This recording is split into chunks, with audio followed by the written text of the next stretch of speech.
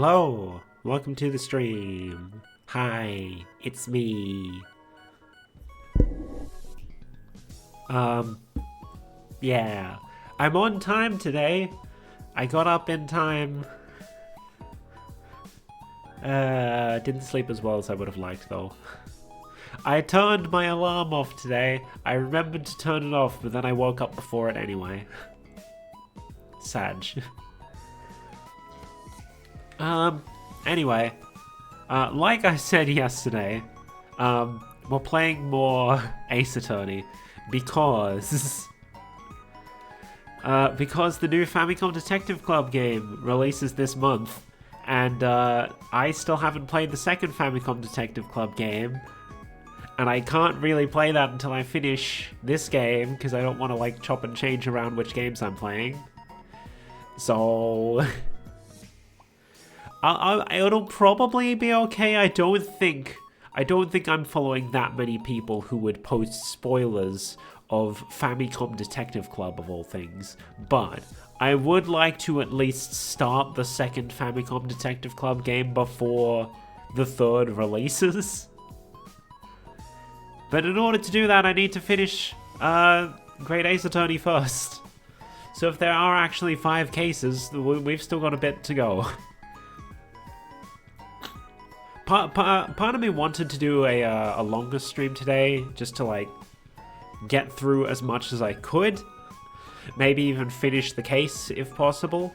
But I do actually have other things I need to do today. That's not usually how it is on Sundays, but oh, there we are. Ignore the fact that there are... That's the old title. What? I updated the title. Why are you still using that one? God damn it, Stream Elements. But yeah, I do have things I need to do, so unfortunately I can't do a longer stream today. Some of these streams in the coming weeks may be longer streams just to try and get through this game faster. There will, however, be at least one non-Ace Attorney stream this month, and that will be the Lego building stream, because I've already bought the Lego. I'm not leaving it until next month. I mean, I could, but Lego. It's sitting in my closet over there. I want to build it. Anyway, yeah, let's go over to the... Let's get into the game. We've dawdled enough. Wasted enough time. We might still go a little longer if, like, I feel like we're at a point where I'm like, oh yeah, we can go a bit longer just to finish this part off. But, like, I can't go, like, super long all-day stream. Because I do have things I need to do. My tea is unfortunately not cool enough to drink yet.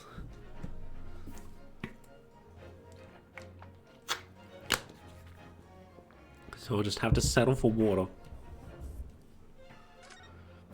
Alright, let's continue off. We're going to dive right into the testimony, and I'm going to have to do the accents.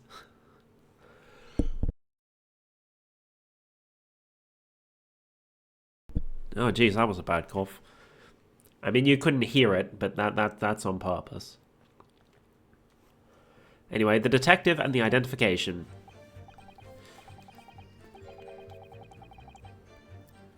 The truth is, we took him prisoner and kept him for the night at our secret hideout.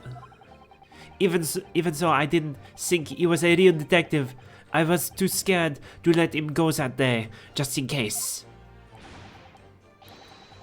We took the man's identification from him and shut him in the room next to ours. I feel like like, in order to make it sound natural, you need to put the in the right place. You can't just shove it after random words.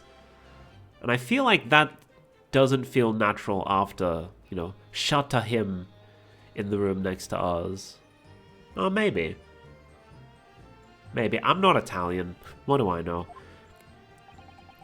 There might have been a little tussle, but we did him no harm. And the next morning, we let him go. He spent the night in a nice room. It was a nothing like prison, really. Away. 5 statements. I'm pretty sure that was 5 statements. This is outrageous! You imprisoned the man? But no, see, no. It was not like prison. He was a very comfortable and the calm and the happy. A couple?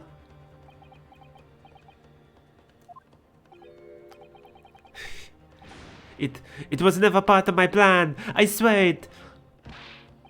Uffa, so you think it wasn't my fault, eh? Just because I got the date of the ferry wrong. By one a little a day.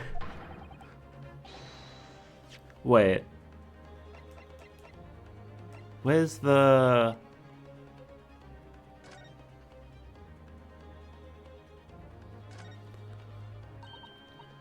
Steamship ticket, SS Grouse, first class cabin, Yokohama departure, 11th September, London arrival, 1st November.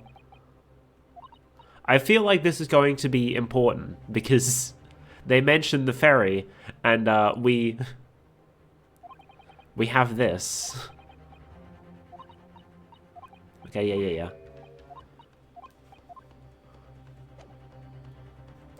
Like, they haven't gotten rid of that evidence yet. So I feel like it must be important for something. And if they're now mentioning a ferry, well now. I do not think it was your fault, Peppino. I know it. No. Per favor, Capo. It's not fair. You shall have plenty of time for squabbling back at the prison, gentlemen. Oof. I don't believe this. How could he have been a real detective? Counsel for the defense. Proceed with the cross-examination.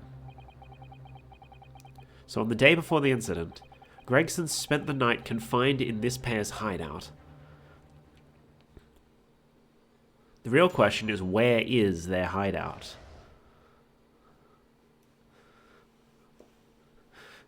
Are they the mysterious Hugh Boone? We took him prisoner and kept him for the night at our secret hideout. Do you realize what you're saying?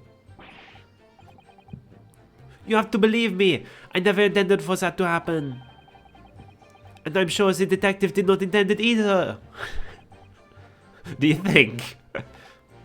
But there was nothing else I could do. See, nothing else. It was the first time for the it was the first crime for the capo. He was at the end of his wits. I have told you before, Peppino, that is not the way to describe a criminal mastermind. What about this hideout of yours? An old empty house behind the park on Lime Street. We rented the place for 2 days. It was an inspired idea by the capo here. An impulsive idea, I would say. No, not impulsive. Inspired. Eh, capo? What am I supposed to say to that, Peppino?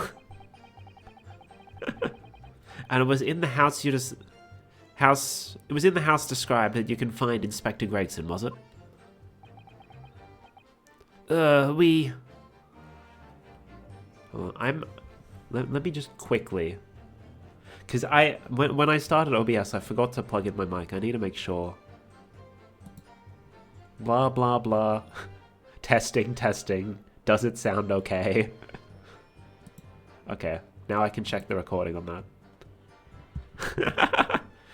I really should be doing this before, before I stream, but...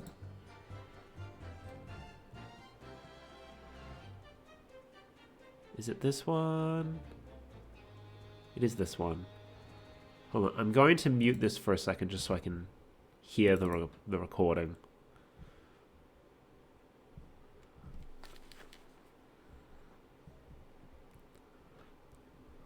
Okay, yeah, we good. Just had to make sure. Didn't want to do like the whole stream and then find out my audio is completely unusable. But you have to remember, I was under the impression that he was a pretender, not a real inspector. That doesn't quite add up though. If you didn't think the man was a real inspector, there would have been no reason to take him prisoner, would there? No, you are right. But we couldn't be completely certain. Is my tea cool enough to drink now? Still a little too hot. Even so, I didn't think he was a real detective. I was too scared to let him go that day, just in case. Too scared? Why? Because, why had he come to the park? We didn't know. There was a chance that he had seen through my plan. And if that wasn't the case, he would go straight to the police station and blow the whistle on us. Even though he was just feigning to be an inspector, it was up to... Or even if he was just feigning to be an inspector, it was up to no good, huh? Without a doubt. I think most people would agree that it's you two who are up to no good. Well, see, you may be right. Eh, capo? The point is, we were not able to escape from England immediately. That is why we had no choice but to take the man prisoner. What I don't understand is why the inspector felt the need to show you his identification in the first place. See, I asked myself the same question. We were writing down the names and addresses of all the people who we took 5 shillings from that day. I have forgotten what name he said, but the address, it startled me. See, address, Scotland Yard, Homicide Division, he said. What? He probably didn't like your face, Peppino. Anyway, I was not rude. I just politely asked him why he had said it. And that's when he started to say he was an inspector. Not long afterwards, he took out his identification. What was Inspector Gregson playing at? Tell the code what happened next. You took him back to your hideout, you say? See, we did. Took the man's identification from him and shut him in the room next to ours. That being this identification book here, correct? See, that is the one. What made you believe it was a forgery? I never seen the real one, of course. But he was so suspicious, this man. Allora, I was thinking, it must be falso, eh, capo? Oui, it is just as Peppino has said. We were convinced it was not genuine. And so together, the hilarious brothers, we took the man captive. All we did was shove him inside the locked room. Then we had preparations to transport all the money. In for a penny, in for a pound.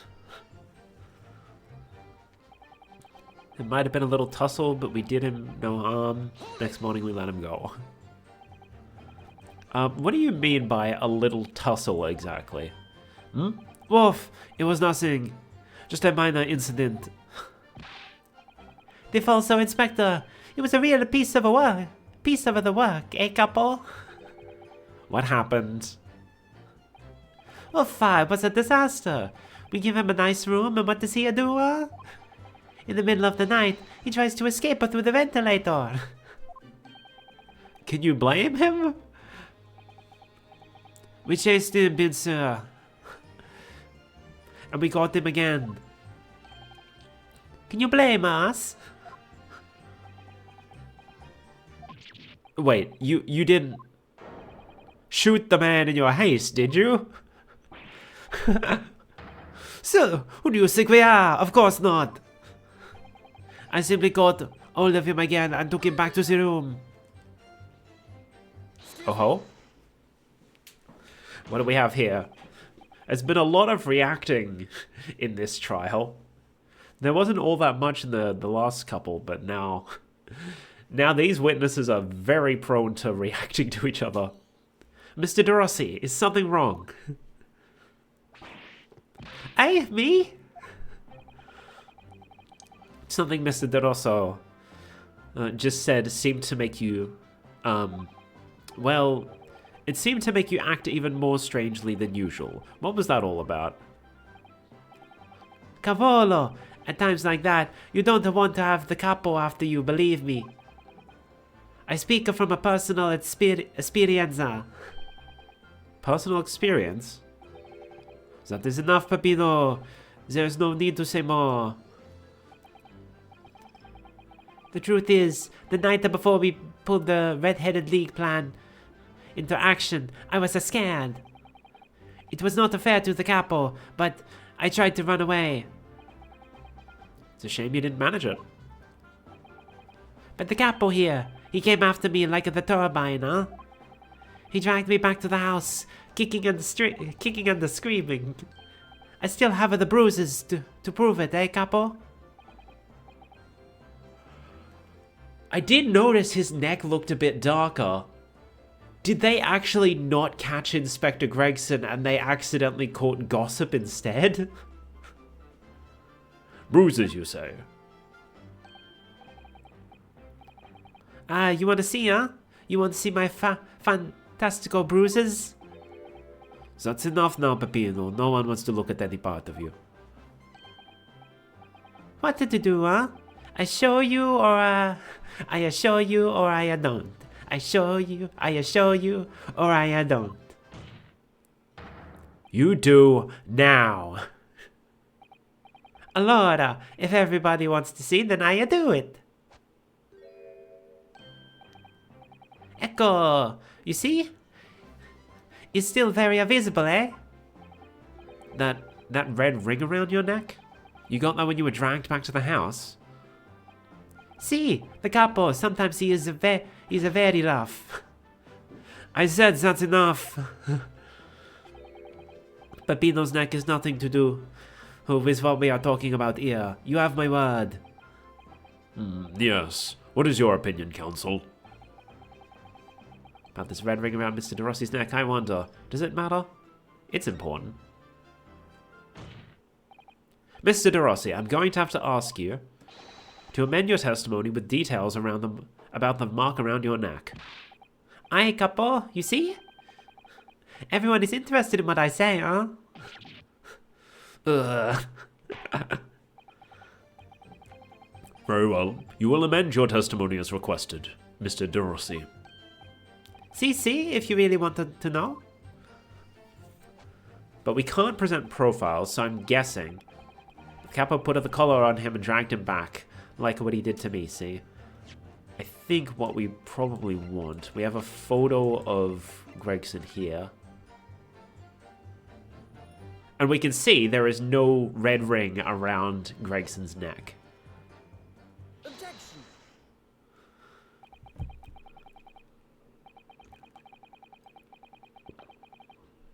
My tea is now perfect drinking temperature, so if you hear me pausing, just know that I am drinking tea. So the day before his body was discovered, Inspector Gregson was taken prisoner while working incognito. No, it was not like that. It was hardly a prison. It was an invitation to stay. It was only... However you describe it, there's one glaring inconsistency that remains. What inconsistency is this, counsel? I would like to ask the court to look closely at this photograph of the victim, Inspector Gregson.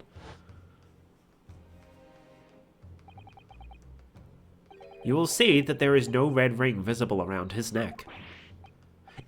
But that makes no sense. It was me who took the collar off the man in the morning. And I saw the red bruise on his neck, just like I have. Given the mark is still clearly visible on this witness's neck, we'd expect to see bruising on the victim who was put in the collar more recently than Mr. De Rossi. Indeed, that is most peculiar. But we did see earlier that a certain someone else also has bruising around his neck.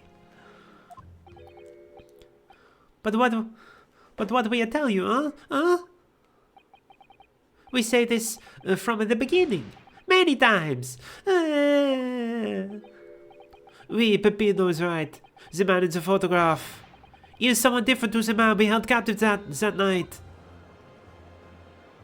Did Gossip steal Gregson's ID? Order!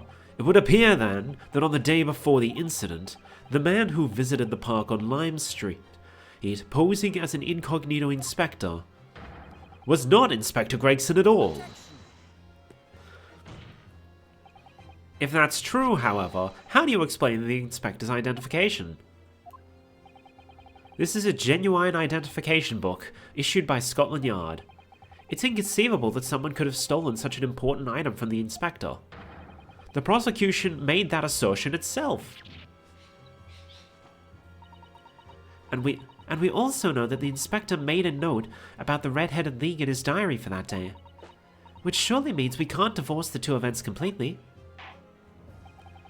The inconsistency noted by the defense is most troubling. If it were the real Inspector Gregson whom these two red-headed gentlemen encountered, the fact that no bruising can be seen around his neck defies explanation. So either Gossip stole Gregson's ID and pretended to be him to like try and get stuff out of the brothers, or it was the real Gregson that they caught, but then Gregson escaped and they dragged Gossip back to their hideout by accident.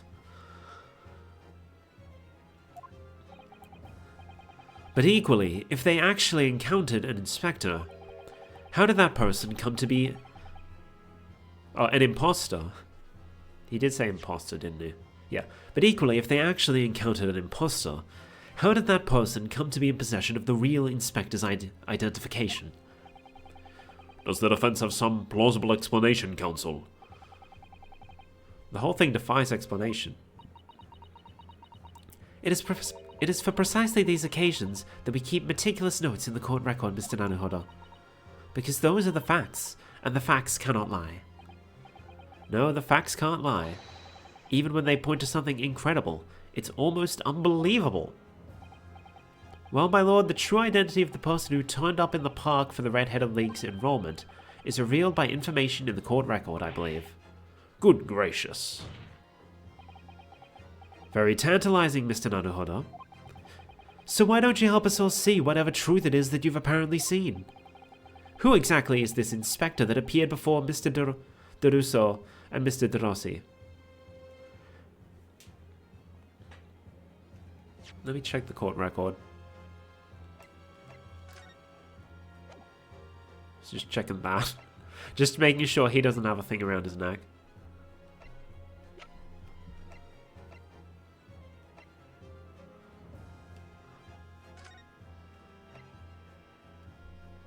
Okay, no. Nothing about bruising there. Okay, I think then they're going to be talking about this. Because he very clearly has the bruise around his neck. But here's the thing, I feel like...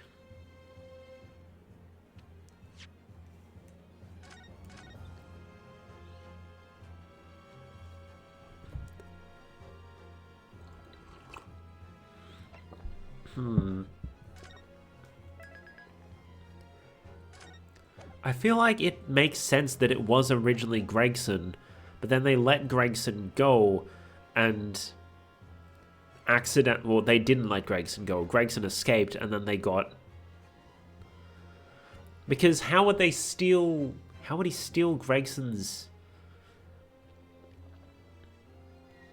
ID?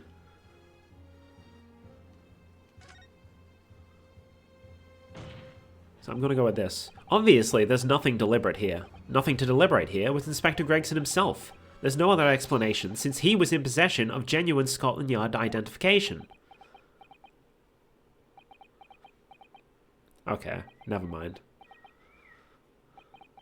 In that case, I believe I speak for everyone here present when I ask, how do you explain the lack of bruising around the victim's neck, which you yourself brought up? Well, I thought it was going to be a thing where they captured Gregson and then... Dang it.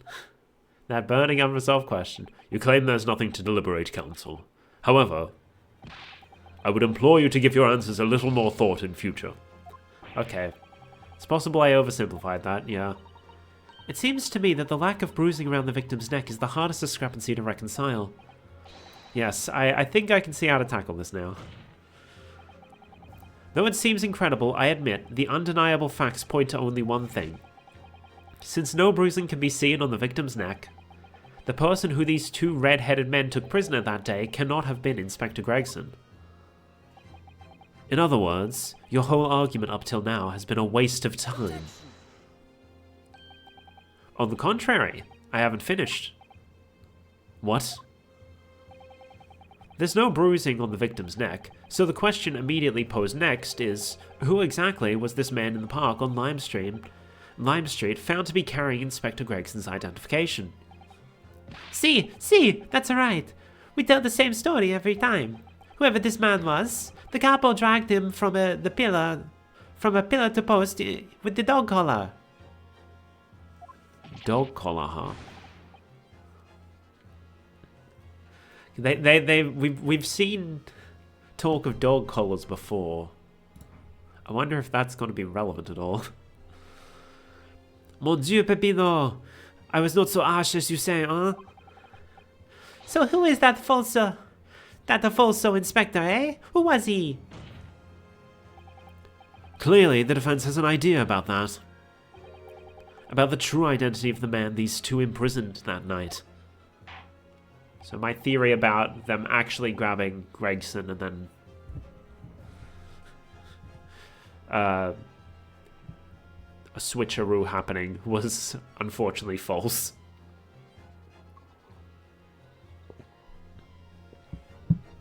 I must ask that the counsel for the defense elaborate post-haste.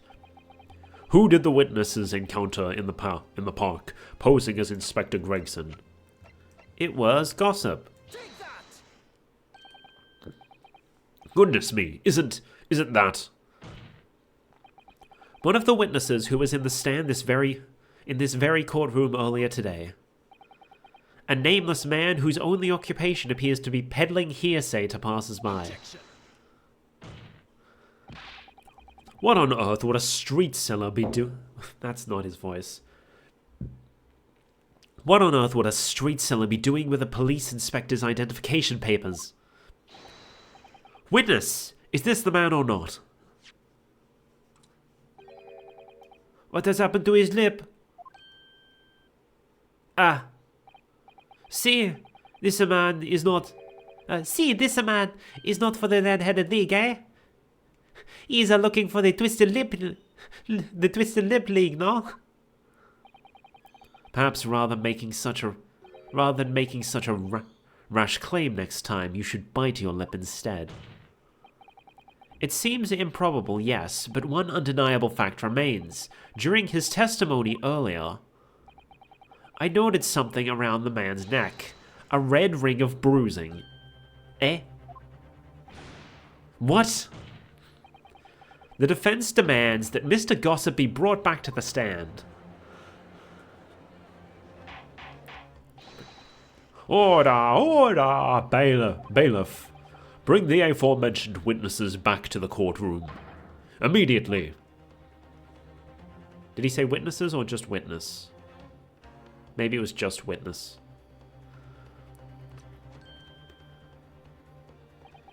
Well, I never.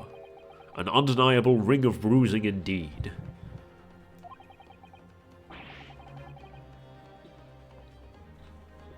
And identical to that of the witness beside him. Okay, I finished my tea.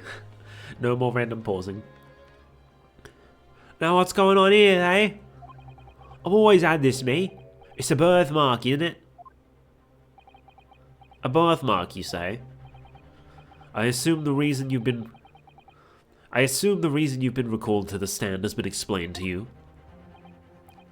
Something about an inspector again. But I'm telling you, you got it all wrong as usual. You're denying all knowledge of it? Well, of course I am. You're trying to kill me with all this nonsense, eh? Well, at least you'll have more stories to peddle back on Fresno Street, won't you? Now, we're going to need you to testify again. And you, Mr. De Rosso, and Mr. De Rossi, I'm sure you'll cooperate, won't you? Do we have any choice? We are in bigger trouble, eh, capo? That's quite enough dilatory chatter. Proceed with the testimony. With the testimony, the inspector and the identification revisited. The man who claimed to be an inspector that day was definitely not this man. He's right, see? You think we would forget these grand lips, huh? I never leave Fresno Street, alright? I've no interest in any red-headed league. I'm all alone in the world, me. I've no kinfolk or nothing. Why would I be involved in something like that? Just look at me, eh? Does it look like I could carry off a disguise with a face like this? That's a fair point. It would certainly appear that we have the wrong man. What have we been telling you, huh? There was no need for this pointless testimony. That's right. I'm just a simple peddler, remember? Fresno Street's all I know. How would I come by a police inspector's identification book, eh? Well, yes, that's hard to explain, but... A brief cross-examination, I think, counsel. Very brief. Isn't there anyone in this courtroom who thinks I might be onto something? I stand steadfastly at your side as always, Mr. Naruhodo. Kazuma says nothing.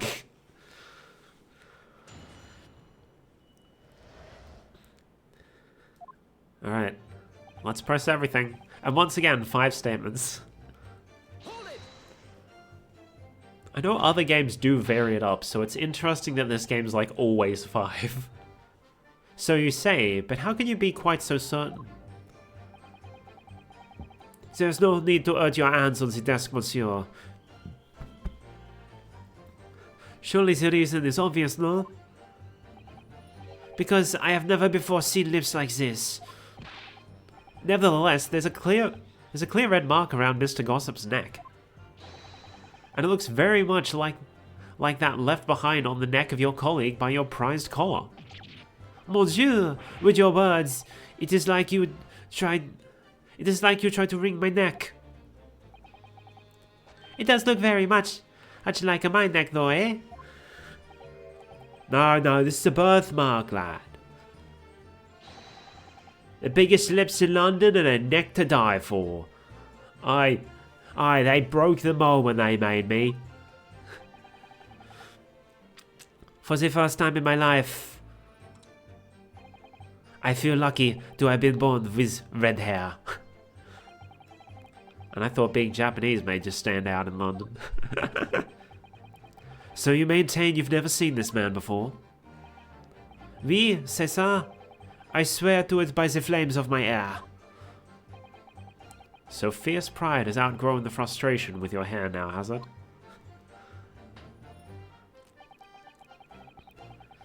Think we would forget these grand lips? Well, yes, I don't imagine I'll forget those lips in a hurry either. That is what I am saying. For some reason, it makes me want to eat, how did Fabienne call it, an eclair. You know, I've never seen hair as black as yours, either. Likewise, I've never seen red hair like yours until I came to Britain. See, maybe it is a national trait, huh? Maybe other people from this man's country have the grand lips. No, lad, I was born right here on Fresno Street, and I've never left. Aside from, coming to the court. Oof, that is the problem, see? So you definitely didn't go to the park on Lime Street that day, Mr. Gossip. How many times do you want me to say it, eh? I don't like the way he, flicks his lips like that. It's unsettling. I never leave Fresno Street. So, you'd heard of the Red-Headed League, you had? You don't get a name like Gossip for nothing, eh? It's my business to know what's going on in town. I sold that tasty tidbit to a fair few redheads that came past me. Just between us, I even got a sandwich to cough up for it. Well, he does have a very red nose, if that counts. Who knows? Now, as you can see, my own hair's not got a hint of red in it. In any case, Fresno Street's my patch. You won't catch me sidling off to some other part of town. No, sir, not likely. Is that so? Mr. De Rosso. Oui? Can I help you? Did Mr. Gossip's word just now lead you to remember something relevant, perhaps? It was the other day when I was out looking for a place near the park. A small house or something. To be the headquarters of your Red-Headed League, yes? I visited an housing agent on Lime Street, and there I saw him. This man was paying money to the agent. What? His name's not Gossip, it's Hugh Boone. He's the guy who owns the thing, probably. Though that doesn't explain the signboard. Mr. Gossip with a housing agent? Oui, he had some kind of contract in his hand, and they were clearly discussing terms. But no, you're mistaken, chum. I've never left Fresno Street, mate, like I said before. You're mistaking me for someone else. Someone with the same face. No, the capo is right. I remember it too. He was paying the man with the banknotes. With notes? Like I said, that wasn't me. I was curious why this man with the dirty clothes had so much money. So I looked at the name on the papers. And what name was written? Mr. Gossip? No, this man, he lies. He tells you that he has no name. But in fact his name is Hugh Boone, huh? Is better than Mr. Gossip, I think. See? No! Well now, I'm a peddler of tidbits of information, like I said, on Fresno Street, and that's that.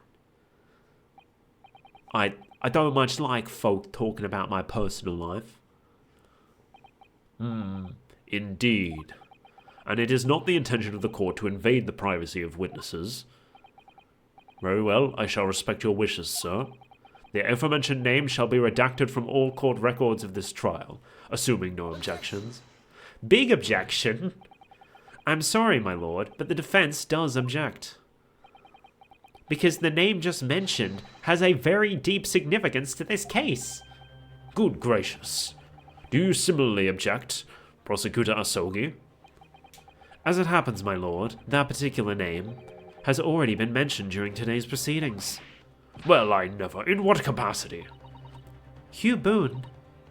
The name of the leaseholder of the room. Let me put this very simply. The victim's body was discovered in your rented room. I suggest, sir, that you start talking. Well, alright. I suppose that might be the case, Like, yeah, maybe. So your real name is Hugh Boone. Hold on, let me move things around so I don't knock my cup off the desk when reaching for my water. He's Boone now.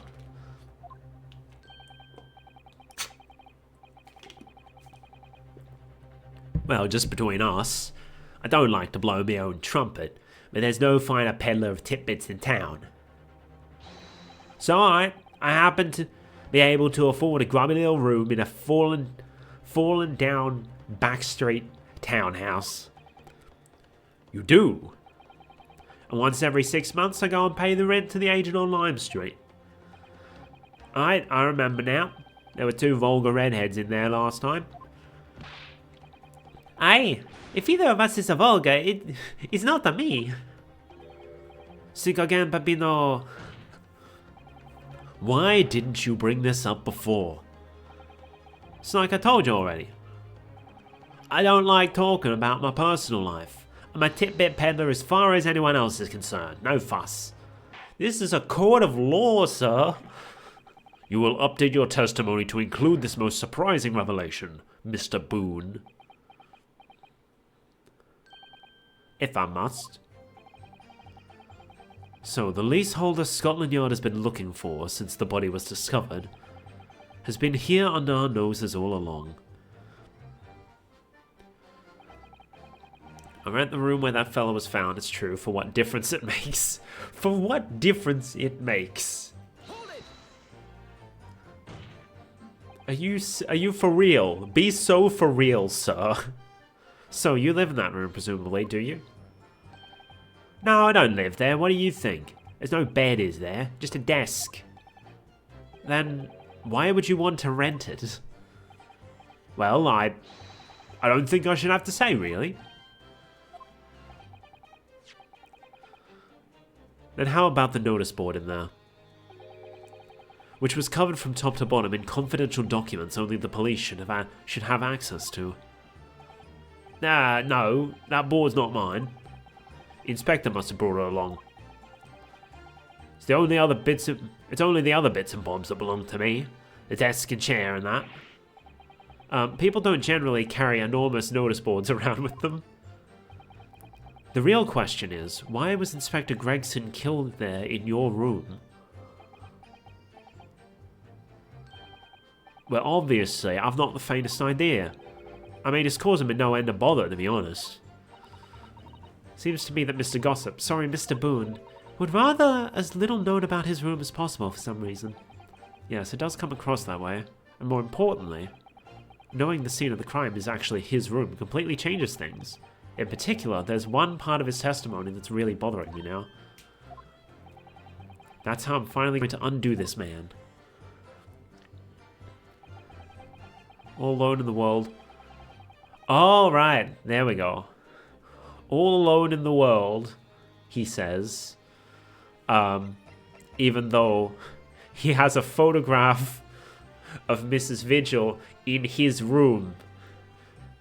So is Miss Evie Vigil originally Miss Evie Boone, and then she married into the Vigil family? Perhaps? And this guy is like her brother? If you have no kinfolk, as you put it, then explain why it is that among these sparse furnishings we found this photograph in the room. I presume, as you've been renting the room, that this photograph belongs to you, does it not? No, well... Mr. Boone, drop the pretense and tell the court exactly who you really are. I don't know what you mean. I'm a peddler. I keep telling you so. You don't really need to bother me. Please, just leave it alone. As the man says, leave it alone. Whatever the truth is about this man's life, it has no bearing on this case. Because it's simply not possible he impersonated Inspector Gregson. How can you be so sure? Just look at the man.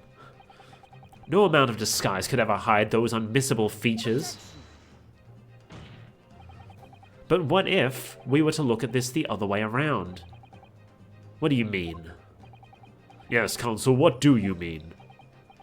Well, there's no denying that Mr. Boone's lip is very prominent indeed. But consider the possibility that his prominent lip is itself part of an elaborate disguise. What?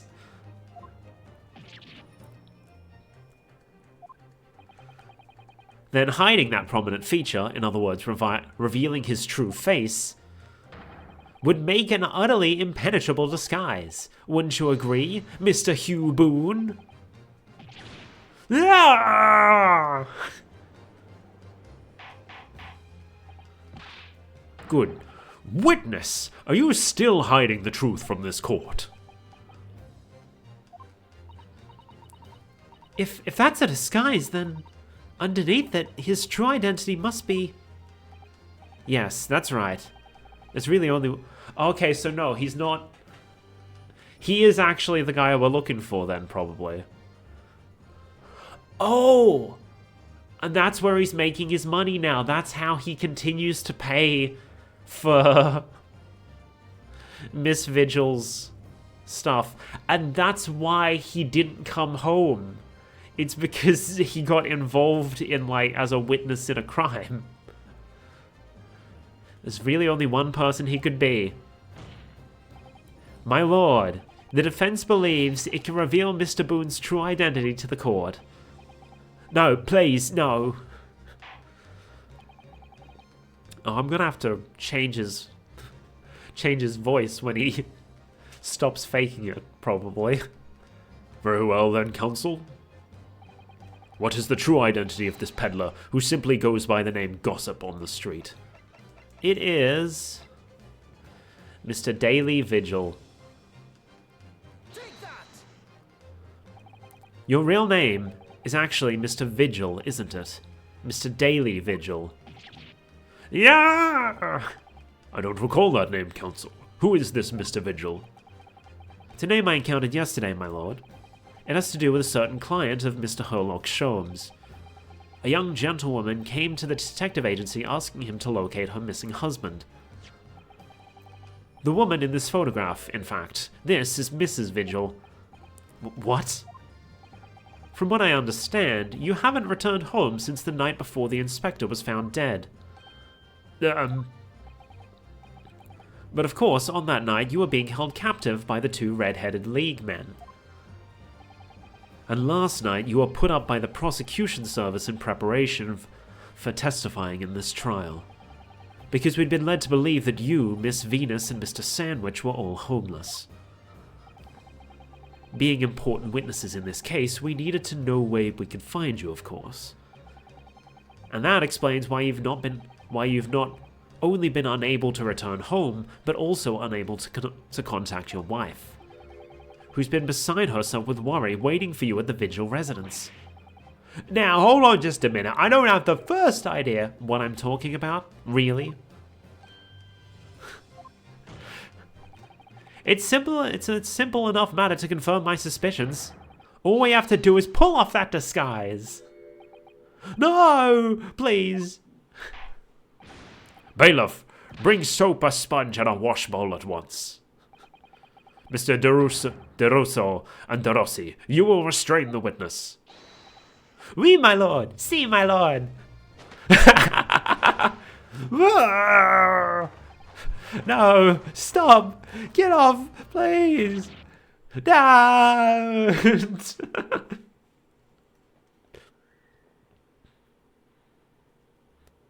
Oh, so his hair was... Hey, what? Why the fuck's Miko giving me a shout out? Oh no, that was yesterday. Why did it only show up now? I saw something flash and I looked over and I see, oh, Miko gave you a shout out. And then I'm like, what? Why did that happen? But no, it says yesterday. So why did it flash? Maybe my eyes are just playing tricks on me. Anyway, that is a wild transformation.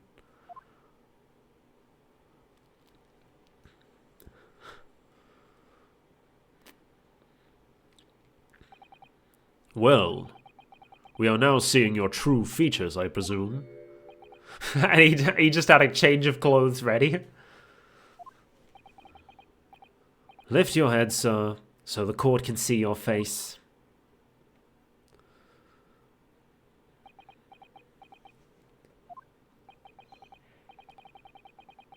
It would appear that the defense counsel's assertion was entirely correct.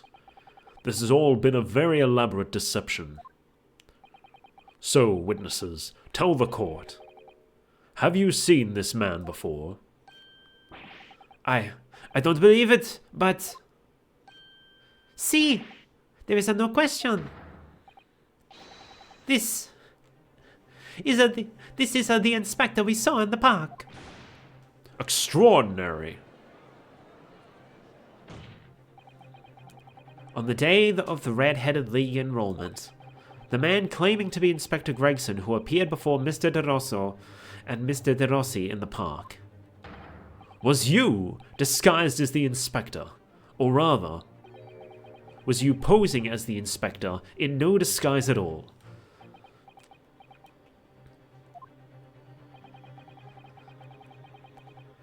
Mr. Vigil was formerly employed as the chief warder at Barclay Prison. The chief warder?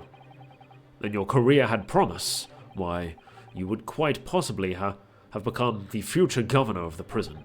What on earth have you been doing peddling tittle-tattle on Fresno Street? Well, it's been 10 years since Mr. Vigil worked at the prison. 10 years? My man has said nothing. Oh, there we go.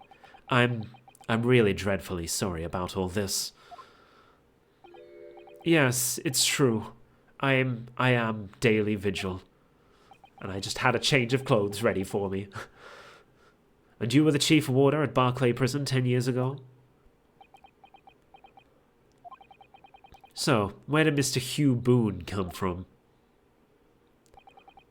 Boone is the other me. It's a name I invented. Well, evidently there is a great deal under the surface here. I'll explain everything. I'll tell you just how wretched my life has become. Testimony time! Let's go. Oh, never mind. As you say, it was 10 years ago now that my employment as Barclay's chief warder came to an end.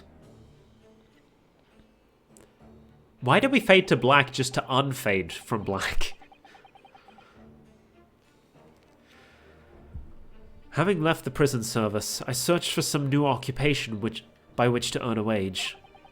But times were hard in London, and I found no suitable engagements at all. In desperation one day, I turned my hand at selling wares on Fresno Street. But your wife appears to know nothing of this. She still maintains that you are the chief warder at Barclay Prison. I was utterly determined that my wife should not know of my failings, which is why I've never told her. I opened an account at the bank under the name Hugh Boone, and I rented the cheapest room I could find on Fresno Street. The scene of the very crime we're investigating. Yes, that's right.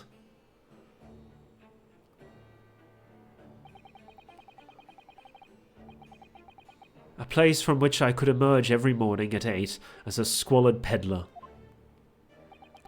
and transform myself back every evening at 5 into a well-dressed man about town before returning home. That quickly became my daily routine.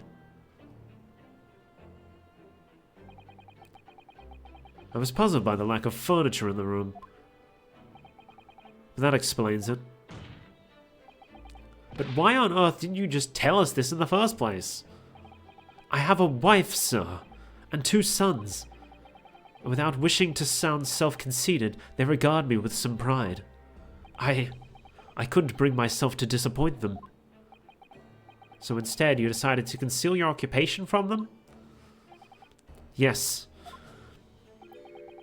I've made such a terrible mess of everything. Still, one thing doesn't add up.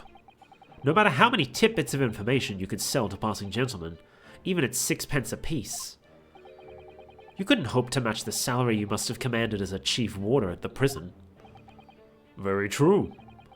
To have kept your family in comfort despite 10 years of somewhat misbegotten employment.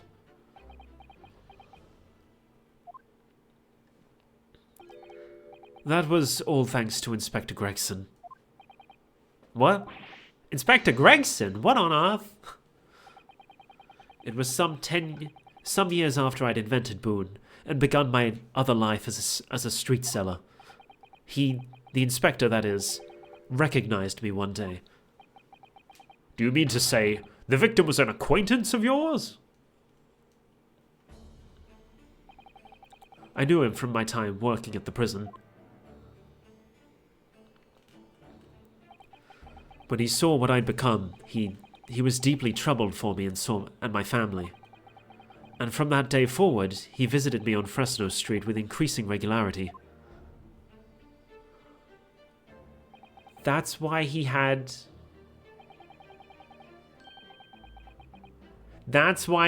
Fresno Street in his diary. He was visiting Vigil. Well, he was planning to visit Vigil, but he got killed before he could do that. Then one day, he asked me if I would carry out a secret assignment for him. A secret? What was it? I was to impersonate the inspector. What? Impersonate him? We always met in that little room so the inspector could brief me. Visit Orcsy's tomorrow and take a statement from the proprietress. It was always something along those lines. Surveillance work, interviewing people. On those occasions, he would lend me his identification so people would believe who I was.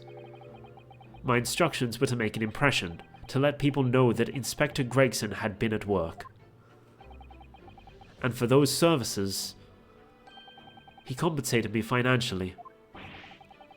A Scotland Yard inspector willingly relinquished his identification into your care with intent to deceive? That, as far as I'm sure I need not point out, is a very serious criminal offence. But why? What was the point of you impersonating him? I truthfully do not know. All I can say is that the inspector warned me on numerous occasions. Now remember, Vigil, I need your solemn word. You don't blab about this to anyone, alright? Ever. Even if I end up a croaker. And then he blabbed about it anyway. I guess because it's court. In time, he started to bring papers with him to the room as well. It became something of a second office for him.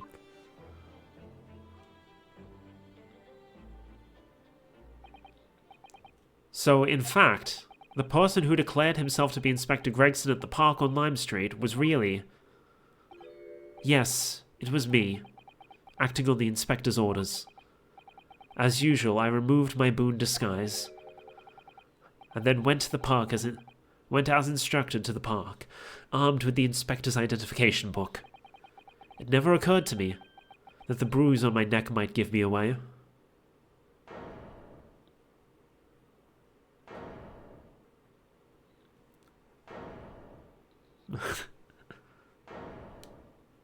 Bang, bang, bang.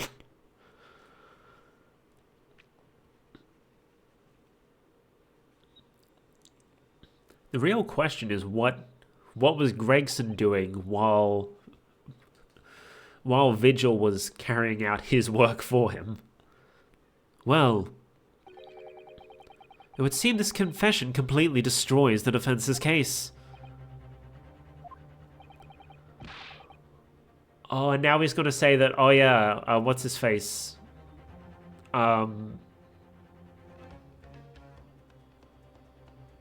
What's his face? Van Zeeks even said he was investigating Gregson's actions. So now he may have he's going to say, oh, he found out that Gregson was doing this shit and he decided to take matters into his own hands or something.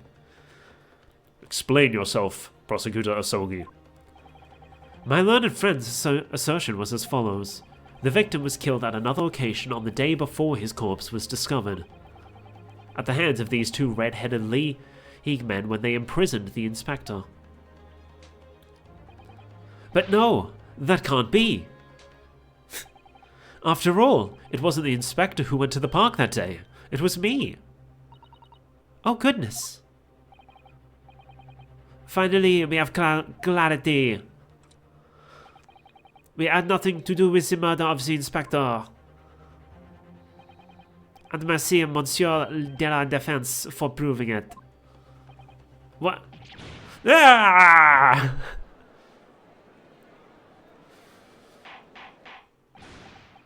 Order! Order! Order!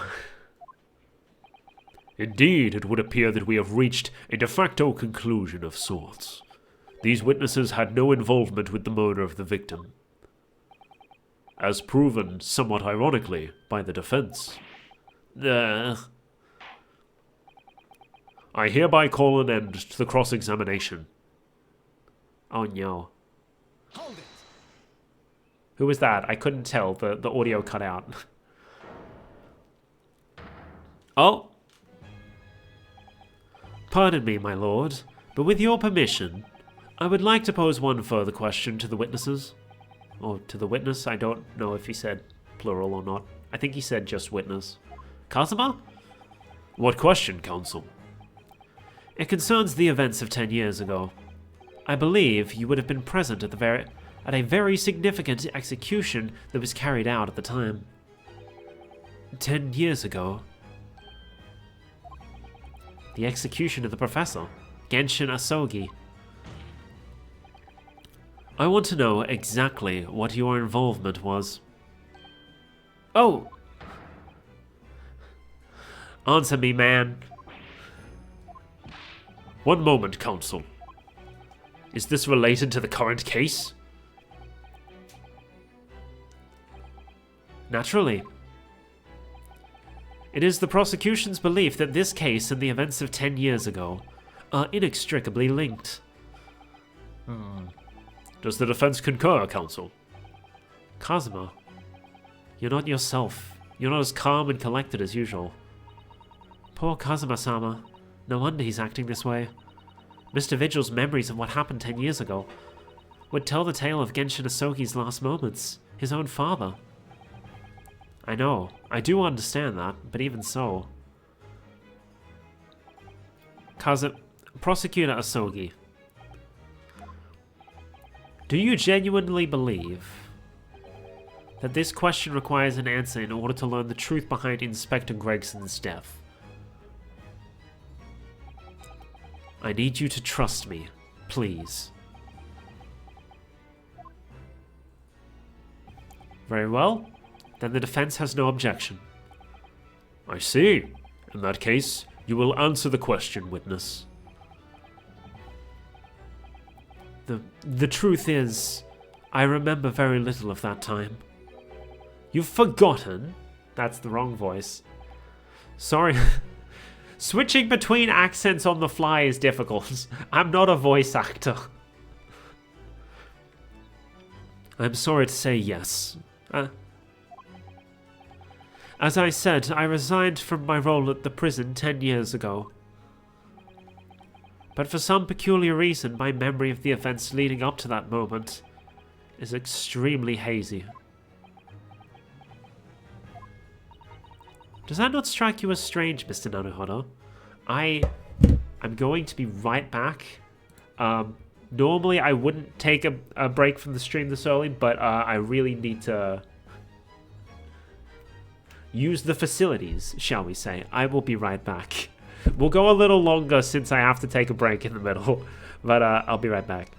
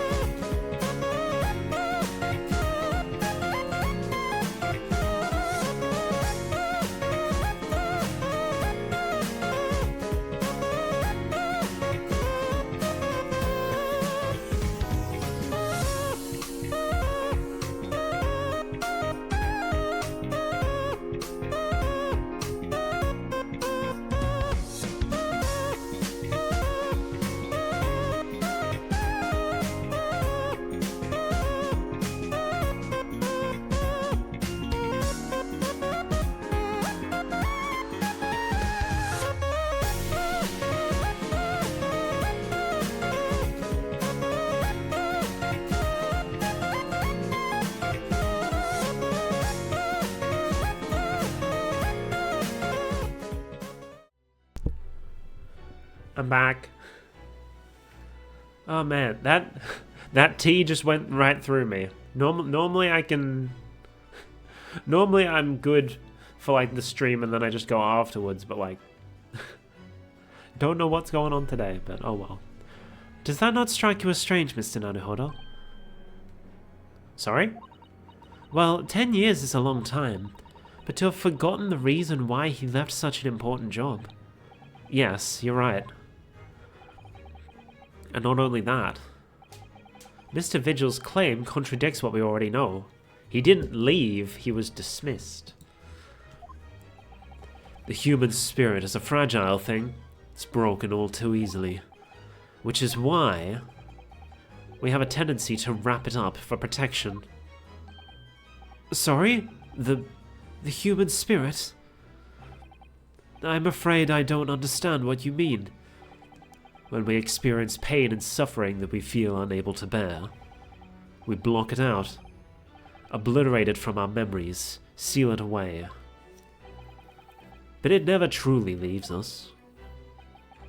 If the seal is broken, the memories resurface, and when they do, that fragile spirit may finally be crushed. But I really don't... Kazuma-sama... But if it must be crushed, then so be it. Because the truth will not stay buried. It's coming out one way or another. Right. Now I understand. It's clear what his intentions are. He means to expose the truth at any cost. Perhaps if I pointed out the contradiction in what Mr. Vigil claimed earlier, it might cause some crucial memories to return to him. But should I? Should I present evidence or not? Trust. We trust Kazuma. I have no idea how this is going to go, but this is a court of law, and I have a duty to pursue the truth. Mr. Vigil, I'd like you to take a look at this. Evidence that clearly contradicts your version of events. Harsh reprimand incurred by Mr. Vigil 10 years ago that resulted in him losing his job at Barclay. Just a few moments ago, you made the following statement. I resigned from my role at the prison 10 years ago. Well, yes. In other words, you claim to have left the post of Chief Warden of your own volition. Well, yes, of course. Why? Tell me. Do you remember seeing this document before? No, I don't. It is a dismissal notice ordering the immediate termination of a prison staff member's employment. A dismissal notice? And the name on the notice is yours, Mr. Vigil. What? What? It's mine? So you didn't resign from the prison service at all? For some reason, you were dismissed as Chief Warder from Barclay. No, there's been some mistake. I'm sure. I'm sure I tendered my resignation. This dismissal notice is nonsense. Isn't it? If you were forcibly dismissed, there must have been a good reason. Clearly, you did something. Mr. Vigil, it's time to break the seal and have you remember.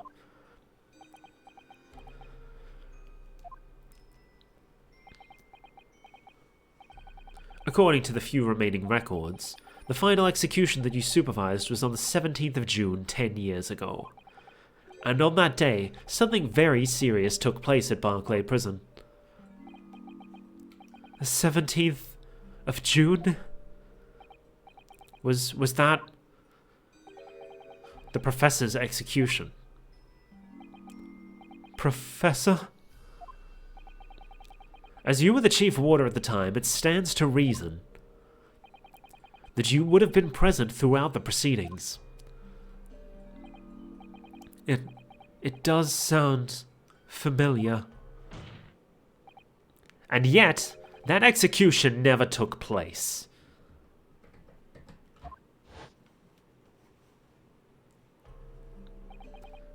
The convict, ostensibly executed earlier that day, later re-emerged from his grave. I don't know who's speaking, so I'm just going to use my normal voice. Okay, never mind. The convict came back to life. In the cemetery in the middle of the night, there was a witness. However, the witness claims that a moment after he saw the convict clambering out of his grave, a gunshot rang out from over his shoulder, and the bullet pierced the professor's chest, killing him instantly.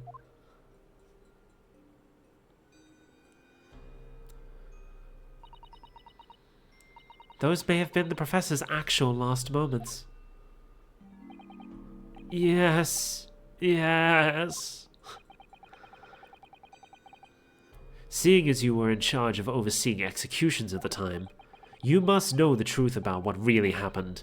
It's in your head, somewhere deep down.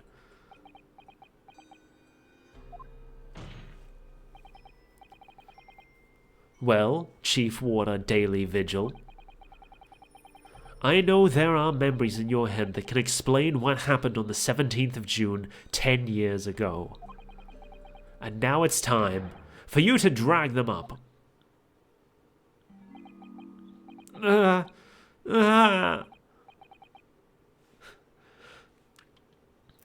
Mr.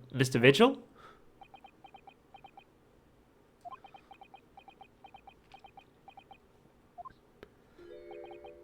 Yes, the whole prison. It was complete chaos. The prisoner escaped. He was killed in the cemetery. The shocking news ripped through Barclay like a hurricane. What?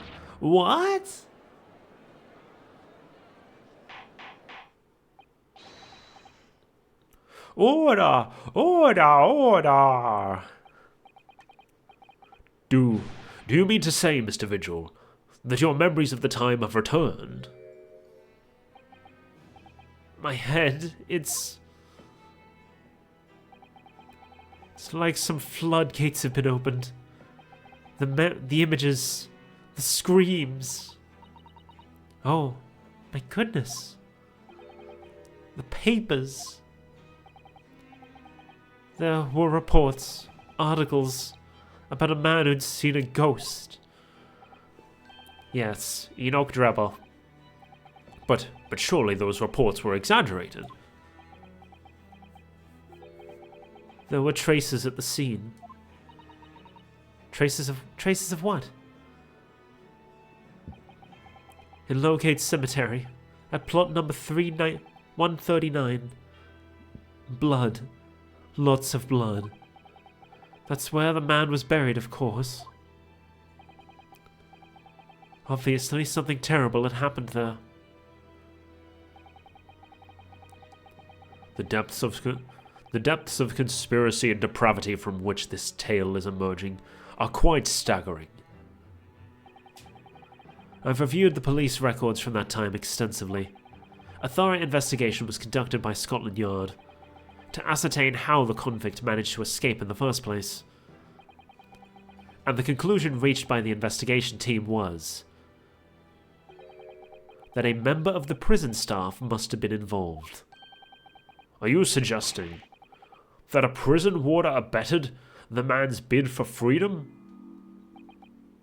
Yes, and I was suspected of doing it. Of using that mass murderer's execution as a way to help him escape. You did what? I remember now. The horror of it all is coming back to me. One evening, a few days after the execution, some detectives came to the prison. I was called to the governor's office at the top of the watchtower.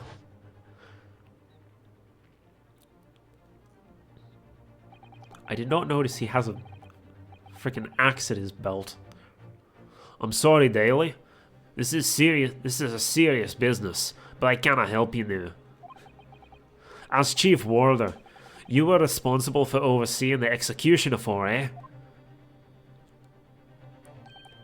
Well, It seems the fellows at Scotland Yard want to have a few wee words with you about it. You'd better pack your things, laddie. You're to attend in person. As soon as he told me that, my mind just went completely blank.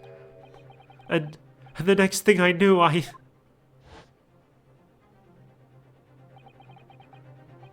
Professor, the most hated killer in our country's history. And I let him escape. I guess it's supposed... I'm finished. My life is over.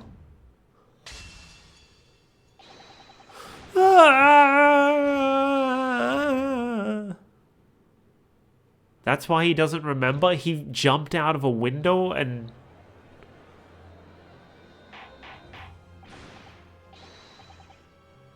Order! Order! Bailiff, fetch a doctor at once. Well now. Court is adjourned for today with immediate effect. So, with Mr. Vigil's collapse, proceedings came to an abrupt end for the day. Once again overshadowed by the legacy of that notorious killer, appearing like a cursed ghost ship on a foggy ocean. Lord Van Zeeks, Mr. Vigil, Kazuma, and Gregson. All of them bound by invisible chains anchored to the same wreckage in the murky depths of the past. But the miraculous light that had been trying to cut through the gloom and shine on those tragic events was playing on the edges of the truth at last. Okay. To be continued. I'm still like, does this game have a fifth case? Because right now I'm like, how can there be a fifth case after this? This is very clearly like endgame material. How can they have another case after this? Oh, right. Because we still haven't told Iris her dad's dead. That's how there can be another case after this. Sholmes is sweet.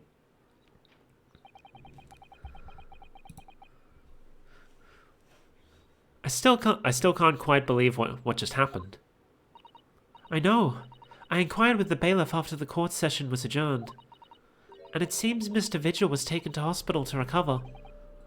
Right.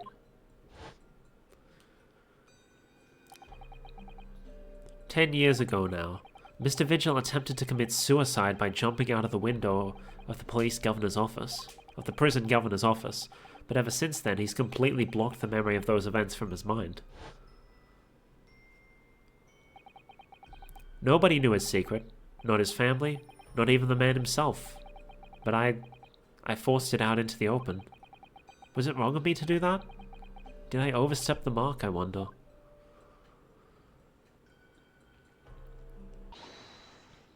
Runo!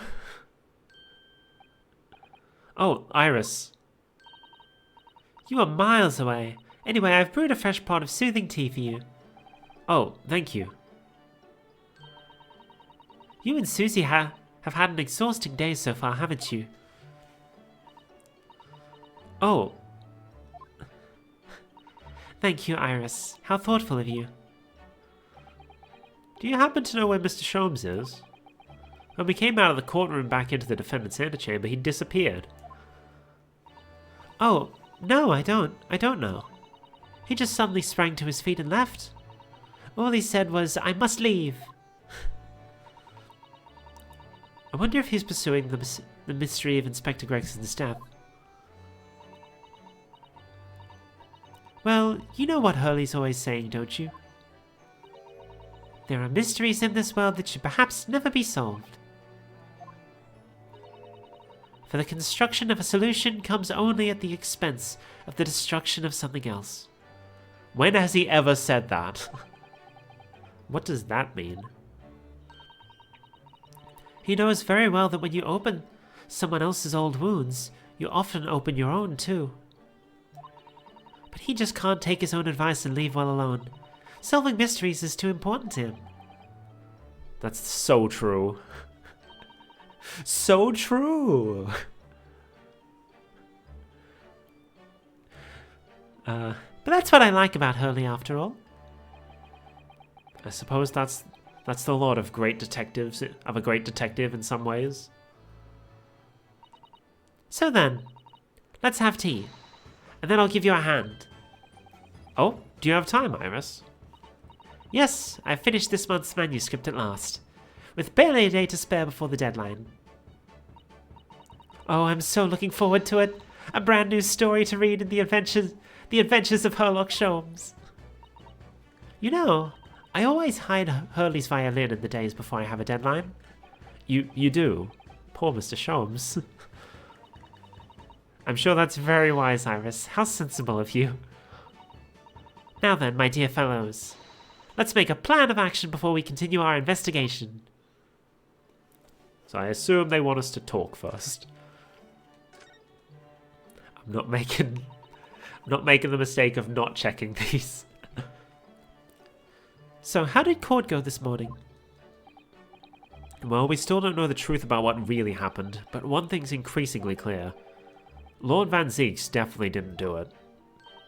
Oh, goody! Yes, that's right. We managed to uncover several new facts as well. Oh, really? And there was another development too. Kazuma. Yes, it's quite clear now that Kazuma-sama is not himself. The way he's acting, it's almost as if he's possessed. I know. I mean, at the end of the proceedings earlier, he was like a bloodhound the way he was chasing down Mr. Vigil's forgotten past. He's not normally so mercilessly persistent.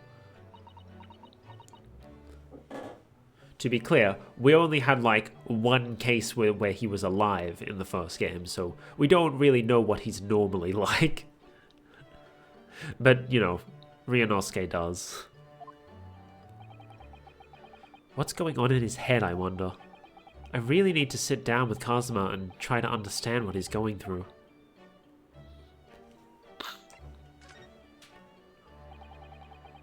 If Gregson was really murdered the day before his body was discovered, then Lord Van Zieks has to be innocent, you see.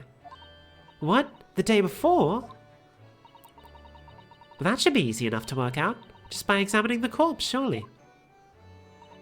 Yes, you would expect so, but curiously, no time of death was included in the autopsy report. That is curious. There are still unanswered questions about Lord Van Zieks, though, aren't there? Do you mean... I mean, what was he doing there on Fresno Street that day in the first place? Well, according to the man's testimony, he said he was investigating Inspector Gregson, didn't he? And it turns out that little room was actually the inspector's secret office. Ooh, that sounds like it has all the markings of a wonderfully devilish plot.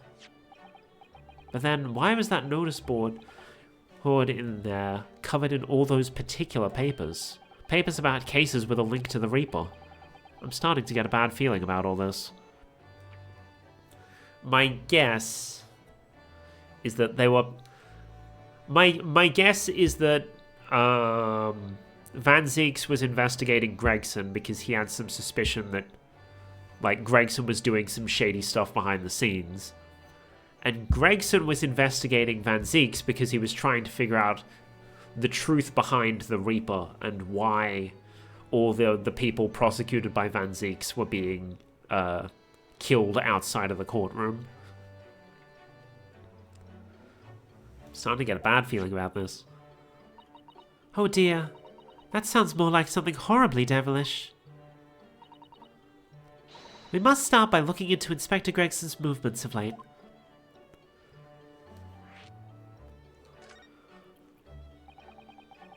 I never imagined I might have to be investigating an inspector's movements. Well, according to the entry in his diary, he was carrying out an incognito investigation of the Red-Headed League the day before his death. Oh, You mean he was doing the same as Hurley? Well, Mr. Sholmes was trying to apply, whereas the inspector was supposed to be investigating. I do wish it had been the other way around. Anyway, as it turns out, the inspector who went to investigate the Red-Headed League that day wasn't actually Gregson at all. It was Mr. Vigil in possession of Gregson's identification. You know what that sounds like to me? Establishing an alibi. Oh my, yes, you're absolutely right, Iris. But why would Gregson need an alibi? It would appear that the inspector had something to do that he wished to keep secret. I don't believe it. I always thought he was just a harmless lover of fish and chips. But perhaps they were seasoned with something a little more potent than salt and vinegar. I think we can drop this this metaphor, thanks. I think perhaps we should try to move away from food analogies. Thank you, Susato. Well, anyway, if Lord Van Zieks felt the need to investigate Gregson... Yes, I agree. We must try to find out what he knows. And we should also speak about Mr. Vigil. Vigil, you say? Isn't that the name of the lady who came to visit Hurley yesterday? That's right. To ask Mr. Sholmes if he would help her to find her missing husband. Only Mr. Sholmes completely passed the buck to us. Actually, didn't you say that Mr. Vigil had been taken to hospital? Do you know which one? Let me guess, the one that we've been constantly visiting? Ah, it's St. Sinner's. I'm starting to wonder if all the other hospitals in London have closed down. But that's amazing, Bruno. You found the lady's husband already. Well, I suppose I have, by accident. And 10 years ago, while Mr. Vigil was the chief warder at the prison, he was responsible for overseeing the professor's incarceration. No! So when the convict escaped, he was held responsible and immediately dismissed. Sometimes I really don't want to grow up. There's more. For 10 years after that, while he was ostensibly working as a peddler, he also had another secret job. He was paid by Gregson to be his stand-in, to impersonate the inspector. To impersonate Gregsy? But why? I have absolutely no idea. Ginny was right. I'm starting to think all adults are up to no good now. Including you, Runo. I haven't paid anyone to impersonate me. That means he has ties to the Professor and to Inspector Gregson, though. So I do think we ought to pay a visit to Mr. Vigil, don't you? Back to St. Sinner's, then.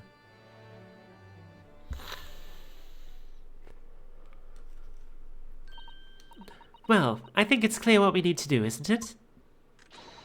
Let's investigate, my dear fellows! Oh, Iris! You're even more enthusiastic than usual today. If anyone has anything to hide, my special Wilson shooting iron will set them straight. That water pistol? It's stuck full of piping hot extra special blend of mine. Maybe don't shoot people with boiling water. Then I'm quite sure it will be very effective. I'd better be careful not to hide anything. Well, it feels a little strange that Mr. Sholmes is nowhere to be seen, but still. Let's go and see what we can find out.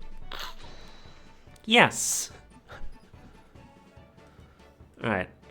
Where are we off to first? Oh.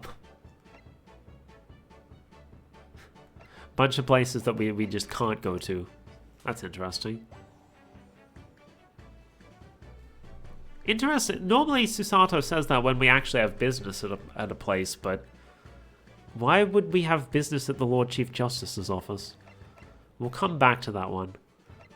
I want to go see Van Zieks first.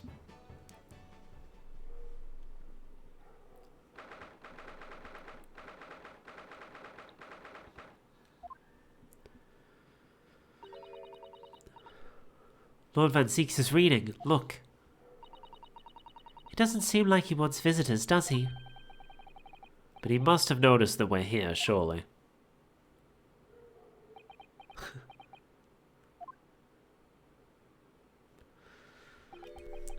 What do you Nipponese want? That's no way to greet the lawyer who's trying his hardest to prove your innocence, is it? Perhaps not. Hmm? I apologize. So, what can I do for you, Mr. Naruhodo? Lord Van Zieks, speaking earnestly. Oh, the fog will lift over London for the first time in months tomorrow. This does feel very, very strange.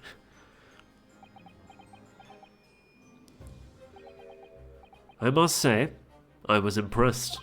Oh? Well, thank you. Not by you, by your fellow Nipponese, your prosecutor friend. Oh, I see. Yes. It's sardonic, don't you think? For a man such as me, so loathing of the Nipponese, to be entirely at the mercy of two of you. I suppose it's retribution for having played the part of the Reaper all these years. Played the part?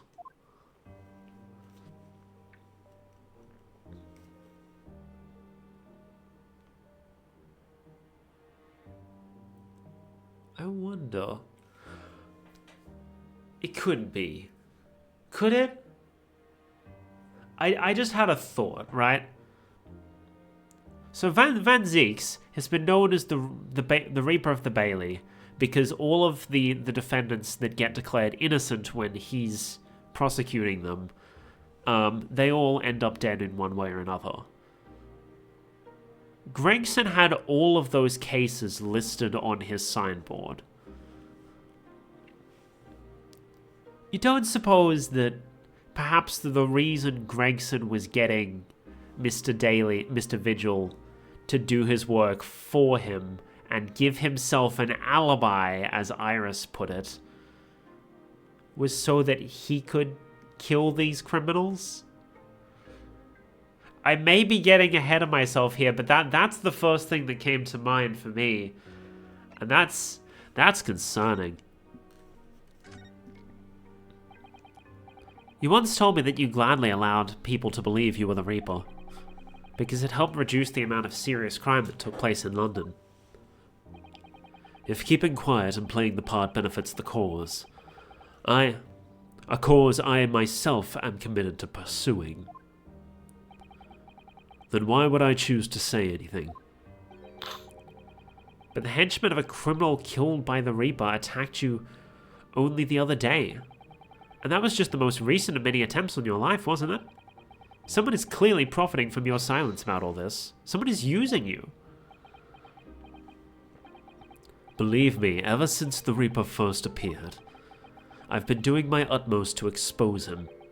Or rather, expose the organization. Ah, it's a whole organization? It's inconceivable that all those accidents were orchestrated by one man.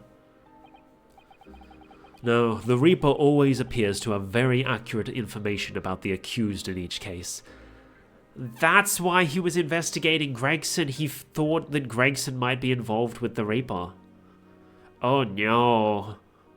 Oh no, Gregson, what have you been doing? Which can only mean that somebody at Scotland Yard is involved. Someone at... You can't mean... It's taken me many years, but I've finally identified the central figure in this Reaper organization. Tobias Gregson. No. No! Gregson? The Reaper?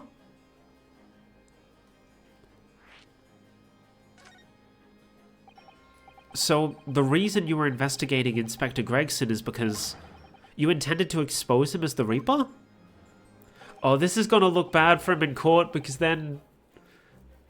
If Kazuma finds this out, he's just gonna be like, well, yeah, there's your motive for murder. He found out that, He found out that Gregson was the Reaper, and so he shot him. Oh no. As I said, the Reaper of the Bailey is no single person. It's a highly secret organization with close ties to Scotland Yard. But there's no doubt that Gregson was a key member of that organization. I don't believe it. Are you saying that Gregsy? That he was behind all those awful criminals meeting there? Gregson didn't do the dirty work himself. Oh. He was the tactician. His job was to covertly investigate the marks and plot their assassinations. In order to do that without arousing suspicion, he regularly needed a firm alibi. Which is where Mr. Vigil came in, posing as the inspector. Mr. Vigil knows nothing of the Reaper, but the room he rents on Fresno Street was almost certainly the headquarters of the operation. Gregson would have met the assassin there before briefings. So we don't actually know who carried out the killings then? Actually, I do have a name. You... what? Well, if you can name the man, you have the true identity of the Reaper already then.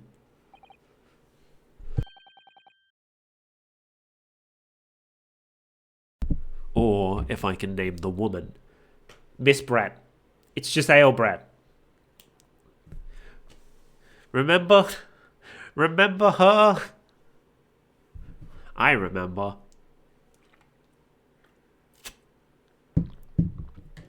Actually, y'all probably don't remember because I did that first case so long ago and she was dead in the first case. She was only a character in the first game.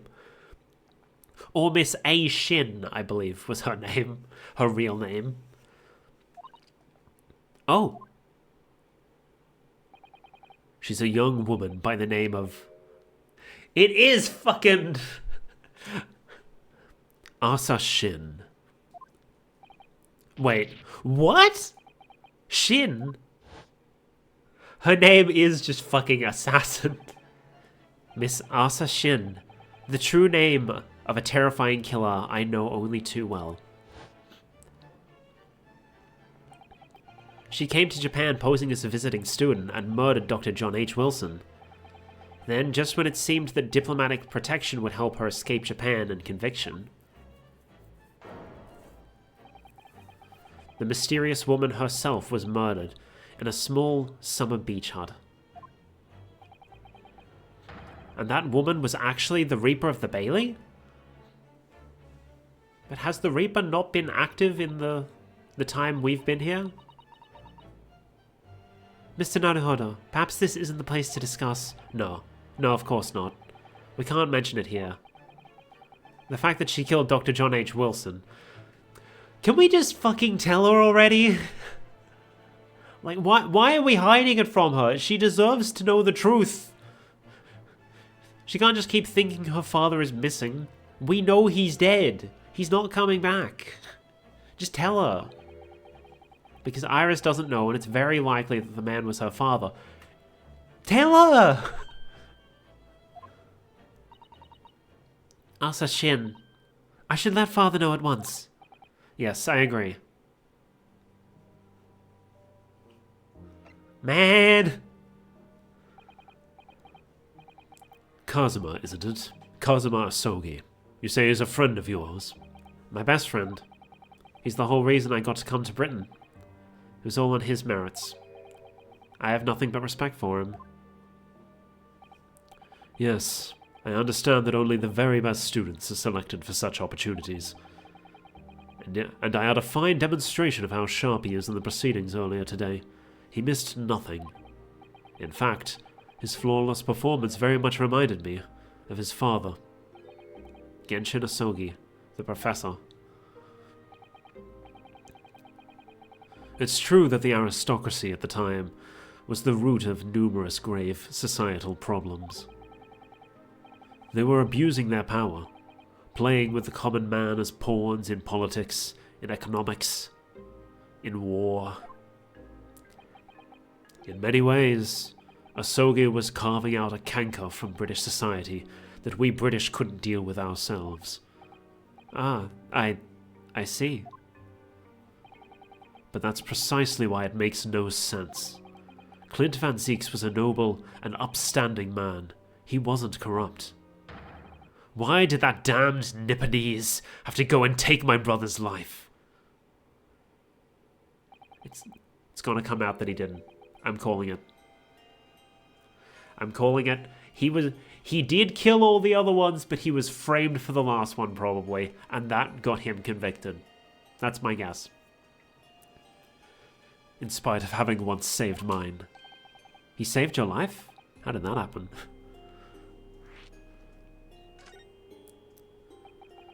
It was 10 years ago, on a foggy night. What was to be the professor's final strike had sent a wave of panic through the capital. So Clint Van Zieks had already been killed at this point then. Genshin and I were walking down some back streets at a late hour. Of course, at that point, I had no idea of the true nature of the man at my side. All of a sudden... "Don't make a peep, you're coming with us!" We were surrounded. All of our assailants were armed with pistols, their faces obscured by scarves. Clint was not from noble heritage. Was not only from noble heritage, he was a brilliant prosecutor as well. The scum of London had hated the sight of him, and they had no sympathy for his younger brother either. I'd been targeted several times before, actually. "Yeah, it's Van Zieks, alright, we got him!" I could hear them murmuring amongst themselves. I knew they were after me, but just when I thought my time had come. "If I let them kill you, Clint would..." Oh, wait, no, he's Japanese Australian. "If I let them kill you, Clint would never forgive me." It was Asogi's voice, just a whisper in my ear. Bang! After that, I don't remember exactly what happened. The next thing I knew, there was silence all around. Genshin lay on the cobbled street. Blood was seeping from his left hand. He'd shielded me.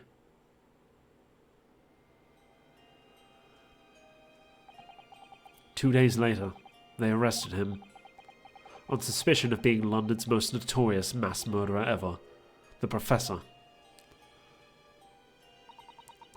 How awful for you. All at once, I lost the brother I revered and the foreign friend I held in such high regard. I'm so sorry, Lord Van Zieks.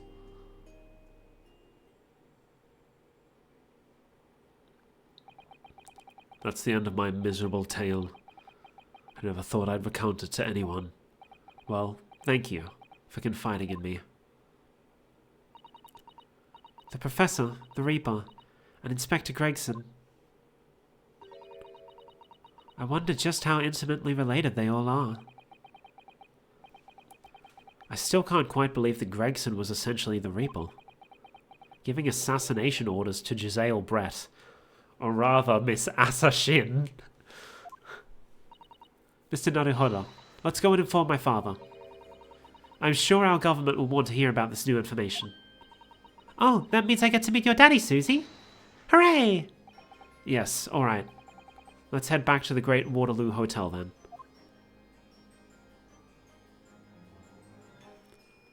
Let's go!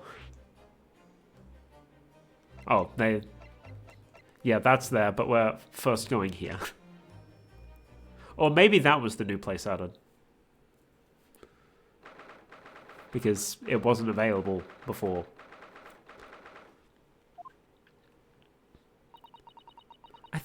I thought it yesterday, and I think it again today. This place is so princely. It's a wild guess, but I have a feeling you'll think the same tomorrow, too. My tea has a finer fragrance than whatever they're serving in the tea room here, though, wouldn't you say? Ah, look who we have here. This is an unexpected pleasure. Ah, father. I can't keep these accents straight anymore. There's too many. Oh, is this your daddy, Susie? How lovely. What a charming young lady. And you are? Ah, really? So you're the author of The Adventures of Sherlock Holmes, are you? That's me, Iris Wilson, at your service, sir. Susie's been a wonderful friend to me over the last year, you know. Well, Miss Wilson, I must say I read your work regularly with much interest. Iris actually lives with Mr. Sholmes, you know, father. Is that so? Well, perhaps that goes some way to explaining that bright look in your eyes. Hee hee hee. You wouldn't be smiling so airily if you knew just how bright she is, believe me. Now then, young Naruhodo, it was a pleasure seeing you in action earlier. As an invitee of this symposium, I was allowed to observe from the gallery, after I twisted some arms. And I must say, it was a truly exemplary performance. Oh, well, thank you very much. Although I'm fairly sure you admitted by Kazuma on the end there. No, please don't misunderstand. It was you who impressed me. Really? You didn't miss a step against Asogi. And we all know how capable he is. Really, to have matured into such a fine defense lawyer in less than a year is quite extraordinary. It's very kind of you to say so. And really nice to hear. What I saw in court today confirmed what I've been hoping for. The favor I mentioned yesterday in Naruhodo. I trust you haven't forgotten? Oh, no, you did mention something, didn't you? But first, we have something to report, Father. Of course. Shall we take tea while we discuss matters further? I wonder where Judge Shigoku has got to. He's probably speaking with Lord Strongheart, I'm guessing. And that's why we can go to Lord Strongheart's office. Father, do you know about the so-called Reaper of the Bailey? I've heard rumors. Some members of the judiciary explained it all to me yesterday. Of course, when I was a visiting student here in London, the Reaper was yet to emerge. Right, he didn't appear until after that case when the visiting students had already returned home. Lord Van Zieks, who was in the dock today. That was Baroque, the younger brother of Clint Van Zieks, I believe. That's right, and he's known throughout London as the Reaper, as you've heard. But the truth is, it wasn't him behind all those mysterious deaths. It was somebody else. I see. So what you're saying is there's been a professional killer at work here. Exactly. Someone by the name of Asa Shin, in fact. I beg your pardon? Did you say Asa Shin? You mean that Giselle Brent woman who was responsible for killing my great friend? Oh no, a friend of yours was killed? Professor Mikotoba, I think perhaps we should discuss this right now. Because the friend of the professor is talking about is Dr. John H. Wilson. And that's not something we want Iris to find. Can we just tell her? She's going to find out in the end anyway.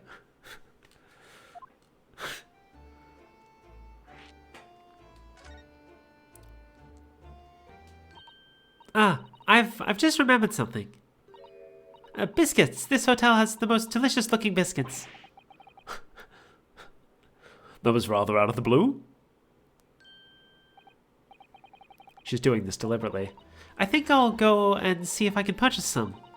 I wonder, would you like to come too, Iris? Oh, yes.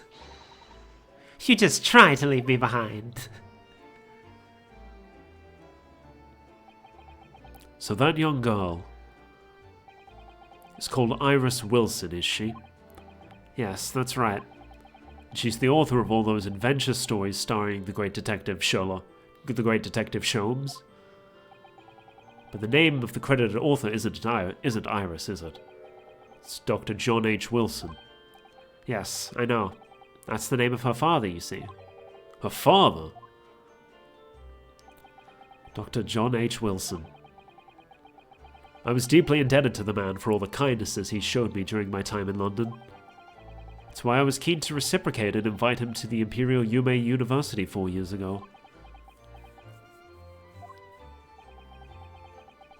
But he was murdered last year by Giselle Brett. Why? Why would the hand of the Reaper stretch all the way to Japan? Iris knows nothing about that case, but it seems very likely that the victim, Dr. Wilson, was her father. Well, I can't say that we ever spoke about his family, so I don't know if he had a daughter or not. But I think I can say with some certainty that he was never the great detective's partner. So it could have been another Dr. Wilson, you think? Well, John and Wilson are both common names after all. Still, it's probably best not to mention this to the young lady until we can be sure. Yes, that's what we thought, yes. We're back! With cinnamon biscuits! Ooh, they smell delicious, Iris. I think cinnamon will go very well with the tea they serve here. Don't you, Susie? Yes, I'm sure you're right, Iris. Well then. I haven't seen Judge Jigoku for a while, have you? Guilty! Ha ha ha ha ha! That guilty is still ringing in my ears. No, now that you mention it, I haven't seen him since this morning either. I suppose since the symposium's opening was postponed, he'll have gone to explore the great exhibition. That reminds me of something you mentioned yesterday. About Judge Shigoku having once been in the dock himself. Ah, yes. It was all tied up with that accursed trial. The closed trial of Kazuma's father. Seishiro was trying to mitigate Genshin's guilt, so he took the stand to testify. But he got a little carried away and, actually managed to break the witness stand. Oh my! He also said some contemptuous words about the British Empire, for which he was charged. Oh dear. Although it's worryingly easy to imagine him doing that. Well, it was alright in the end. He was acquitted and we returned home to Japan together. Thank goodness. Ah, yes. Talking of Seishiro, I have a copy of the photograph we all took together here yesterday. Please? Oh, what a lovely picture.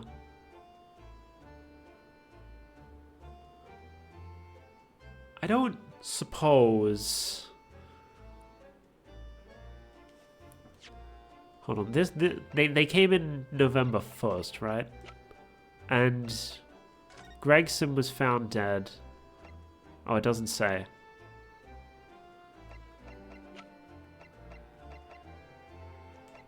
Because I'm just thinking, it seems like we're about to be given this as evidence, and I'm like, well, why? And then I noticed that Seishiro's luggage is a very large trunk. Large enough to fit the description of what Mr. Gossip mentioned. Large enough to perhaps fit a body inside.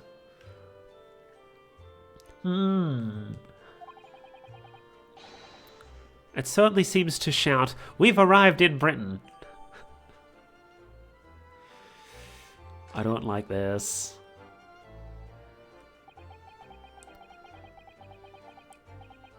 None of us had any idea what was coming when we took that, did we? No. No, that's so true.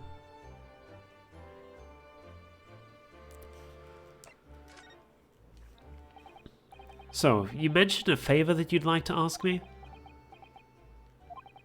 Well, this fateful trial that you're fighting, one way or another, it will be over before long. And when it is, I'd like you to accompany me back to Japan. You want me to do... What? Father? What's the meaning of this?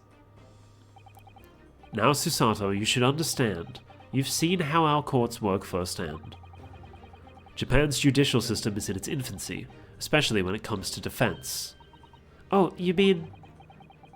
The Supreme Court of Judicature is in desperate need of a good defense lawyer. As soon as possible.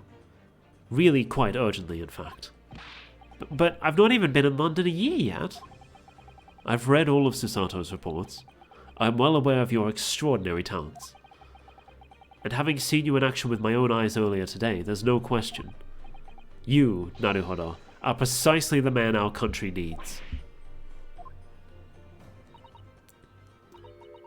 So you'd be leaving then, Runo? But then, what am I supposed to do, Father? That's a good question, because women aren't allowed in the courtroom in Japan. You came here to serve as Asogi's judicial assistant. Oh yes, she's supposed to be Kazuma's assistant. Our government is still in the process of deciding how to best deal with his situation, though. You've always chosen your own path, Susato, and I trust your judgment in this matter also. Father! Please, the pair of you, don't look so downcast. It's merely a suggestion, you understand. A hope, if I'm honest, but I won't force you. All I ask is that you consider it, and come to a decision by the time this trial concludes. Yes, alright. I wonder if maybe the last case is going to take place in Japan then. You won't leave, will you, Runo? The thought hadn't even crossed my mind. Up until now, I've just been trying to do what I believe to be Kazuma's will. But it turns out that he's still alive, so where does that leave me?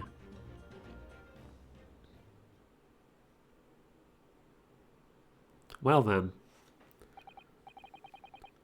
Well, if you'll excuse me now, I need to telegram the government ministers and the Japanese police with this information about Asa Shin. Of course, Father. Thank you.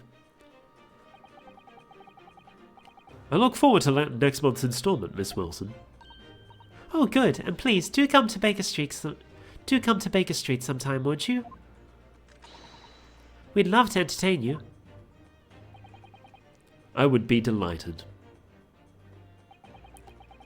The best of luck for tomorrow, Mr. Naruhodo. And give my suggestion your full consideration, won't you? Yes, I will. Going back home.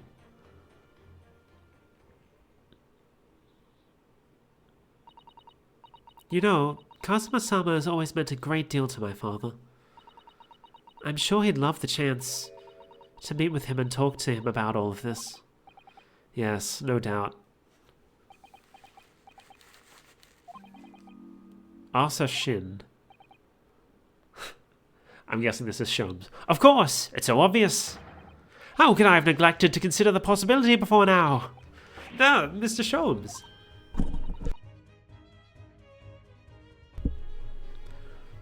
Hurley, where have you been?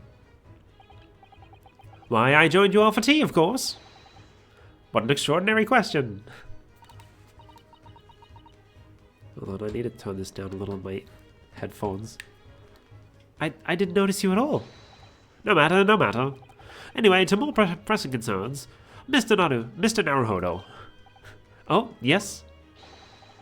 I must dispatch a telegram to your country at once. It is a matter of urgency. To Japan, you mean? Tell me, to whom can I entrust the task? Quickly now, who? Well... My father has just now left to send a telegram to the Imperial Police Bureau of Japan himself. I see. Well, he looked reliable enough for a bearded fellow. But is that... I don't think what's father sports could be considered a beard, Mr. Sholmes. Yeah, no, that is very clearly a moustache. There's not a moment to lose. I kindly ask your trusty unshaven father to see this sent. I will, but what is it? No questions at this time, if you please, Mr. Sato. All we can do is pray that for once, my deduction is awry. Doesn't that imply your deductions are normally correct, Mr. Sholmes? Which isn't exactly. Now then! You may be surprised to learn that I am a very busy man. I certainly have no time to hide behind settees and eavesdrop on other people's conversations. So that's what joining us for tea meant. I leave the sending of this in your hands then, my dear fellows. Wait a minute, Mr. Sholmes. He just sort of ran off, didn't he? At quite a pace. And left the unpaid bill for his tea behind, too. Bruh. I must catch up with father at the telegram office at once. And tell Run and call us a cab. Straight away.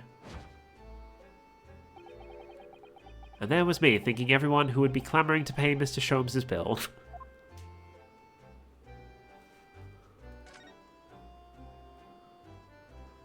Alright, so we can go... In some ways, this place seems to rather suit Lord Van Zee. Oh dear, did I say that out loud? So we can go visit Mr. Vigil. Let's go see Lord Strongheart. See why we're allowed here for some reason. Oh right, because Kazuma.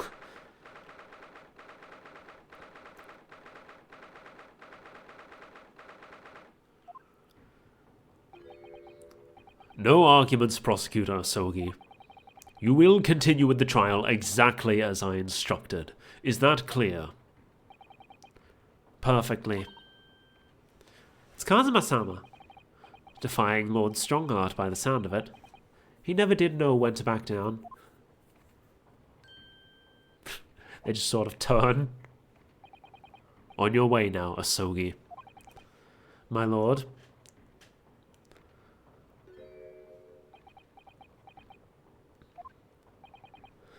Kazuma.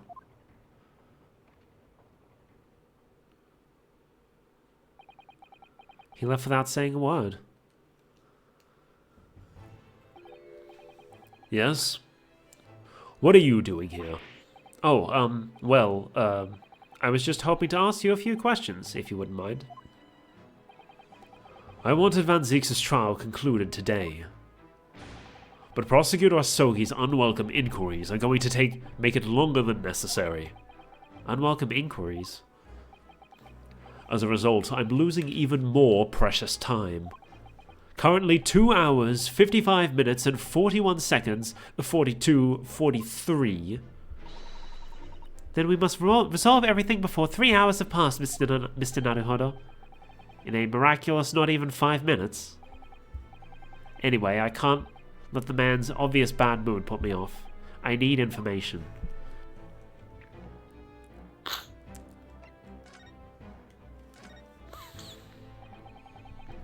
Does Prosecutor Asogi believe that Lord Van Zeeks is the Reaper? I wouldn't know. It was 10 years ago, that fateful closed trial, that Lord Van Zeeks made a name for himself among the judiciary. But the next trial he fought, he lost. It meant the ringleader of a criminal organization was acquitted, thanks to all the jurors being under duress. That's awful. The man's freedom was short-lived. He lasted just 3 days. Yes, let me see. He died in a rock slide at his place of work, I believe. Correct. It was the inauguration of the Reaper of the Bailey. And people believed Lord Van Zeeks was responsible? He was brought to trial himself, but it was shown to have been an accident. So he must have had a solid alibi then. Nevertheless, the mysterious deaths continued. In total, 16 persons perished in unusual circumstances, ostensibly at the hand of the Reaper. That's a long run of coincidences. Well, the Reaper's true identity may well be revealed by this trial. And the impact that revelation would have on the British public cannot be understated. Is that why it's a closed trial? Precisely.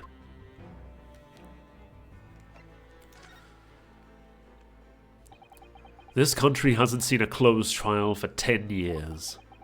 So the last one was the professor's, the trial of Genshin Asogi. Correct. Actually, we heard that originally you were going to prosecute that trial yourself, Lord Strongheart.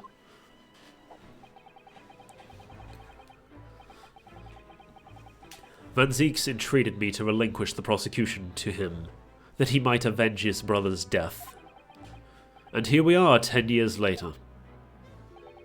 With the son of the man Van Zieks had condemned now looking to avenge his father's death in the same way.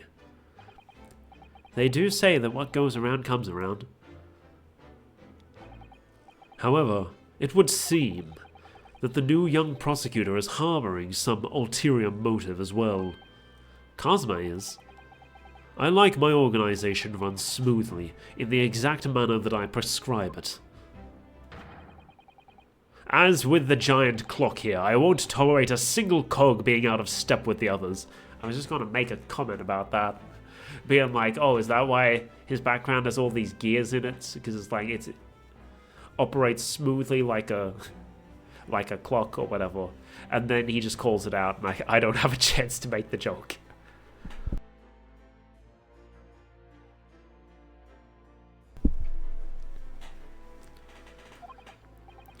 So that's what all these gears in are about in here. If the young man refuses to mesh with the other parts of my great machine, I will be forced to take steps. What? What do you mean? Not something with which you need to concern yourself. In any case, all your questions will be answered tomorrow. Well, that was quick. Now, I shall have to ask you to excuse me. As of this moment, I've been delayed from attending my next meeting by precisely 3 hours. Oh my, that is a long time. And I hold you entirely responsible. Even though we miraculously managed to fit everything in not even 5 minutes? I wonder if you might agree to us, talking with Prosecutor Asogi. Discussions between the defense and prosecution outside the courtroom are generally frowned upon. However, I will make an exception in this case. Now go. You can find him in his office. Oh, thank you.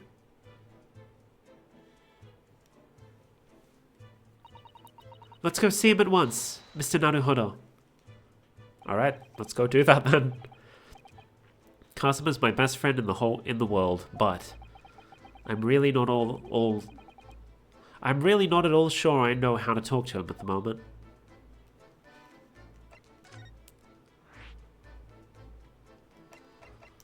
Alright, well, let's go see Kazuma, I guess.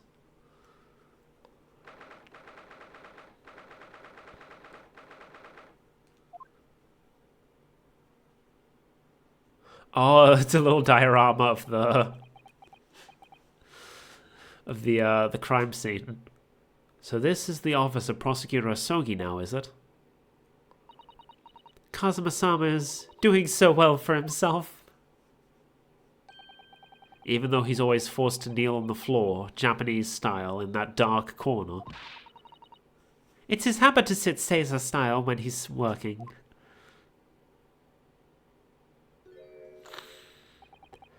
Kazuma.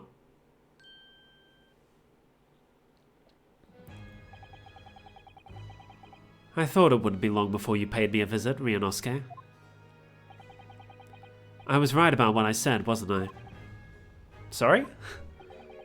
that you have all the makings of a great defense lawyer. Well, I always believed that you'd fulfill your dream of advocating in the British courts. I just never imagined for 1 second that it would be as a prosecutor. Seeing you stand in a foreign courtroom so gallantly realizing your dream, Kazuma-sama, I'm truly happy for you. And I am truly thankful to you, Judicial Assistant Mikotoba.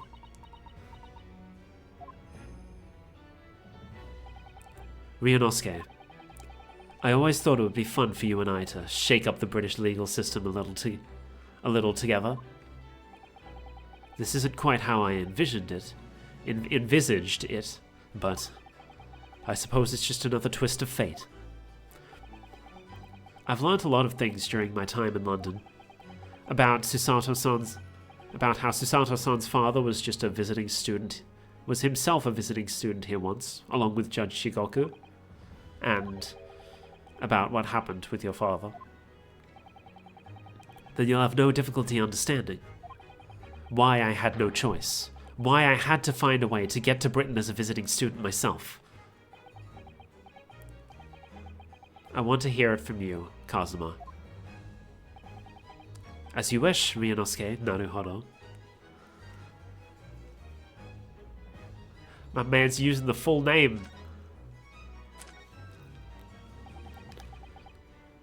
It's getting on a year now, since what happened on the SS Buria. We were heading across the oceans, from Japan to Great Britain.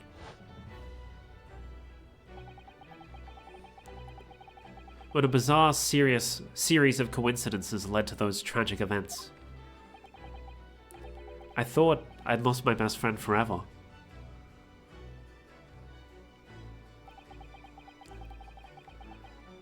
I must have been unconscious for a long time. When I awoke, I was lying on a bed. It was a narrow little room. There was a posy of flowers on the pillow. By the pillow. It took me a while to realize that I was in the cabin of a ship. I slipped out of the room and headed up onto the deck. Were you already suffering from amnesia at that point? Yes. I didn't know what had happened or where I was. There was just this voice in my head. You have something you have to do. Something no one else can know about. Go to Great Britain. Your task awaits you there. It was a calling I couldn't ignore. It compelled me relentlessly. Out on deck, I saw that I was on a huge steamship and we were docked in a large port. It must have been Hong Kong. Yes, it must have been, presumably just before they were due to carry your body off the ship. I had no idea of the situation, but I did have the feeling that this was in some way my last chance. So I concealed myself amongst the disembarking passengers and went ashore. Then I disappeared into the crowded streets of that foreign port city, so I could plan my onward journey to Great Britain.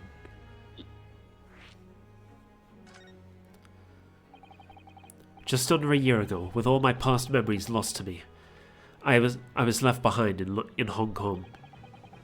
Everything was foreign to me. The sights, the sounds, the smells. My head reeled. I was truly at a loss. I realized now that I'd escaped as a dead man, with nothing but the clothes on my back. No money, of course. Oh, how terrifying for you. Luckily, though, I had 2 feathers in my cap. One being your knowledge of English, I suppose. That's right. And on the back of that, I was able to pick up some work as a deckhand on a cargo ship. Eventually, after calling at countless ports, I finally arrived at Dover. That must have been some 3 months ago now. Your formidable tenacity of purpose showing itself again. I mean, the man had lost his memory and had literally nothing to his name, but he still managed to make his way to London on the opposite side of the world. Of course, I had no idea why I had moved heaven and earth to get here at that point. So, how did you end up becoming Lord Van Zieks' apprentice? That can only be called an extraordinary stroke of luck, really. You see, I was stopped at the border because I had no papers. They took me straight to Scotland Yard. And by sheer coincidence, Lord Strongart was there to attend a meeting. That's when the second feather in my cap came into play. Would that have been your knowledge of the law? Yes, exactly. Lord Strongart was curious about an Easterner with intimate knowledge of British law. He took me back with him to the Supreme Court and assigned me to the prosecutor's office. And then, 9 days ago, you finally got your memory back after the trial involving Drebel. Yes, I did.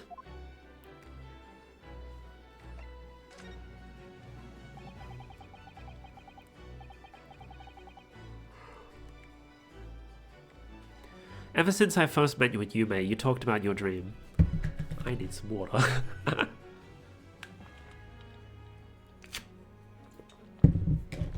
I also need a stretch.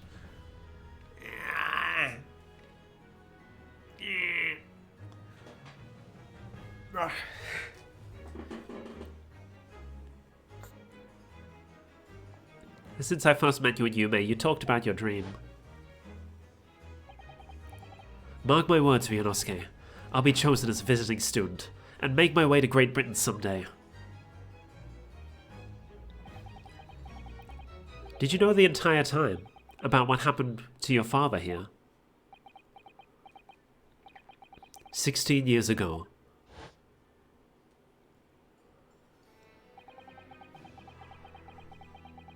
When my father left on that exciting trip to Great Britain, I was just a boy. We took a photograph together the day before his departure. It's my last memory of him.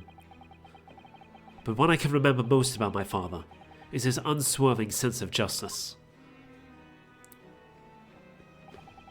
6 years after he left, a gentleman called our family home. He told me that Genshin, my father, had been taken ill in England and passed away. It was Professor Mikotoba, your father, Susato-san. Oh my. Ever since then, the professor was very good to me. He even helped to fund my university education at Yuhei. I'll be forever in his debt. But nevertheless, I just couldn't bring myself to believe what he'd told me. Oh. Then one day a letter arrived at our house from Britain. There was no indication of the sender, so I opened it, assuming it was from an old acquaintance of my father. What I read in that letter changed my entire life. What did it say? It said that my father had been a mass murderer, and the writer accused the Asogi name, and the writer cursed the Asogi name. Oh no! As a result of that letter, I found out what had been hidden from me all those years. Presumably, the letter was sent from a relative of one of the victims. If whoever wrote it had been a member of the if whoever it was had been a member of the judiciary, he could have been present at the closed trial. The letter revealed that my father had been sentenced to death, executed for being a killer. I'm so sorry I had to find out that way. I imagine the British government did its very best to silence whoever sent that letter. But someone who knew the truth and couldn't bear the resentment was always going to be a problem. But still, it could have been written by anyone. Why would you believe such a thing? There was a newspaper cutting included with the letter. It was the first I'd ever heard of the Professor and his terrible killing spree. Well, what did my father have to say about the letter? I couldn't bring myself to show it to him. What? Why not?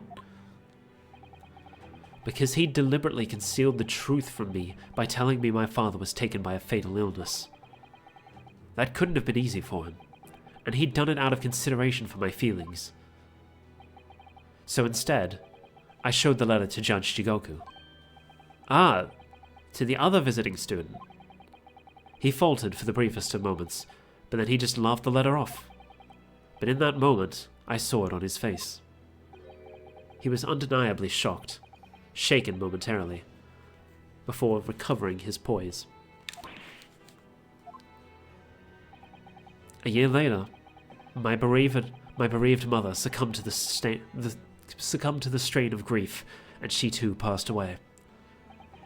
That's when I made up my mind that one day, without fail, I would cross the seas to Britain and seek the truth for myself.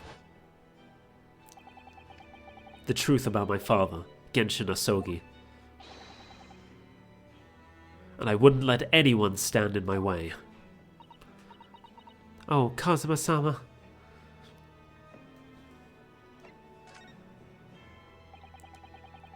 What we learnt in court today turned things completely on their head.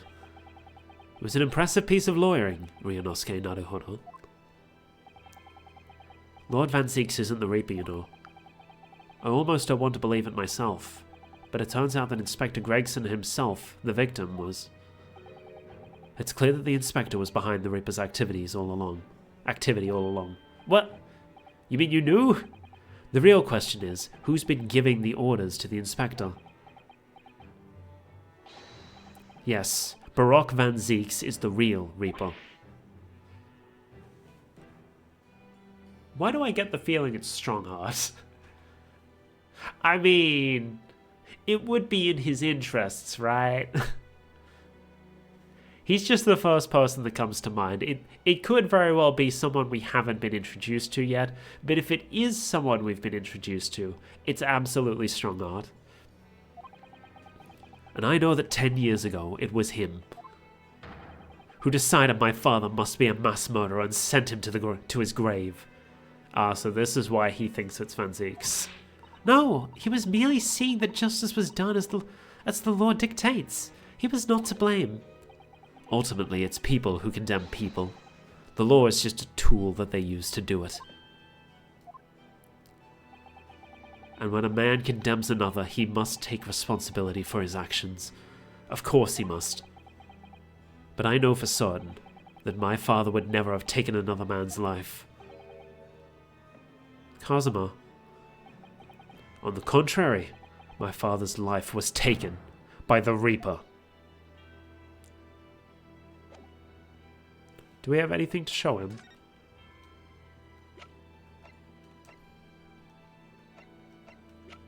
I don't think we do.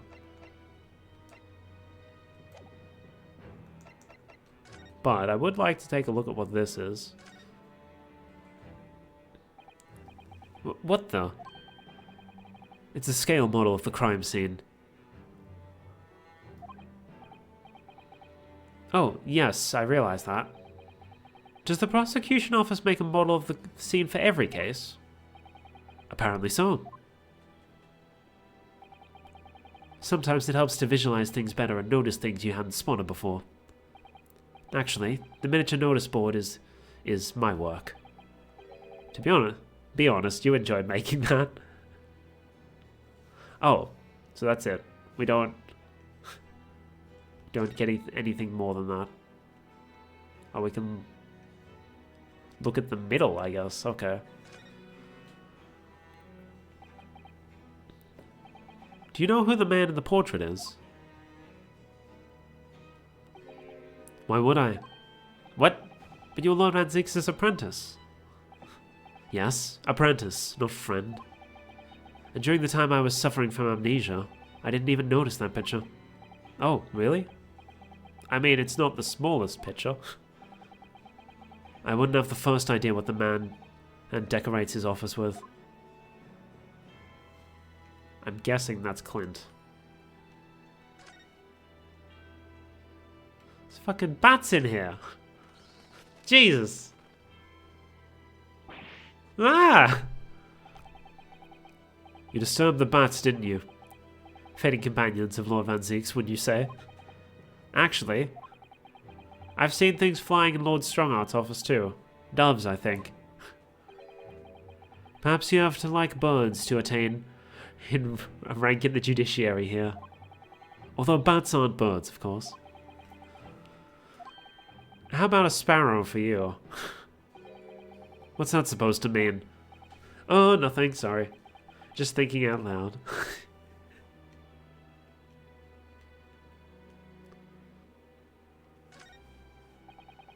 Casks floor to ceiling, just like the last time we were here.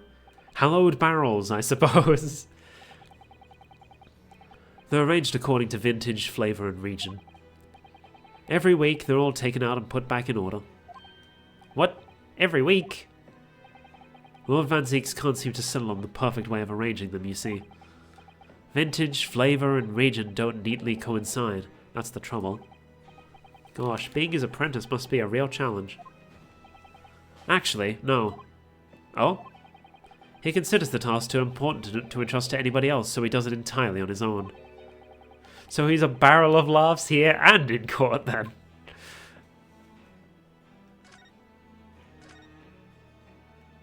Let's look at the chessboard.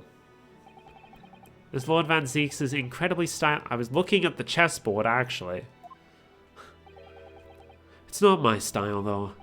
No, I noticed you've been working at the little table on the floor, kneeling down Caesar style. I thought it was some kind of punishment set up by Lord Van Zeeks when I first saw it. I find it the most comfortable way to work. I can't do it. After a couple minutes of sitting with my legs folded under me, they start to go tingly. Don't exaggerate, Ryunosuke. We both know you can't manage even a minute. I wanted to look at the...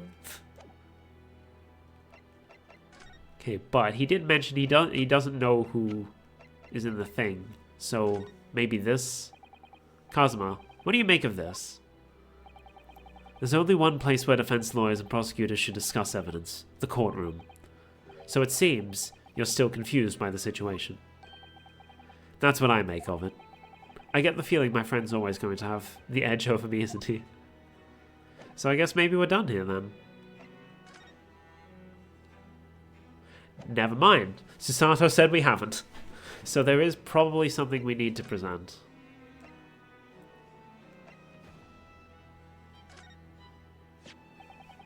Kazuma, this is your armband. Actually, I think it's yours now. Sorry? You're the defense lawyer. You have a talent for it. I've always known that you would.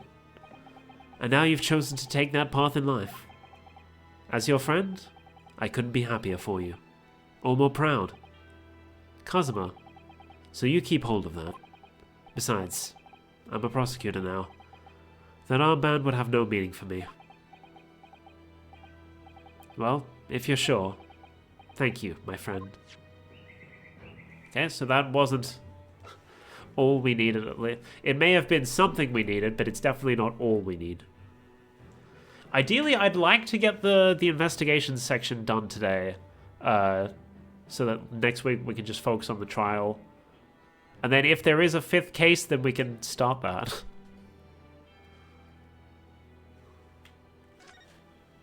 Have anything to say about this? No.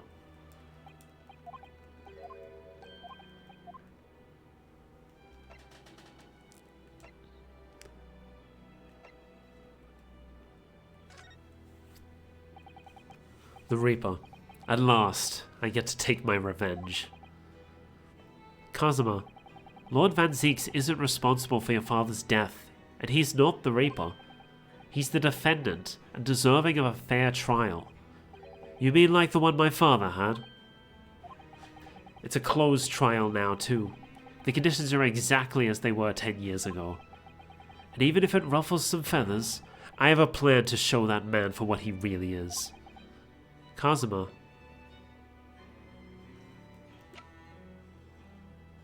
I don't suppose that's what we needed?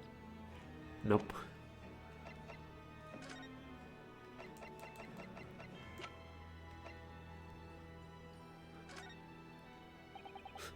Okay, nothing about the wig.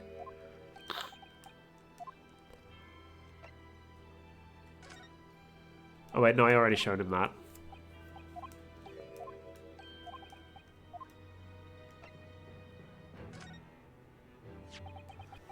This came up in the trial, didn't it? As something a little dubious, I mean. The fact that no time of death was recorded on Inspector Gregson's autopsy report.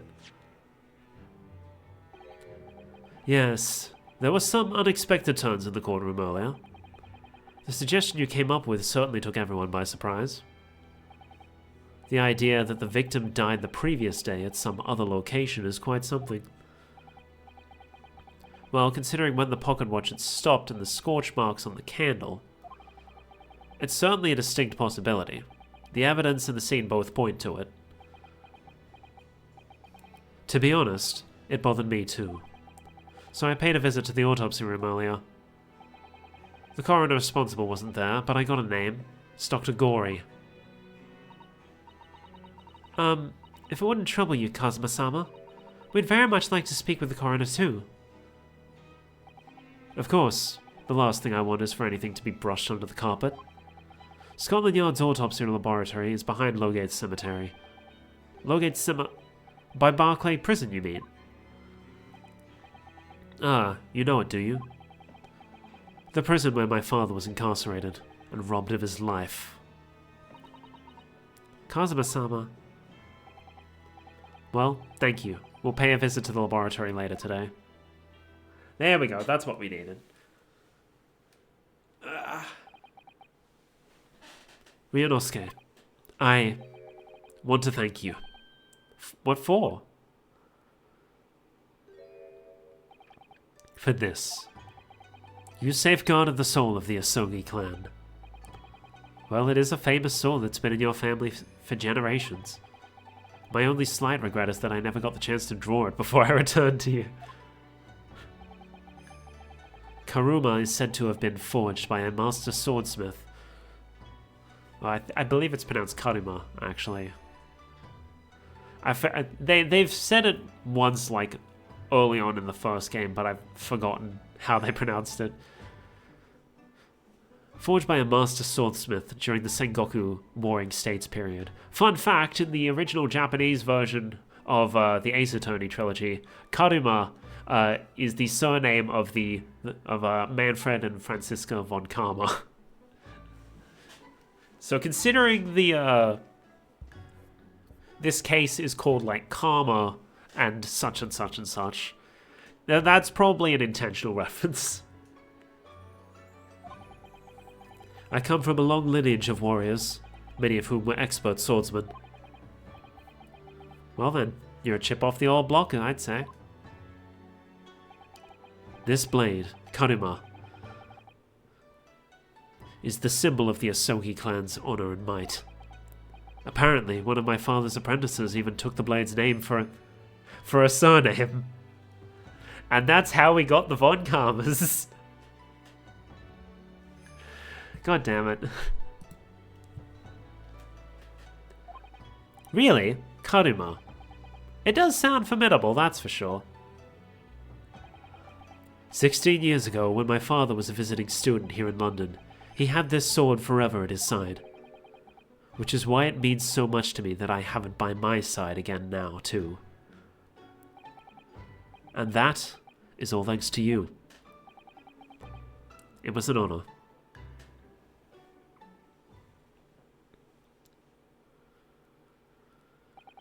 Now, I have preparations to make for tomorrow. Perhaps I said a little too much. Kazuma, you've changed. No, Ryunosuke, I haven't changed at all. It's you who's changed. I can completely understand your resentment for Lord Van Zeeks given what happened. But the fact is, those events in this case are, well, unrelated. Is that what you want to say? How can you be so sure? What do you mean? Never mind. That man is the Reaper, and it's for that reason that the Inspector was killed. I'm going to prove as much in court tomorrow, by whatever means necessary. I can't let you do that, Kazuma.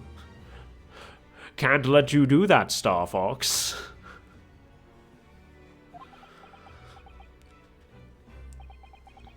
I know you'll do what you have to as a lawyer, but I'm sure I don't need to tell you that I won't be taking any prisoners in the courtroom.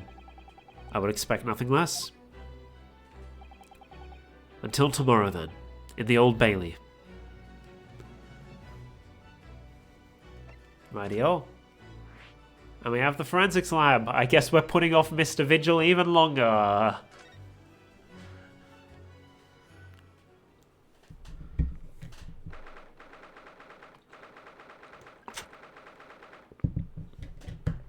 Well, no, that's a bit of a different vibe from the last time we were here. Oh, is Miss Gory gonna be the one who was referring to Dr. Scythe as Mama? This place, really creepy, isn't it? Well, being a dead room, it's probably full of the spirits of the dissected. But actually, there's a rather pleasing scent of roses in the air. Well, being a dead room, the coroner probably needs a bold scent like that to mask the odor of death. Iris, do you think we could change the subject? Shink, shink, shink, shink, shink. What was that? Shink, shink, shink, shink. Yeah, it's her. Dr. Gory? Yep, there she is. Lady in the bird mask. What? That noise before. I was sharpening my tools. Why do you have a meat cleaver? I'd be dead meat if I didn't keep a perfectly clean edge on them. Right. When following the collagen fibers in the dermis, an expertly sharpened scalpel cuts like cheese. Would you like a demonstration? Oh, yes, please. I'd love to see. Then I think you'll do nicely. Huh? No, I wouldn't do nicely at all. I mean, maybe some other time. Was that a tut? Well, we came here to ask questions, so... Does she have the thing in her... She's in the... Oh, no. That's her face, I guess. Oh, we've found... We're learning information that we haven't actually learned yet. Okay. I guess I shouldn't have looked at that. We have actually met before. I'm a lawyer, if you remember. You're not dead yet. What? So Mama said I wasn't to cut you open. She's so strict about things like that. Well, good. Dr. Scythe has some scruples, at least. Or Dr. Seath, rather. I did find out it was supposed to be Seath. Oh dear, it looks like she's not interested in talking to us. For the time being, anyway. For the time being? You mean until we die? I hope that's a way off.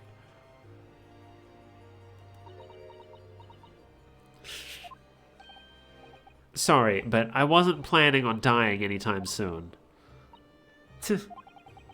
Surely there's some less drastic way of making her listen.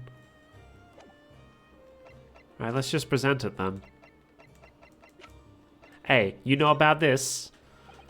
Dr. Gory, we actually came here to ask about this. He was very good. Good? Sorry? His skin didn't snag my blade once, and very little mess. His joints dislocated easily, and his muscle tissue was a pleasure to work with. We can skip those details. But there is one thing about the report that's caught my attention. You don't seem to have recorded a time of death.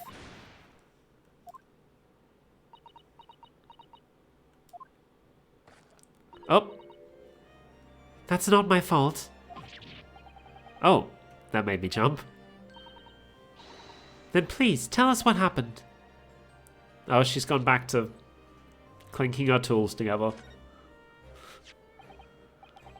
I thought she was going to become slightly more normal now that the mask was off, but I guess not.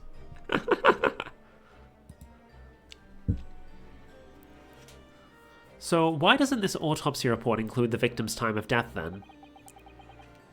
It's really the most crucial detail. Oh, there's the mask. I was told not to write it. What? By whom? Mayor Strongheart, the Lord Chief Justice, he came here. Lord Strongheart came. Well now. I am suspecting Reaper business. I was right. Maybe. Perhaps. Unknown. He said that from the witness statements about the gunshot and the other evidence, it was obvious. The man clearly died at 5 p.m. on 1st November when the gunshot was heard.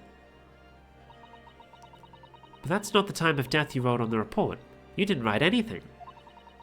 Was there some reason you didn't include it?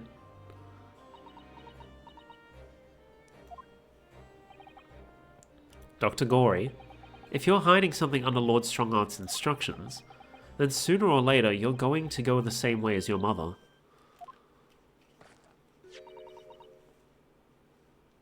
Give it here, then. Here's my question. Why do they have different surnames? Unless she's, like, already married at, like... What was her age? 17? 19. Unless she's already married at 19, then she should have her mother's surname, either her, like, current surname or her maiden name of Stevens. Where did Gory come from? Are you already married? Give it here, then. Hmm? What's she scribbling so furiously? There. You've written... What's she written? Tell us. Indeterminate. But... According to the coroner, Dr. Gory, an accurate estimation of the time of death is not possible.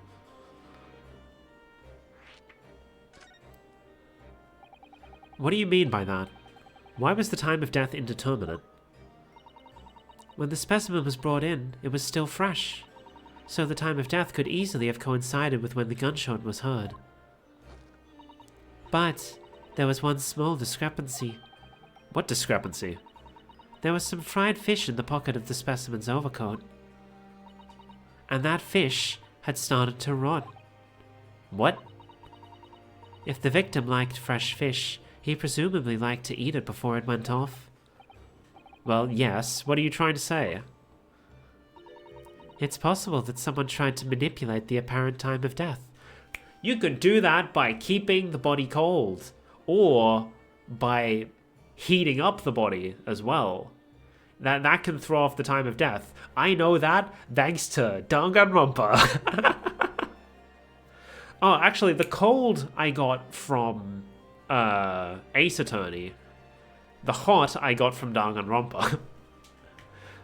I'm learning all sorts of shit about murders.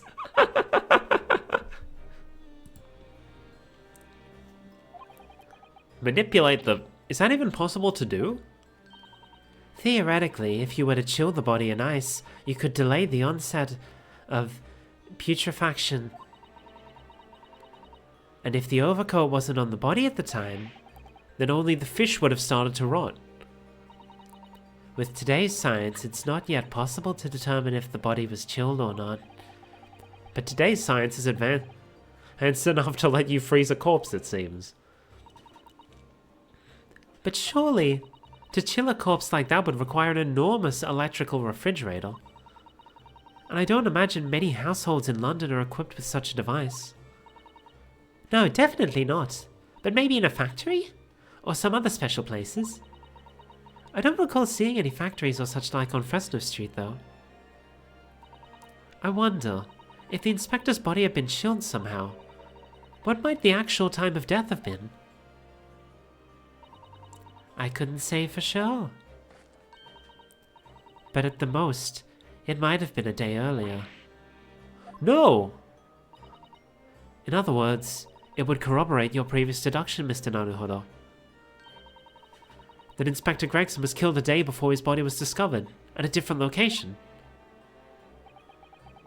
Did you inform Lord Strongheart of this possibility?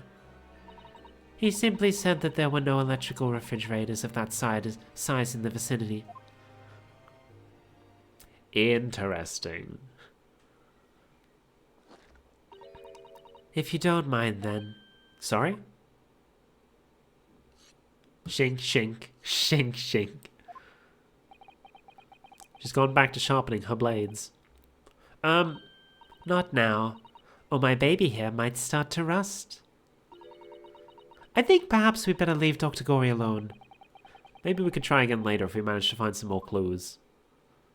Yeah, right now we don't have anything else to really talk to her about. But we do have Mr. Vigil, who we've left hanging this entire hecking time. It's like the same room, but they've just removed all the stuff related to Miss Green. This is the ward where Mr. Vigil was brought, apparently.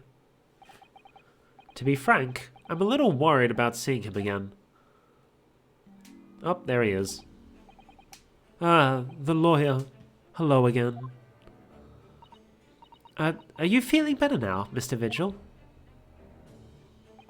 Yes, thank you. Somewhat better. I'm sorry to have caused you to... I mean, it was because of me. If I hadn't exposed your secret and forced you to remember things, you'd obviously tried to forget. The prosecutor was here until a few moments ago, too. You just missed him. Oh, Kazuma beat us to it. I wonder if if it's implied that we're supposed to go speak to him before we do all the stuff with Kazuma. But, it works this way as well. Kazuma came to visit Mr. Vigil while we were off, visiting Miss, Gory. He said much the same as you. He was very apologetic. But the truth is, I brought all this upon myself. Please, don't think like that. Keeping it from Evie, my wife, all these years, I've carried such a sense of guilt. But that's not the worst of it. Over time, I obviously came to deceive myself as well. You mean about your dismissal? Looking back now, I'm beginning to think that perhaps Inspector Gregson didn't stumble across me by accident at all. I mean, he compensated me so generously for acting as his stand-in. He was clearly concerned for my well-being and doing what he could to help. So perhaps Gregson knew exactly what had become of Mr. Vigil all along then. I'm sure this is just desserts for 10 years of lies and deception, but... It wasn't me that helped the professor escape 10 years ago. It wasn't me. I swear it. I swear it's true. Oh, Mr. Vigil. I'm sure you'd rather not dredge up even more from your past at this time, but... if possible, could you tell us exactly what really happened? I want to. I need to get all this off my chest. I just want someone to tell me what I should have done.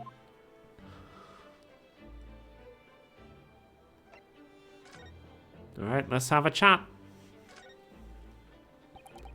Inspector Gregson was obviously engaged in a special operation of some sort. He was investigating something that even Scotland Yard couldn't know about. Details of the Reaper's marks, yes. It was when he had to carry out those investigations that I would take his identification and impersonate him. You'd pretend to be the inspector and carry out investigations on his behalf? Oh no, never! A common street peddler couldn't possibly carry out a proper police investigation. All I would do is go to the specified location and make a little hoo-ha. Just something to leave an impression, so everyone there would think a detective called Gregson was here. So that's what you were doing on the day prior to the incident? Yes, he asked me to make an appearance at the park on Lime Street for the Red-Headed League event. So as usual, I flashed the inspector's identification around and was very vocal about my presence. But then you were taken prisoner by those red-headed fraudsters. Yes. So, you would always make a point of showing Gregson's identification and generally being loud. That's what the inspector asked me to do, yes. Well, that's one way of becoming a legendary detective, I suppose. Not a good one, though. As you know, I suffered this bruising around my neck at their hands. But the following day, they kept their word and released me. Without returning the inspector's identification to you, however. We had arranged to meet in the Fresno Street room at 5 that day, so I could report back to the inspector. But at the agreed time, that's when I heard the gunshot.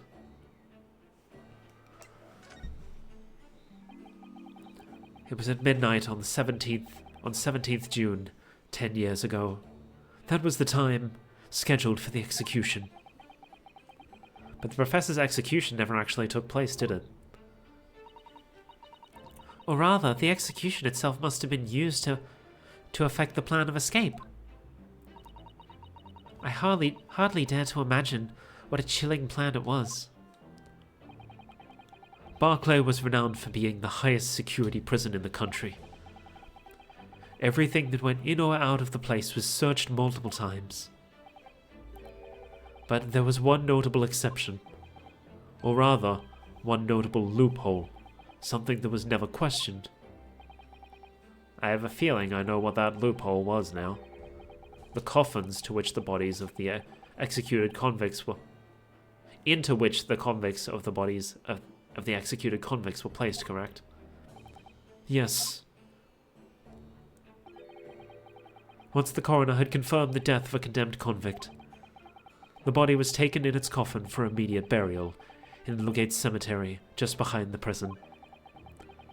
The chief warder had to sign the necessary papers. After that, no member of the staff was permitted to touch the coffin containing the body again. So did he, like, smuggle himself out in a coffin? When executions took place, only the executioner and the coroner were permitted inside the chamber. I would wait in the adjacent room for word that the condemned convict was dead. On that occasion, once I had that confirmation, I went to the mortuary to find a lone coffin as usual. The procedure was I would sign the paperwork, having checked the coffin, then nail it shut. But for some reason that day, the coffin was already nailed shut. No. I didn't think anything of it at the time. I assumed that my deputy must have checked the coffin and nailed it shut before I arrived. So you mean the coffin contained... Yes, I can only imagine that Asogi, having escaped his execution somehow, was alive inside the coffin. The coffin was then taken out through the main gates and deposited in Lowgate Cemetery. Presumably there wouldn't have been enough air inside to breathe for long. So in the early hours following the burial, someone dug the coffin up again to set Genshin free. But in the end, he was fatally shot in the graveyard anyway. What on earth really happened in Lowgate Cemetery that night, I wonder? I'm afraid I really don't know. All I can say with certainty are two things. Asogi couldn't possibly have escaped that way without help from somebody working in the prison. And that somebody was not me. Well then. Obviously you knew the man then. The professor, I mean. Genshin Asogi. Yes, I remember him well, in fact. Would you mind telling us what you know? Well, having been condemned to death as he was, any contact I had with the man was short, obviously. After that trial, which was carried out behind closed doors, attended only by elite members of the judiciary, they called for his execution to be carried out at the earliest possible opportunity. The outcome of of the trial was set from the beginning, wasn't it?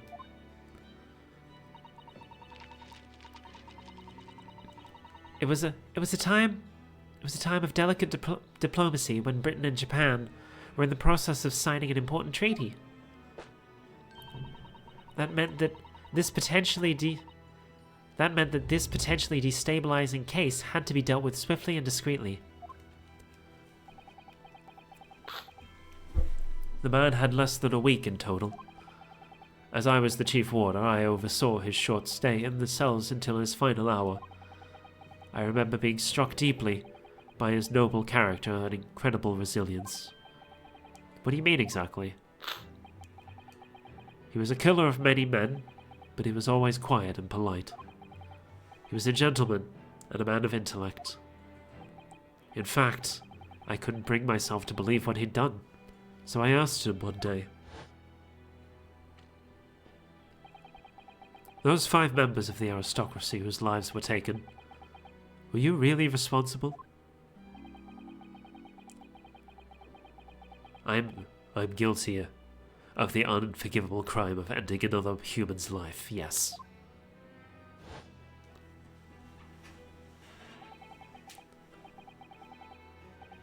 Wait. He only said one human, right? Another human's life. He didn't admit to, like, exactly what Vigil said. Was Clint the professor? And he killed Clint after finding out, maybe. I'm getting ahead of myself, but, like, this is what makes these kinds of games fun for me. I can theorize and speculate and what before we actually get the answers. And you can try to preempt the game.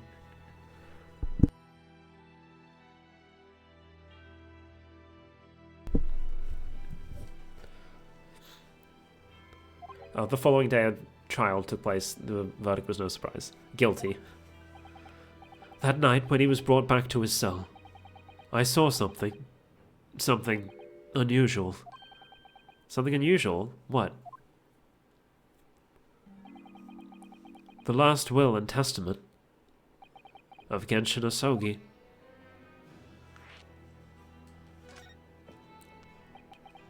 As I said, it was on the night following his trial, after he'd been found guilty. I was doing the rounds of the cells, and when I looked into Asogi's, I noticed that he seemed to have a sheet of paper in his hand. Ah, his last will and testament then, presumably. As soon as he noticed me, he hurriedly shoved it behind his back. But what did you find so unusual? Isn't it normal for a man to pen a will when he knows his death is nigh? Yes, that's true.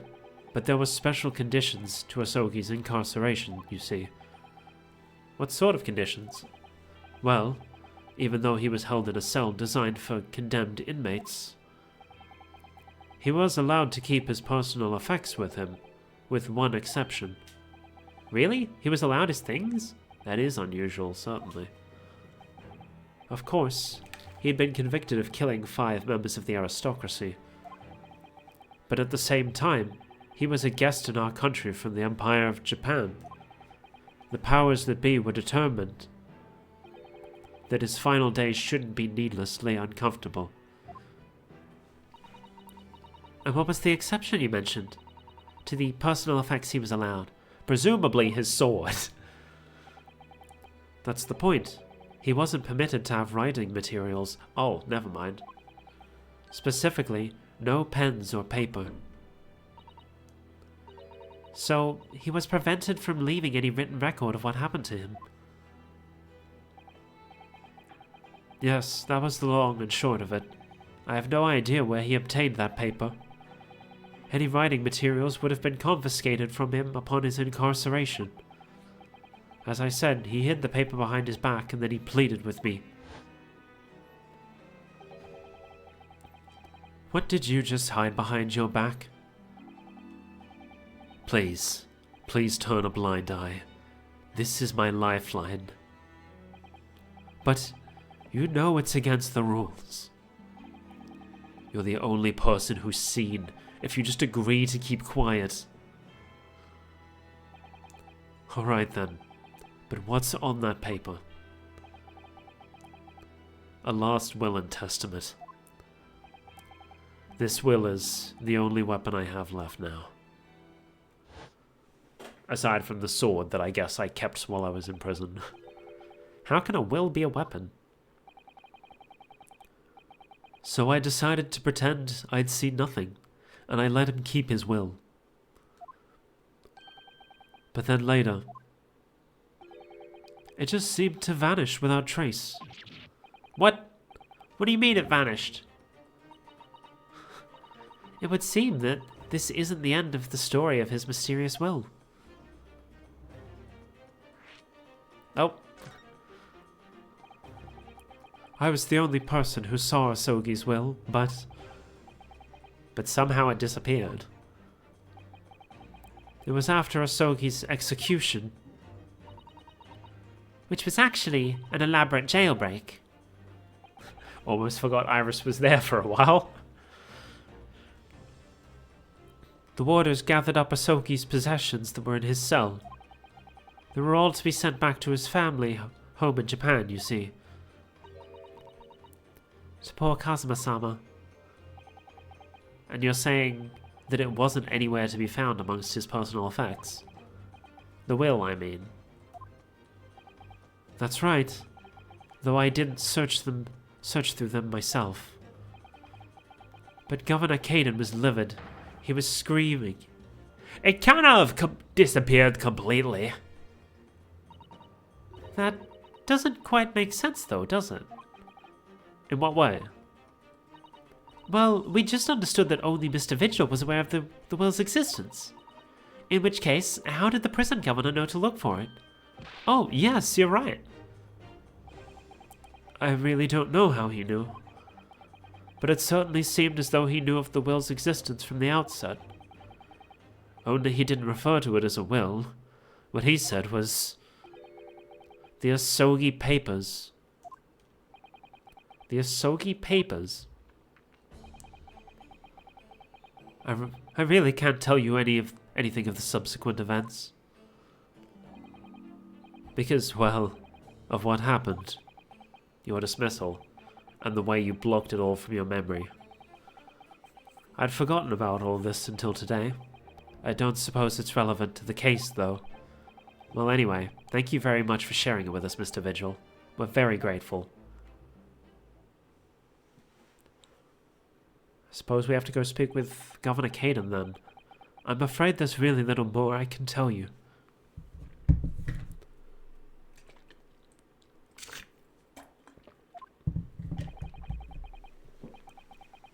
My wife Evie will be here shortly, so I do hope I don't appear rude, but...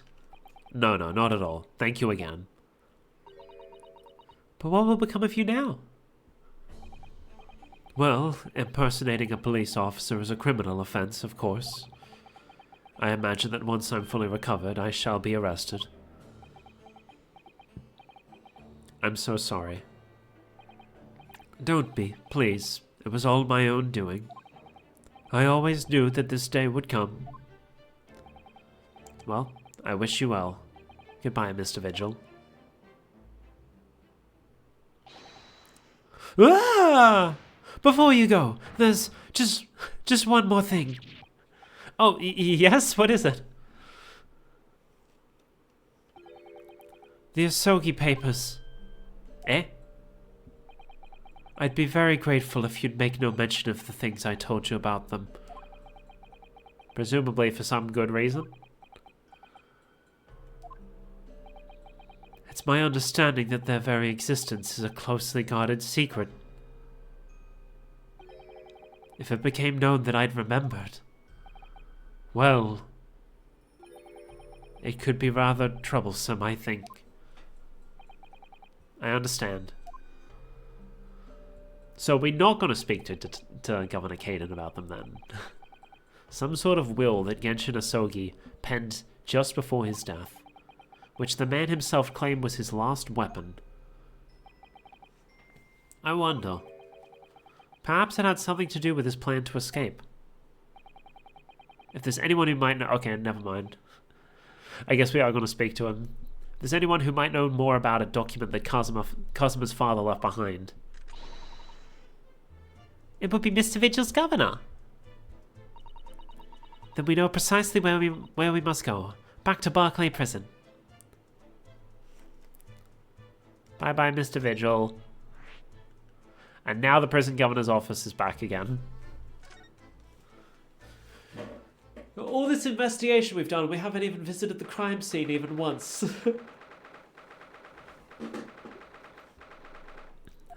Back to Barclay Prison. Oh, back again, are you? And back to more different accents. Yes, hello. I've heard all about your investigations. I read the report just now. You found him, eh? Vigil. Yes, luckily. Well, anywho. The laddie doesn't work here no more. So now your case is not to do with Barclay. I wouldn't like you to get the wrong idea about that. God damn. Accents are difficult, okay? I'm not a voice actor. This isn't my bread and butter. Of course, yes. Mr. Vigil stopped working here 10 years ago now, so... Yes, we've seen his dismissal notice, haven't we? He was given the chop. Aye. Aye, Kimmer. You can well. So, how about a wee handcuff biscuit? Oh, they really are like little handcuffs. And as hard as irons, too. So, what's brought you down here today? Well, there's something else we'd like to ask you about, actually. Is that so? We believe there might have been a document that disappeared from Genshin Asogi's cell. I think it's been called the Asogi Papers or something. My man's about to be very mad. Did I no say? Gregson's death is not to do with things that might have happened at Barclay. Leave the past in the past, laddie. Let's not further with irrelevant details. His expression changed completely. We're clearly onto something here. But is he going to be willing to talk about it, though? That murderer's botched execution. The whole miserable escape. They were Barclay's darkest hour, aye. A shocking embarrassment. Because the convict had a collaborator on the prison staff, you mean? Aye. For shame. The coroner who confirmed the man's death, the death of the man after his execution, Courtney Seath, and my chief warder at the time, Vigil, who was in charge of the whole affair. But Mr. Vigil says he didn't know anything about it. The rascal wouldn't say otherwise, eh? More handcuffs? Oh, how could I say no? You can never have too much iron in your diet. When Mr. Vigil was handed his dismissal notice as a result of what had happened, he was so despairing he jumped out of your office window, didn't he? I didn't like to say it, but that's just Vigil trying to get out of it. Do you not think he wouldn't have jumped from the shock of his crimes being exposed there? I do. You wouldn't have say otherwise, though, would you? Of course, I can't have shown all the responsibility myself. I shouldn't have let him deceive me. Actually, there's barely anybody that kens what went on at the time now. With Gregson having been murdered and Dr. Seath forbidden from having any visitors. No visitors? Someone obviously doesn't want her giving anything away. Well, we're not going home empty-handed. And I wouldn't dream of sending you packing with North Kimmer. Yeah, take a handcuff or two. Oh, well, it would be rude to say no. Wouldn't want to become anemic. I suppose if there's anybody who might still kin about what happened then, it'd be that lass from the forensic division, Maria Gori. Maria Gori? I feel like we've done this out of order. Because now they're bringing up Maria as if we didn't already know about her. Aye, Seith's daughter. She didn't have no more, just the one. But the wee bairns followed in her mom's footsteps. You didn't ever see her without a scalpel, without a scalpel in her hand. Ah. Yeah, they're treating this like some massive revelation as if we haven't already spoken to her. I've definitely done this in the wrong order. We're probably supposed to go speak to... We're probably supposed to go speak to Mr. Vigil first, but I went to Van Zeeks instead. Oh well, we're still getting all of it. Mama? What's this? What is this? Where did she spring from? And did she just call the doctor Mama? Dr. Seith's daughter, Maria Gori. We could do with talking to her, so we're probably going to be back again. All roads lead to Gori. So, she's Dr. Seith's daughter? Oh, they're actually addressing it. Cool. But her surname is Gori. Aye, there's some family history, I'm sure, but I didn't ken in the ins and outs of it. Okay, never mind, they're not addressing it. She grew up watching her mom working with the bodies of folks who died in strange circumstances, and decided to do the same with her own life. I kind of understand it myself. Perhaps she was driven by a deep respect for her mother. Perhaps. Anyhow, she was in charge of Gregson's autopsy, I believe. Right, and the coroner responsible for this incomplete report that we have since completed. Someone told me that the wee lassie always loved her mom's stories about cutting up bodies. There's even a rumour that she used to listen to the funeral march as a lullaby. Well then, perhaps her mother might have told her about the autopsy from that case 10 years ago. I'd say there's a fighting chance at least. After all, it was a life-changing case for all of us. We really need to speak to Miss Gori herself about this, I think. Well, thank you very much. I'm not happy about any part of this. It took years for Londoners to finally forget the whole professor business. Can you not give up on this, laddie? Stop asking pointless questions. I'm sorry. I don't like dredging up these painful memories for everyone. Can you not just say, stay away, no? Leave me alone and dinna come back here, eh? But also, Asogi papers. How'd you come to ken about that, laddie? There's no many folks even here in the prison who have heard of those papers. Ah, well, I can't tell him Mr. Vigil told me. I'm afraid our sources must remain confidential, sir. We've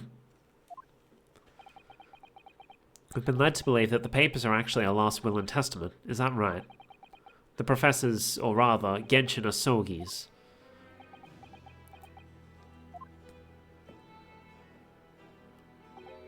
Aye, that's right. You're well informed, Jimmy.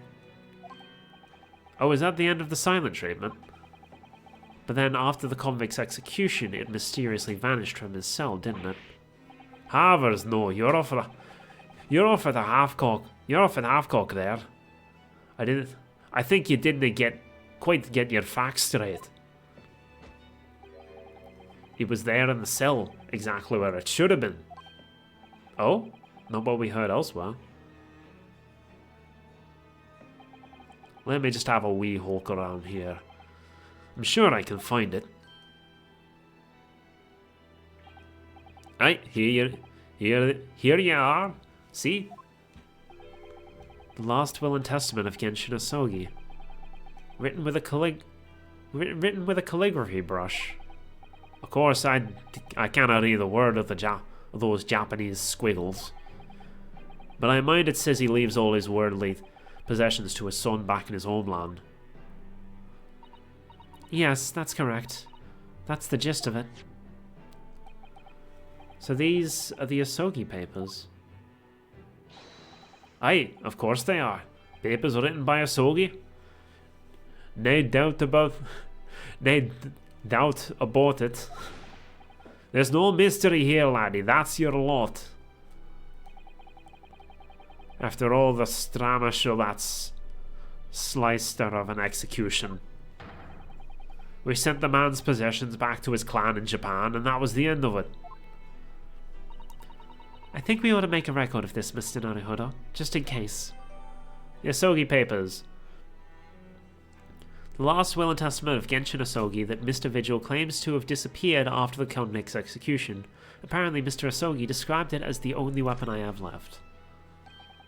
One thing before you go on your way, Mr. Naruhodo. Oh, yes?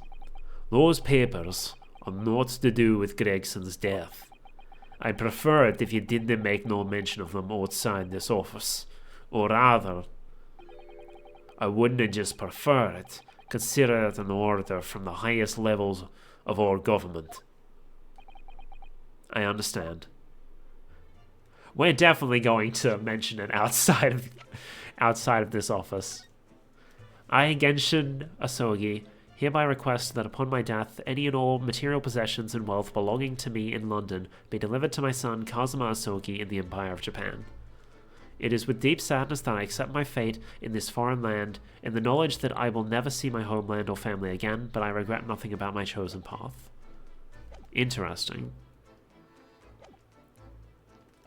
Anyway, let's go see Miss Gory. Where is... Oh, it's the bottom. Miss Gory. We'd like to talk with you, please. Shink, shink. Shink, shink. My back's starting to pinch.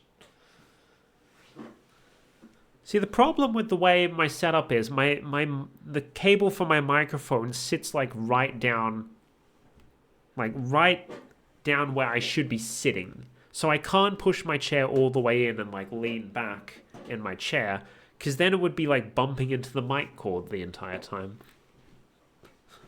Maybe I need one of those mic arms so I can have it sitting above me or something. Shink, shink, shink, shink. Someone's sharpening again. You're still not dead?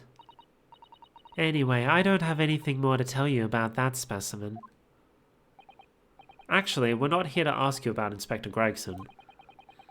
We're hoping to talk about your mother, Dr. Seath. Exclamation mark. It's something the governor of Barclay Prison mentioned.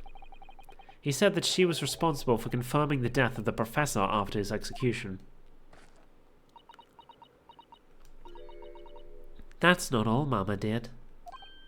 Sorry? My Mama carried out the autopsy of Clint Van Zeeks as well. What? Really? The brother of Lord Van Zeeks, the professor's final victim. The idea of carrying out an autopsy on a member of the aristocracy was completely unthinkable back then.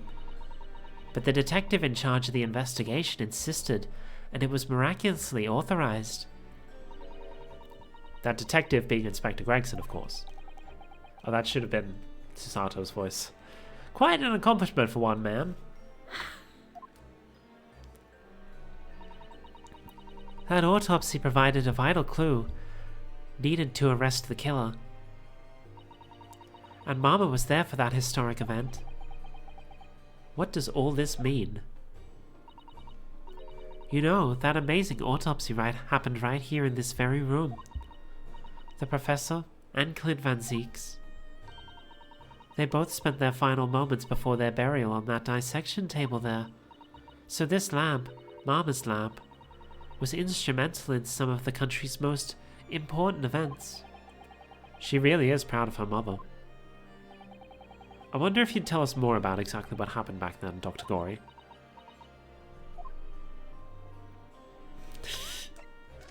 Starts clinking her tools together.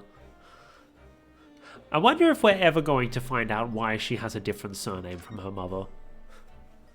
Or whether that's just something they bring up and be like, oh yeah, don't worry about it. The professor's execution was Mama's first big case. She had to be in attendance at Barclay's execution chamber and sign the certificate to confirm the convict's death. Mama is the best coroner in the world, you know. I was so proud of her. But the execution didn't actually take place. No, and worse still, Mama actually helped with the jailbreak. I didn't want to know. Oh dear. You found out recently, you mean? I believed in her, in Mama, but now I wonder if I'm starting down the same path as her. You mean because you admitted the time of death on this autopsy report? But that's because Lord Strongheart forbade you from including it. Just like Mama. I'm sure she was coerced by somebody too. Yes, that's my feeling as well. There's no doubt that there were powerful forces at play 10 years ago. The execution couldn't have been staged without a lot of people at the prison knowing about it. Obviously, the prison governor must have been in on it as well. The big man with the little handcuffs, according to what he told us. He was tricked by the chief warder. He says he knew nothing about it. Of course he said that. I'd say the same thing. Just who was behind that jailbreak all those years ago?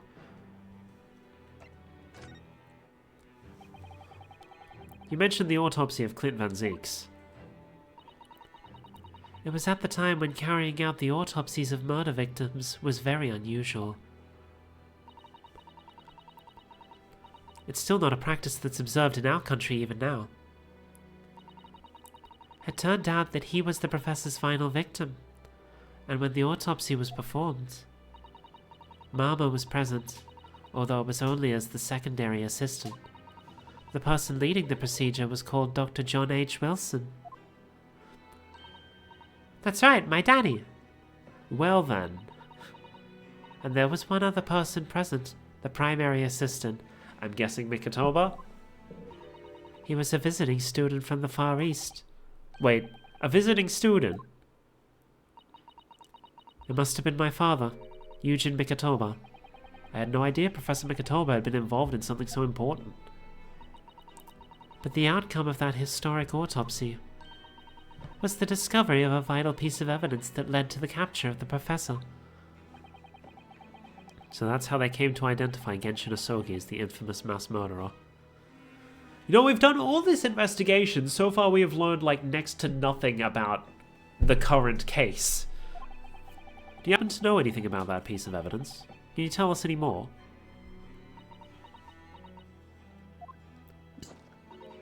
Would you like to see the records for yourself? What? Would that be alright? What's the point of keeping records if people can't look at them? Good point. They're filed under V at the back of those cupboards, with the other records from the last decade. Thank you. Let's see. Van Zeeks. That's strange. What, Mr. Naruhodo? They aren't here. There's nothing under Van Zeeks. There must be. Perhaps somebody took them away? No one's allowed to take documents related to the professor case out of this room. But you're right, they're gone. Well, when was the last time somebody looked at them? Do you remember? It was... Oh yes, I remember now. It was 2 years ago. A consulting detective came one day, saying that he'd like to see the records. No, you don't mean... Herlock Sholmes was his name. God, everyone's fucking involved. Deep down, I knew it was coming. Do you think he stole the records? Oh no, surely not. Iris, that can't be right, can it?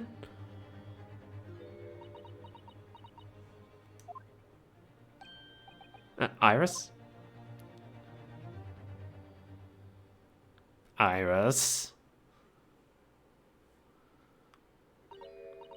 Runo. I hope you don't mind, but What is it, Iris? I've just remembered something very important I have to do. I'm going to have to leave you now. Oh, this is very sudden, Iris. Well, we'll come with you then. Oh no, there's no need. You and Runo can take your time here. Bye for now then. Good luck. Wait a minute, little girl. Huh? Me? I remember now. You've been here before, haven't you? Have you, Iris? Yes, 2 years ago, when that detective came. You were with him, weren't you? You were a living specimen then, too. That's the way it usually works, yes. Was I? I really don't remember.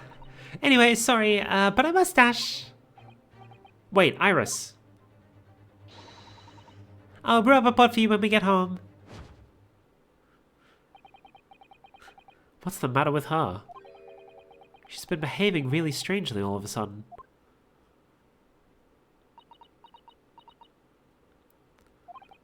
Well, in that case, we won't keep you any longer either. It's been quite a while since I had any visitors. This was really fun. But next time you come, I'd prefer it if you were ready for dissection. I can't make any promises, sorry.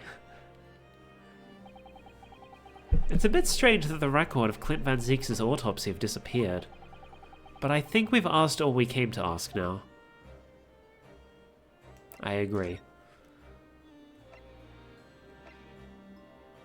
Now.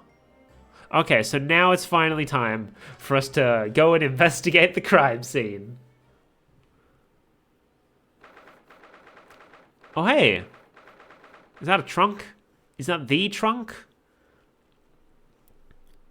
Room on Fresno Street. The police are still busily investigating here then. But Gina's nowhere to be seen. Where is she? Yes, it has been blissfully quiet, hasn't it? Perhaps she's out investigating on her own, practicing what her boss taught her. Well, I expect she'll be back before long. Shall we wait? Actually,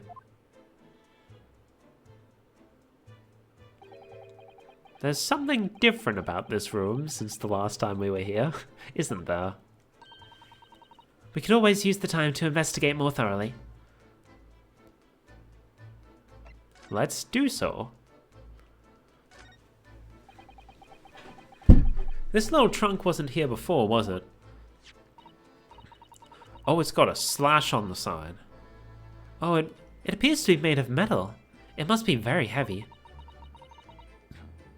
I wonder to whom it belongs.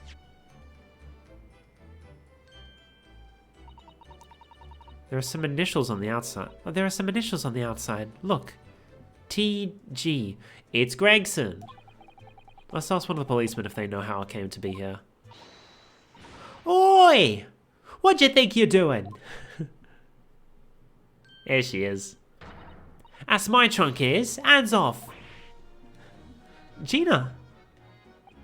Where were you hiding? I don't know. You leave something unattended for a few seconds and every Tom, Dick and Harry's got his greedy eyes on it. Just a wild guess, Gina, but... What? Spit it out, Otto. Is it fair to say that you've only owned that trunk since this morning's trial? What? What are you trying to say? Come on, that trunk goes with me everywhere. Always has. Where have you been the last year? Trying not to incur your wrath, mainly. It's probably Gregson, and then... It's Gregson's, and then she got it after he died, I guess. You should hear him talking at the yard now. They should be ashamed of themselves. They're saying that it was the boss who killed all them bludgers. You mean the whole Reaper thing? Yeah. Apparently the boss was investigating stuff that no one else at the yard knew nothing about. Stuff to do with all them criminals what got off scot-free. Yes, the ones prosecuted by Lord Van Zieks who used bribery and corruption to evade conviction. Well then obviously it was that bloomin' Reaper giving the orders, weren't it? But why would people be suspecting Inspector Gregson to be involved with the killings? Aside from, you know, what we already know, because we did things in a weird order. There was a notebook hidden in his office. Oh no, this doesn't sound good. It had details about all the crimes that have been pegged as the Reaper's work. What? No. Did you see it, Gina? Did you see that notebook? I wouldn't flame and let me. Because I'm just an apprentice, apparently. But it was me who found it, and he was my boss. That's right. I was pretty miffed about it, so I sneaked a peek at what it said anyway. Oh, that's our Gina.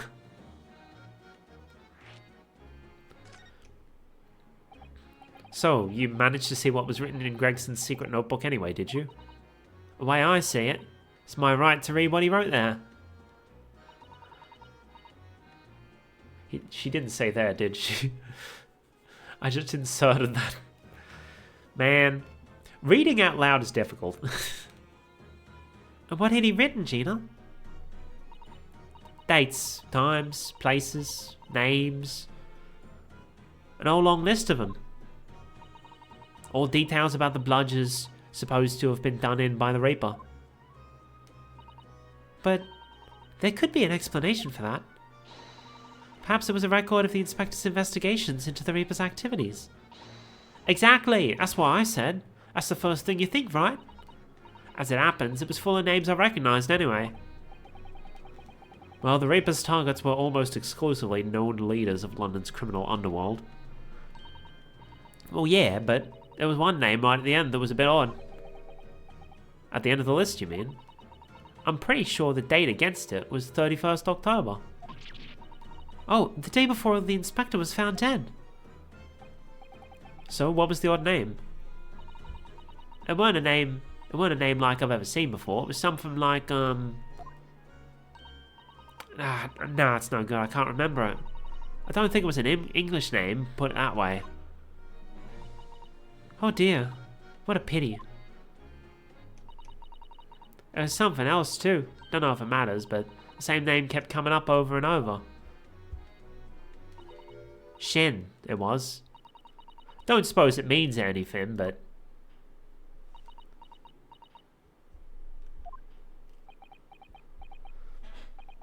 Did you say Shin?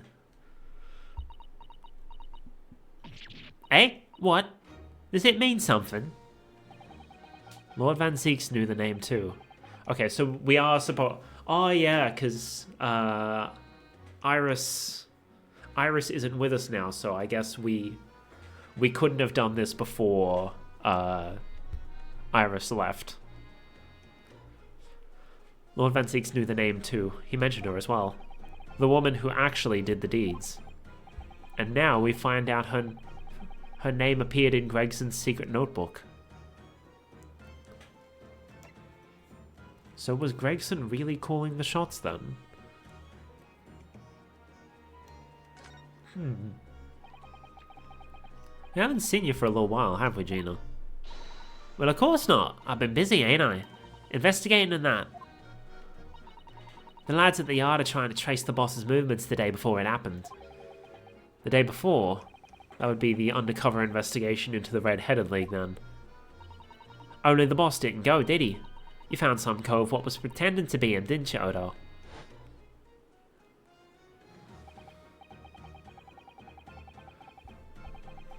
Yes, it was Mr. Vigil who actually went to the park on Lime Street that day, posing as Gregson.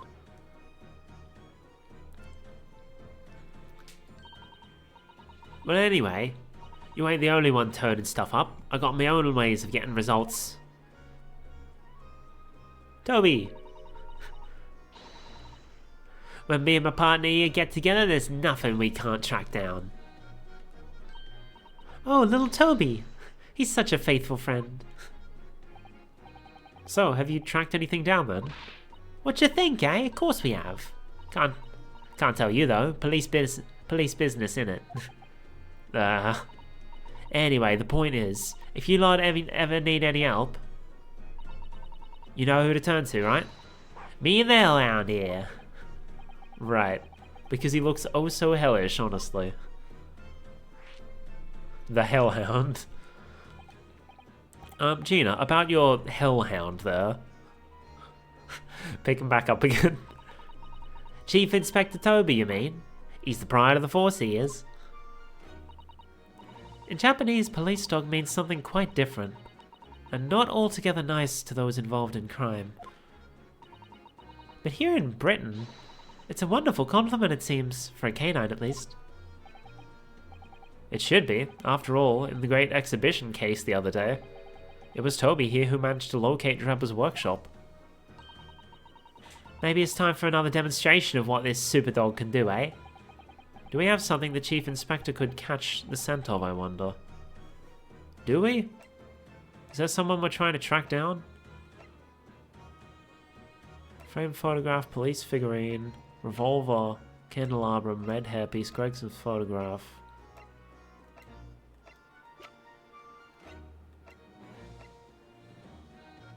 No? Here. Well, Chief Inspector Toby, if you wouldn't mind having a sniff of this.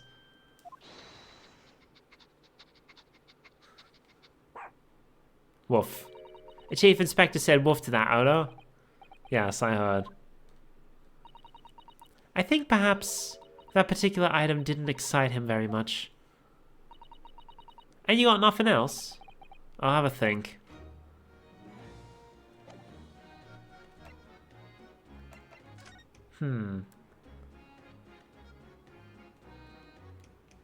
I'll just check, like, what all's new, I guess. There are details of cases stretching back over 10 years on this notice board.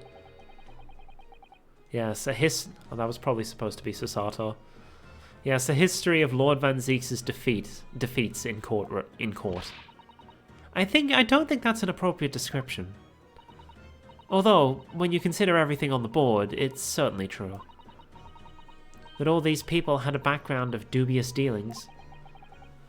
And in the end, of course, the board itself concealed the inspector's own death. Oh my, it really doesn't bear thinking about.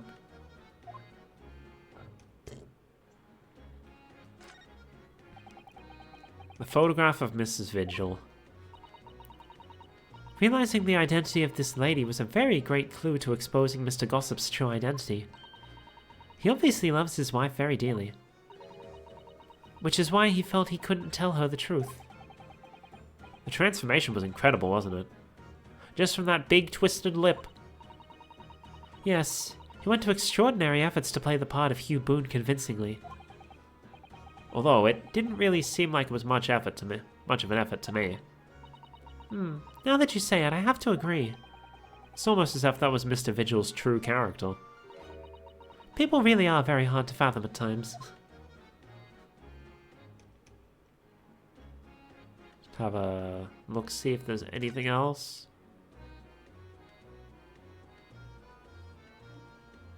Well, we can have a look at the this again, I guess. I never imagined this little figurine would turn out to be a watch-winding key. I suppose it's a policeman because the pocket watch was a gift from Scotland Yard. It seems there was much more to Inspector Gregson than we ever realized. He was clearly a brilliant man. It's the fish and chips that threw us off. I feel as though it ruined his image. I really don't think we should blame one of Britain's staple cuisines. But think about it. Imagine if it was Mr. Sholmes. How would you feel if instead of that old briar pipe that's always in his hand, Mr. Sholmes had a bag of chips? Rather disappointed, if I'm honest. Exactly. But fish and chips are so good, though. This revolver, just who does it belong to? I'm now realizing it's been ages since I last had chips. I'm always just making rice and pasta instead, because they don't take as long to cook. My oven's kind of garbage, so if I wanted to cook chips, it takes too long for them to crisp up. This revolver, just who does it belong to? Well, we know it's of the type issued to members of the police force and judiciary. But Gregson's own gun was found on his person. And of course, Lord Van Zeeks has admitted to losing the firearm with which he was issued. Such absent-mindedness. Not dissimilar to you, Mr. Naruhodo. I'm starting to think the cold, hard prosecutor and I could become friends after all. Then I wish you every success. It catches your eye as soon as you enter the room, doesn't it? It's such a bright color. It certainly makes an impression, yes. They can't possibly commit any crimes, can they? I mean, the redheads stand out like a sore thumb. I'm afraid with our jet-black Japanese hair, we stand out almost as much here in London. I suppose that's true. You mustn't think of committing any crimes, Mr. Naruhodo. I wasn't.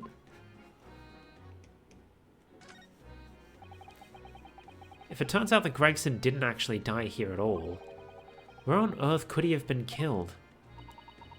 Well, one way or another, we must find out, for the inspector's sake. You know, you look awfully pale again today, Mr. Naruhodo. Sorry. Just when I start thinking it all through, I conjure up some horrible images in my mind. Your imagination is the culprit here, then. Most certainly guilty.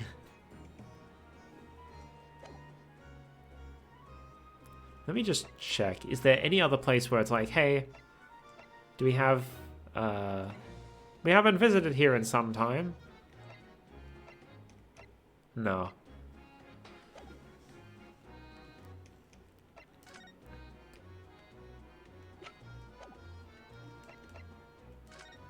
We need to go through this, I assume, to actually... About your hellhound there, yeah. I'm thinking maybe the wig to figure out if it really was Gregson wearing it or if it was someone else.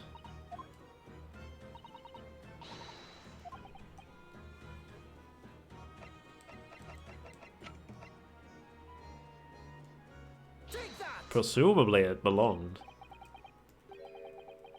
If you wouldn't mind having a sniff of this. So it's probably not that. He might be a little too keen, don't you think? Never mind. We might have something here.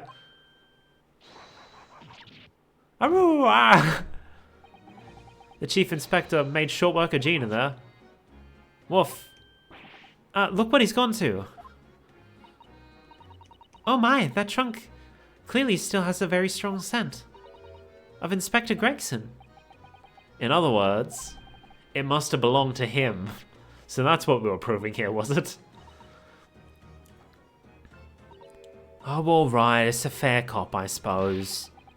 And you nearly got away with it, too.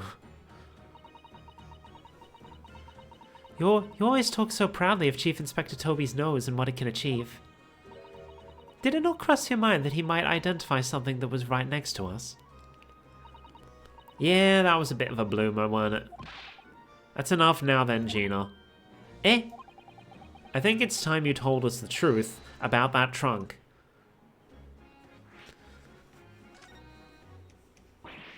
It weren't like that. It just weren't. What are you talking about? I know what's going through that head of yours, but that ain't what happened. Alright then, what did happen? Well, like I said before, we were trying to trace the boss's movements. So I let Toby here have a whiff of the boss's overcoat. As soon as I'd done that, he went off like a shot. Straight to that sandwich. To a sandwich? Not to a bag of chips? Mr. Naruhodo, I believe Gina means the witness. This is the trunk. This is the trunk. I mean, that was what I was thinking before, but like now I'm thinking it again. And then maybe the trunk was at the scene and then Sandwich fucking took it with him? What an asshole. Forgot about that Sandwich. Yeah, he had it in between the wooden boards of his. The boss's trunk. You mean when they heard the sound like a gunshot and all piled in here? Exactly. He nabbed it from the scene. Goodness. Me, the chief inspector, gave that sandwich a good grilling, and you know what he said? I thought it might fetch a good price, and the chap wouldn't be needing it anymore, so... That's all I did. Nothing more, nothing less. Would you Adam and Eve, the cheek of it, eh? Stealing the dead boss's stuff to flog? So Miss Venus wasn't the only one to meddle with the scene of the crime, then. How could they? So anyway, that's how it happened.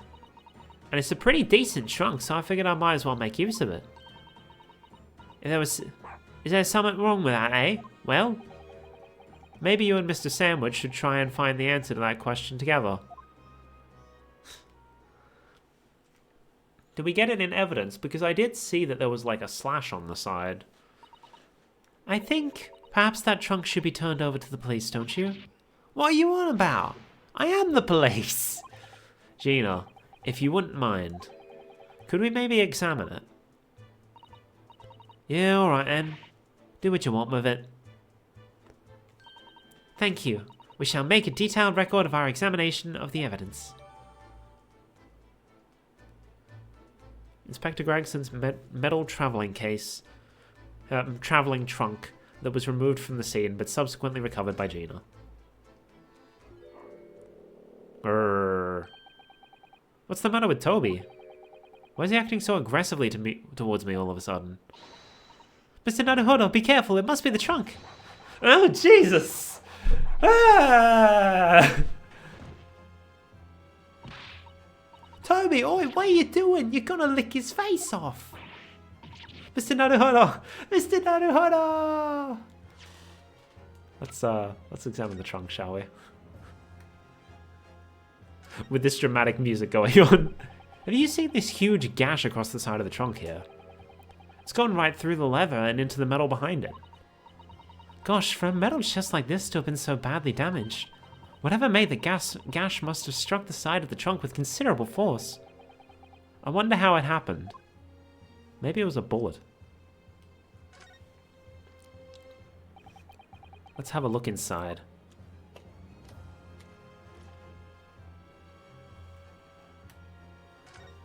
What's all this then? Look, there's something inside. Ooh, let's see. It appears to be a passport authorizing him to travel overseas. Was Inspector Gregson about to go on a trip abroad then? Perhaps the date of departure might tell us something. That was... Oh! What is it? For travel on 31st October. Just one day before the incident. To meet with Miss Shin? Perhaps? But Miss Shin is dead. Supposedly. What? Really? Issued to travel to France the day before his body was discovered. Gregson went to France the day before his body was discovered. Well then. Oh, hello! Look at this dark stain here. Do you think? Yes, I'm afraid so. I think it's blood. I knew you were going to say that. So presumably this means that this was present at the scene when Inspector Gregson was killed. It's the most logical conclusion, yes.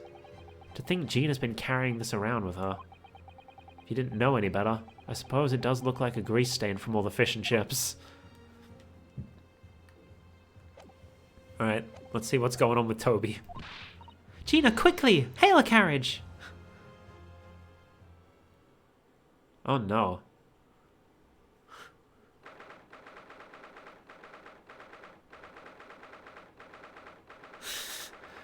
Back in the office, I guess.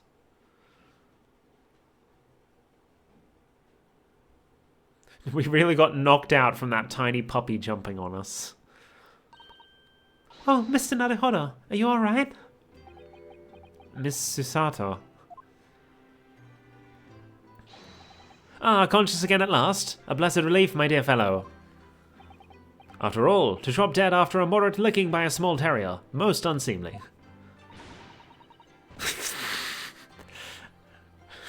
Fucking Sholmes' collapsing animation. What is or isn't seemly is irrelevant here, Mr. Sholmes.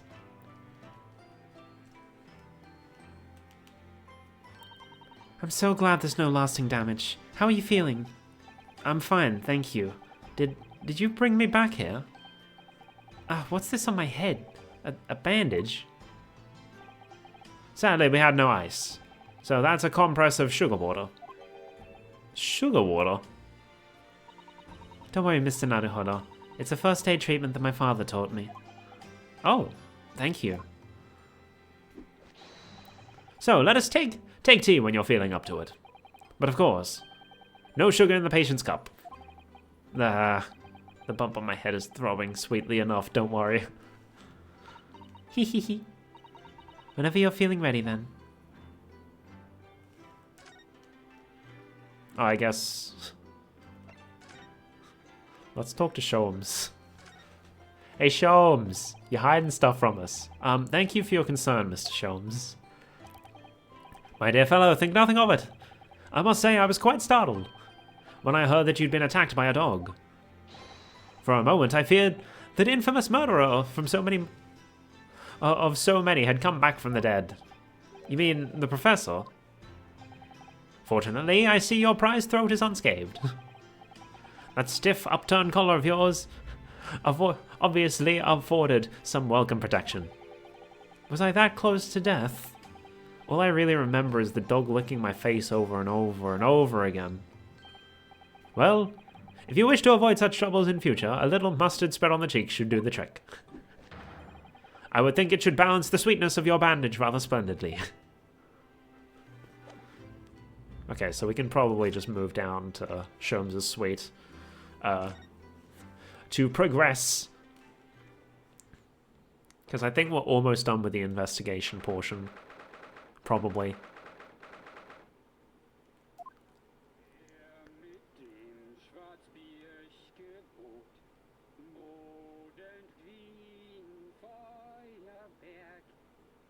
What the hell? Hold on.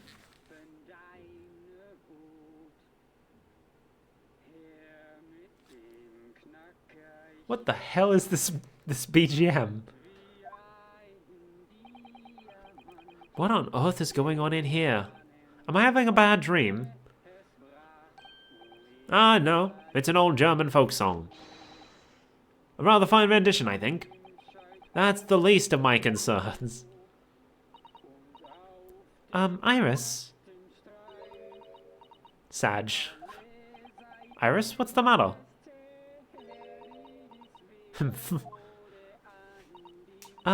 Who is that sprawling...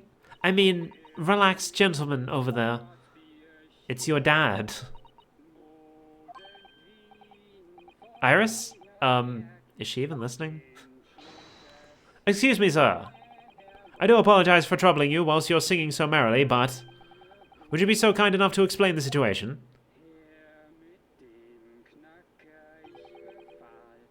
Well, that works. A crooning gentleman and a mute young girl. A rather tantalizing juxtaposition. Oh... One that appears to have incited the gods of deduction within me to find their voices too. Oh boy. Mr. Sholmes, do you mean... The strains of reasoning within me are playing now as a delightful duet. Do we really need to do this right now? I guess we haven't really... Oh no, I think we did do one early on in the case. But all his deductions so far have been completely unrelated to the case we're actually investigating.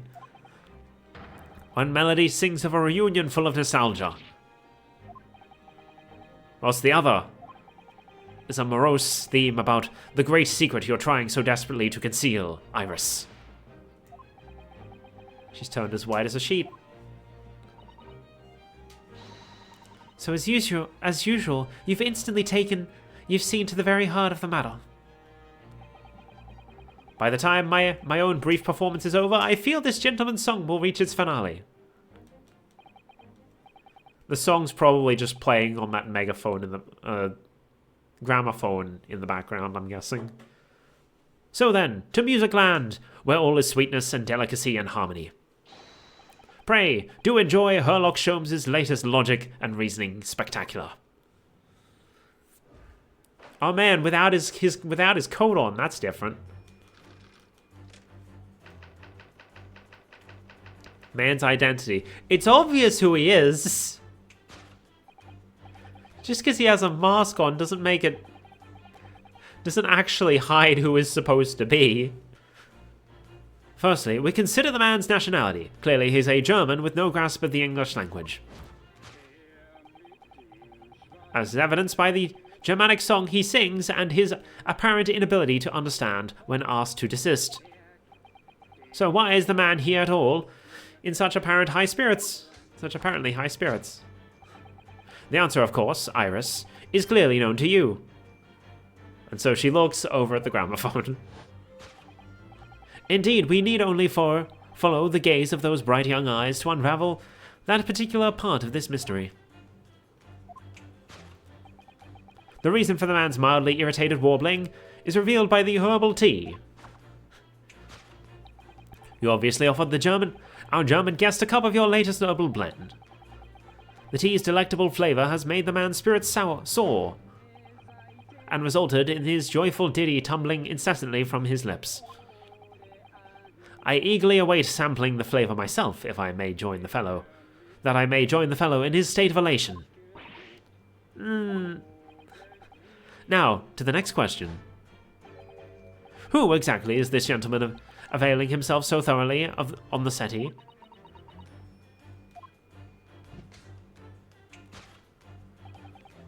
As it happens, a number of years ago now, a certain gentleman of German origin engaged my services in solving a particularly delicate case. He required the retrieval of letters once sent to an acquaintance that might have proved problematic. In order to conceal his noble identity, he also arrived at my office in a mask. The gentleman's name was Wilhelm Gottsreich Sigismund von Ormstein. I kind of spoiled myself a little on this. I didn't realize... So I was looking up Gotts's... the origin of Gotts's name from the previous case. He is just named after a Sherlock Holmes character. And they did mention that his father, who had the same name but with a von in his name, gets brought up in a later case. I thought he was actually going to show up, but I guess maybe he's just being mentioned by Sholmes. The King of Germany. If my memory serves, the mask worn by this gentleman is identical. Yes, there can be no question. That mask belongs to the King of Germany. It would appear His Majesty remembers the fine service I afforded him, and has decided to show his face again, mask and all, in order to express his gratitude. A well-mannered monarch indeed, wouldn't you agree, my dear fellow? So the identity of this masked visitor is in fact my former client, the King of Germany. Indeed, his son is currently in London as well, enjoying the wonders of the Great Exhibition. Wait, so is Bohemia part of Germany?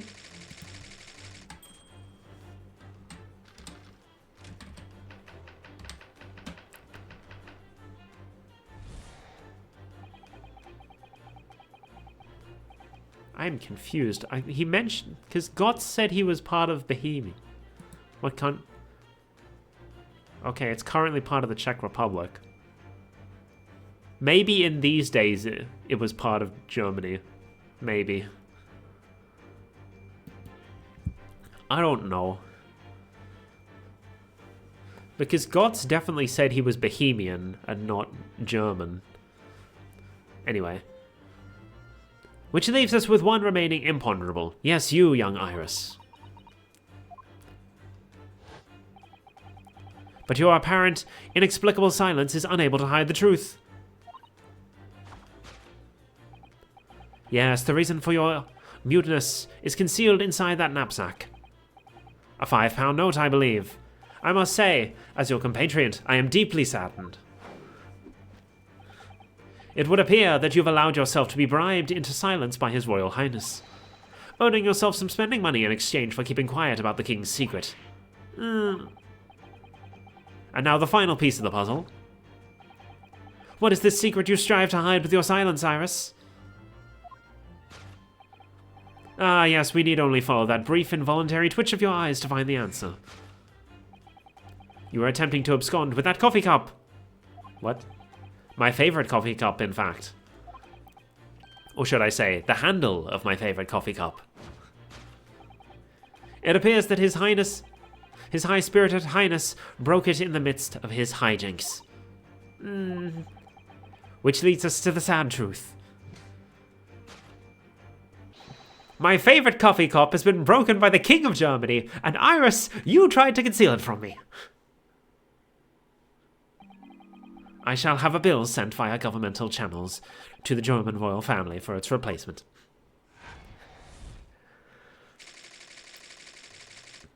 Okay.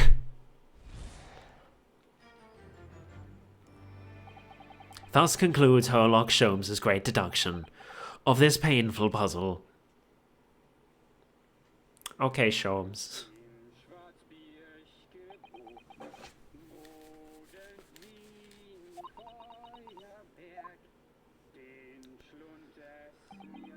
With your silence as well, the fellow's jovial warbling rather rings in the ears, does it not? Mr. Sholmes, I must say something does rather trouble me. Pray, Mr. Sato, do tell. His Royal Highness doesn't appear to have moved a muscle since we arrived. Ah, and you haven't said a word either, Iris. If Mr. Sholmes has it all right, you might as well own up to it now.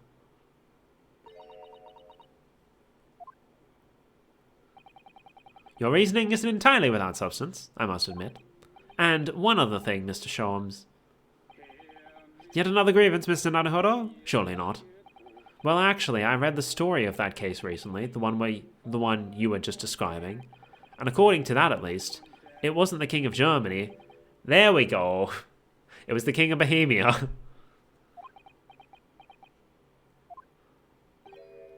Goodness, was it? Yes, that's quite true. Master Gotz, the prince, testified to that in court. His words, I have come to see the great exhibition all the way from my home in Bohemia.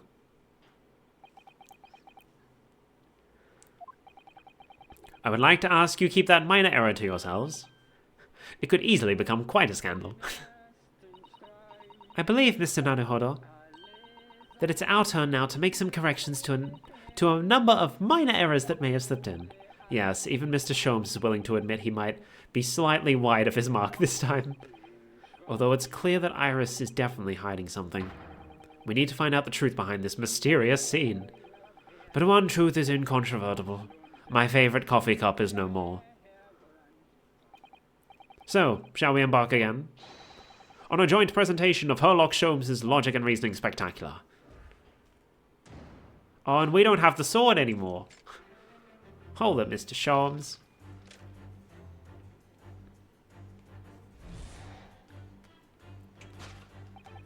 Firstly, we consider the gentleman's nationality. Clearly he is a German with no grasp of the English language. As evidenced by the Germanic song he sings and his apparent inability to understand when asked to desist. So why is the man here at all in such apparently high spirits? The answer, of course, Iris, is clearly known to you. Indeed, we need only follow the gaze of those bright young eyes to unravel that particular part of this mystery. The reason for the man's mildly irritated warbling is revealed by the herbal tea. So what? It's some mix of herbs that gives you the urge to sing? Goodness, I should like to try some. And I'd like to hear your singing, but this man... Just how long does he intend to keep up with that tune, do you suppose? As I said, he's been stuck still the entire time. If you look closely, his lips aren't moving either. Ah, so I'm not sure what's actually responsible for the spirited singing. But I suspect the answer lies at the end of Iris's gaze. It's, let's investigate first, just in case it wants us to check something. Wait, this is a gramophone, still rarely seen in our country. The sound certainly appears to be coming from the horn. But machines singing? That can't be right! Science and technology are changing the world rapidly, Mr. Naruhodo. What's right is changing too. Wait till you hear about Vocaloids. It's too much for my brain. Well, at least we found our answer. Indeed we have.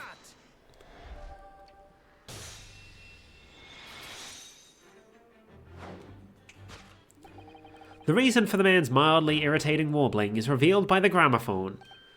Indeed, for no well-bred gentleman would break into an obscure folk song when making a social call. In other words, this gentleman isn't singing at all. In fact, it would appear that the fellow is unconscious.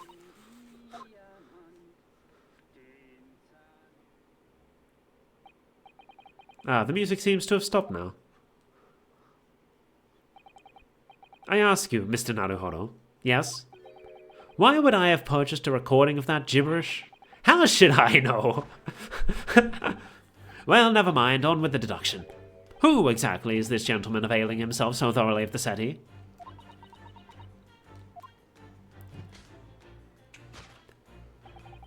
As it happens, a number of years ago now, a certain gentleman of German origin engaged my services for solving a particularly delicate case. He required the retrieval of letters once sent to an acquaintance that might have proved problematic. In order to conceal his noble identity, he also arrived at my office in a mask. The gentleman's name was Wilhelm Gottsreich Sigismund von Ormstein, the King of Germany. If my memory serves, the mask worn by this gentleman is identical. Yes, there can be no question, that mask belongs to the King of Germany. Even though we established that it isn't. Although we've already established that it was actually the King of Bohemia. It seems Mr. Sholmes intends to persist with his German theory for some reason. Come to think of it, the young prince was wearing a mask as well, wasn't he? Master Gotts, the boy whom you had in tears? Don't remind me, or anyone else. Do you suppose all members of the aristocracy of mainland Europe wear masks? I'm sure they do. Well, probably anyway. The point is, that mask doesn't belong to any king. No, that's right, as we well know, because we can identify the true owner of this mask. It's... Kazuma!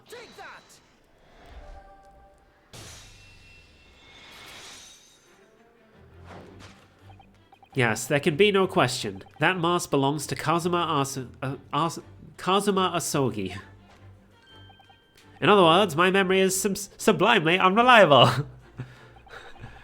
Only you could try to make that sound positive. Kazuma's mask has been languishing on this metal chest for several days, though that doesn't explain why the gentleman is wearing it now. But it is now a simple matter to determine our guest's true identity. After all, the gentleman is unconscious. We need only excuse ourselves in advance, gently lift the mask, and peer beneath it. Surprise! It's Professor Mikotoba. I don't believe it. It totally wasn't completely obvious. Father!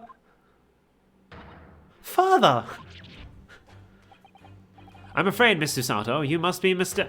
No, I think not, Mr. Sholmes.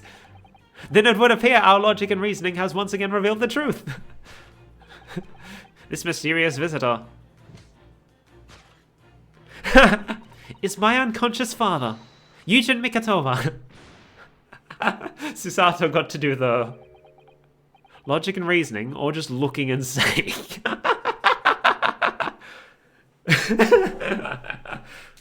This entire frickin' logic and reasoning spectacular feels entirely pointless, but, you know, fun. That's the picture! Yujin Mikatova. Solved.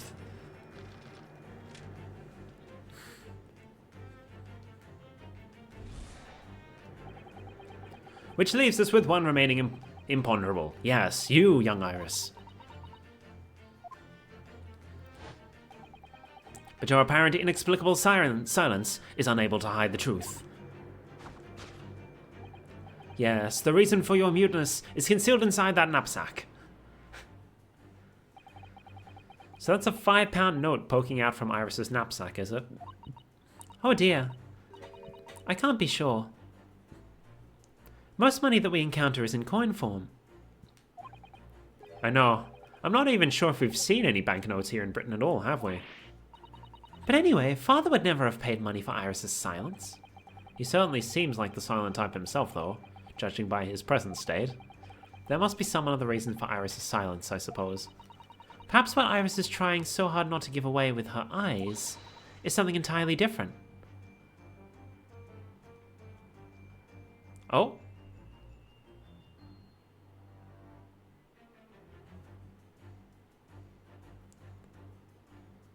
I'm just gonna have to have a look around and examine things first. This metal chest, it contains important documents, doesn't it? Wait, it's open. It's not locked.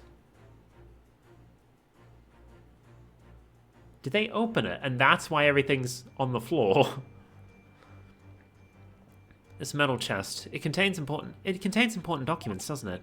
Yes, details of all the cases Mr. Sholmes has worked on over the years. Written up by Iris's father, if I'm remembering correctly. Iris insists that the chest is kept locked at all times. She's never once shown me inside. Well, its contents are invaluable to her, I suppose, and entirely irreplaceable. But look at it now.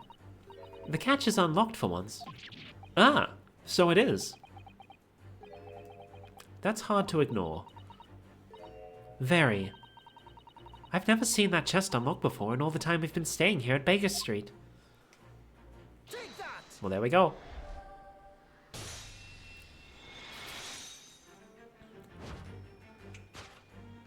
Yes, the reason for your muteness is concealed inside that metal chest.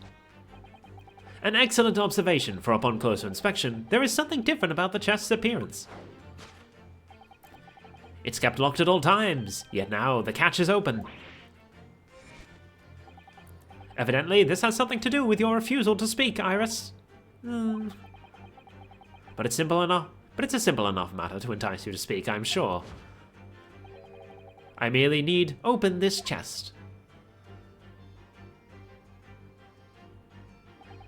Here we go. No, Harley, don't.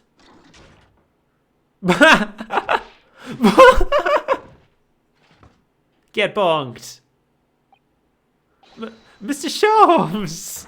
Mr. Sholmes! Hurley! He's dead. He's dead, Jim. Never! Oh, Hurley, I told you not to open it. Ah, so you've found your voice now, Iris. I guess we're now finishing off the logic and reasoning spectacular by ourselves. Ah! In other words, what just happened clearly reveals the truth here. Yes, the real reason for your silence up until now is...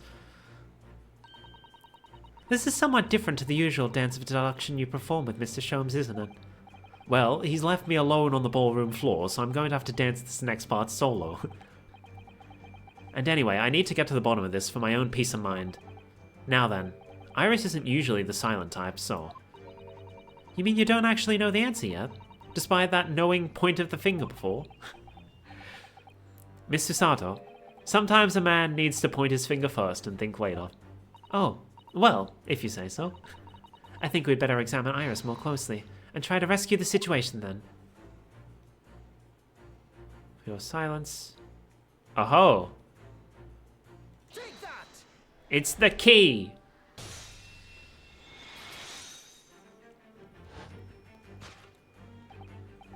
Yes, the real reason for your silence until now is that key behind your back. Ah! When Mr. Sholmes was thrown into the air before.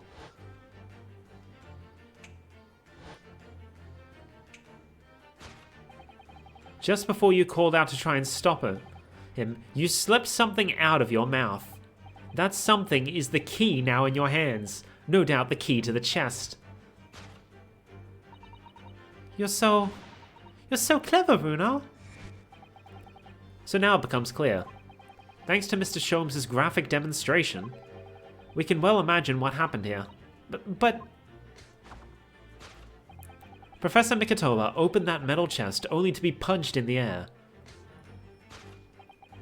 And land sprawled on the settee. But wait, that doesn't explain all the facts. What about the stylish scarf and the cup of tea? And above all, why would he be wearing Kazuma-sama's mask? Well, for those curious details, I can think of only one explanation. Clearly, an unbelievable miracle took place in this room. Isn't that right, Iris? Considering how the room was arranged before this whole painful experience took place, when Professor Mikotoba opened the chest, completely unaware of what awaited him inside, the mask was flung into the air just as he was, only to land neatly on his face when it fell back down. The teacup's journey through the air ended when it was caught in the unconscious professor's finger.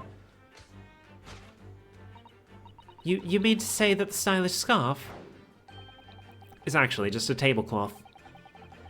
This is the Great Detective's office, after all, a place of miraculous deductions. Oh. Just like, oh shit, I gotta join in. Would you expect anything less?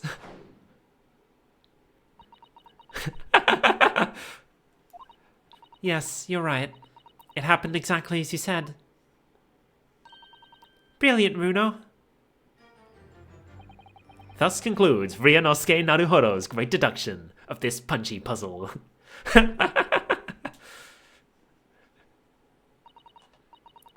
So then, why don't I make a fresh pot of tea for us all? Objection!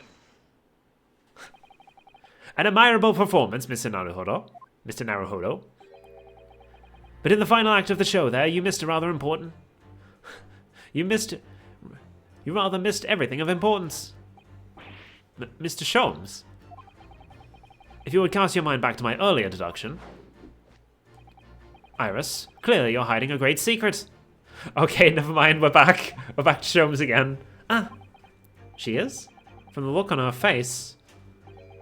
Mr. Sholmes must be right, whatever this great secret is. The cat isn't out of the bag yet. So I put it to you again. You were attempting to abscond with that coffee cup! It really is a shame about Mr. Sholmes' cup. It must have been smashed when Professor Mikotoba opened the chest. Oh dear. So many things seem to have been broken here. But now that the deduction has taken a different direction, Iris doesn't seem to be trying to hide the broken cup anymore. In other words, her great secret is something else. Let's put our observational skills to work here one more time then. I get the feeling that that isn't a banknote. Surely this time at last the knapsack is going to be the answer. I'm really not sure why you're so intent on showing Iris's bag to be complicit in these events. Because it's a sizable bag, big enough to carry things around, Mr. Naruhodo. That's what bags are for. So, the knapsack might never see the limelight, you mean? I really wouldn't like to say. Okay, never mind. There's the coffee cup. Oh, hello. Look, there. There seem to be more papers there. Is Iris trying to hide them underneath the tray? The insignia, Mr. Naruhodo. It's an official Scotland Yard document. What? But why would Iris have... We must ask her. An official Scotland Yard document. Interesting.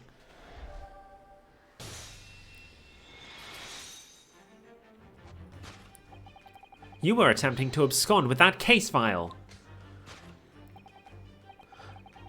Iris, as you know very well, nothing escapes the attention of a great detective. Oh no.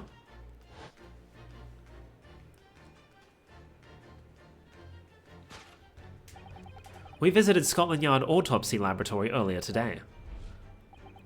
And Dr. Gorey informed us that the autopsy report of Clint Van Zeeks had gone missing.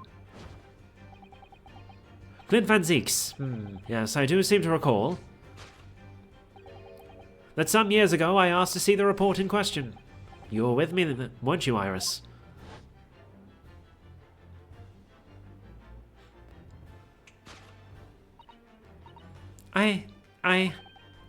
You mean it was you, Iris? So those papers you have there... I'm sorry. Forgive me! Sag.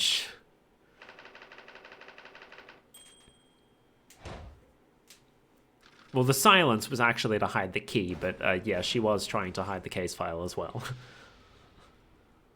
Deduction complete. Elementary. In truth, I would like to have thought I could have predicted the booby-trapped chest. But it caught me completely off guard. It was very nearly the late consulting detective Herlock Sholmes. Ugh, I'm sorry, Hurley. So you mean this autopsy report really is? Yes, I took it from the lab, even though I knew it was very important. Was there something that troubled you, Iris? Not exactly something that troubled me. Something I'd been looking for. When I saw this report, when I saw the writing in it, I knew it was Daddy's. The writing? Your father's writing? What do you mean?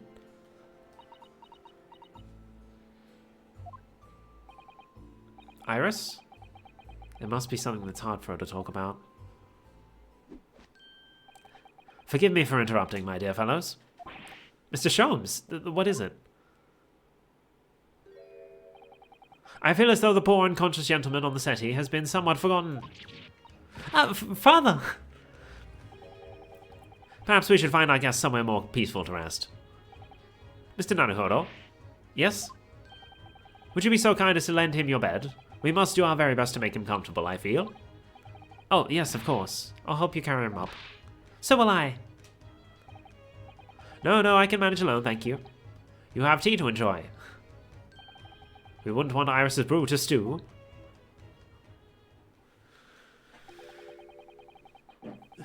Because there's no better way to make a professor comfortable than dragging him upstairs like a trunk.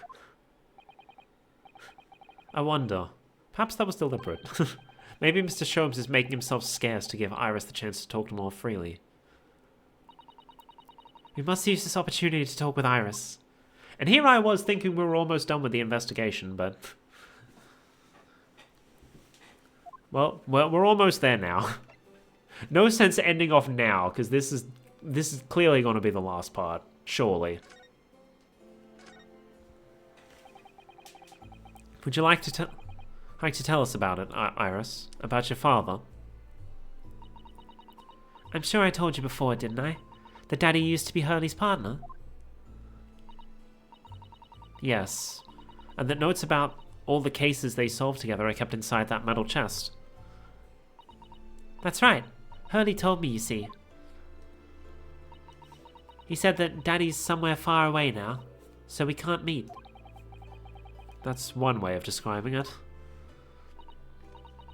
Then, when I secretly unlocked the chest and read through the papers inside, I started to build up a picture in my head of what Daddy must be like. Well, that's only natural. You're just like any other girl your age. I read that Daddy was a professor of medical science, so I studied and took my degree too. Well, that's only natural, I suppose. In that respect, you're not quite like any other girl your age, though. But there was one thing that I could never find out. Daddy's name. Ah, His name wasn't anywhere on any of the notes that he'd made about his work with Hurley. But then one day... that's what happened, isn't it? When you saw this autopsy report, you finally managed to work it out. Is that right? Yes. So it was the handwriting on the report that caught her eye.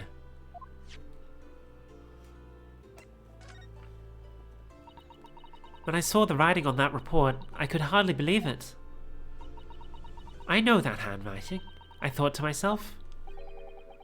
Because it was the same as the writing you'd seen on your father's case notes. Exactly. I was desperate to compare the two properly. I needed to see them side by side. I asked the doctor in the laboratory, but I was told I couldn't take the report away. I've been speaking for 4.5 hours. You can forgive me for stumbling over my words.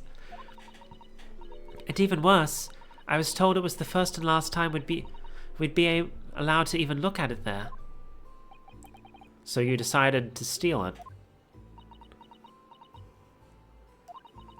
When I compared the autopsy report with the case notes I had here, there was no doubt. The handwriting was exactly the same. It was Daddy's. And the signature of the coroner at the bottom of the autopsy report read Dr. John H. Wilson. So that's how I finally found out. I learnt Daddy's name at last. I see. Ever since then, I've called myself Iris Wilson. That's also when I had the brilliant idea of writing stories all about Daddy's exciting time. I just got a freaking Discord ping. All about Daddy's exciting times with Hurley. I decided there and then, that I'd write The Adventures of Herlock Sholmes. Oh, Iris, I had no idea the stories had quite such a deep personal significance for you.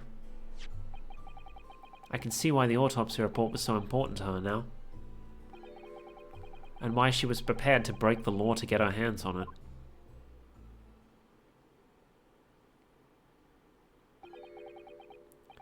I must apologize, Iris.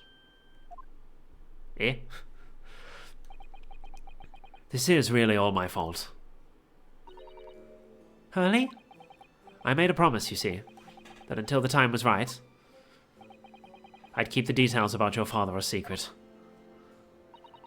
I know. I've been very naughty. I'll take the autopsy report back to Dr. Gorey and apologize, I promise. Yes, we'll go together, I think. Then, let me look after it for you until we get there. Just so we can take a look at it ourselves.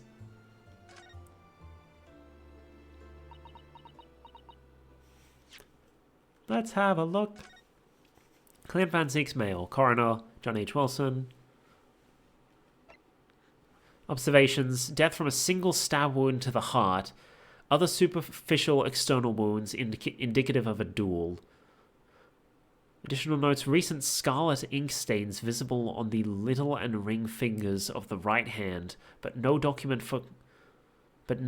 in corresponding ink was found. Autopsy findings, vital evidence recovered from the victim's stomach during autopsy report. Credit to Inspector Gregson for petitioning so doggedly for the autopsy procedure. No internal trauma noted anywhere on the body. Huh. I must go and water my herbs, I think. I'll see you all later.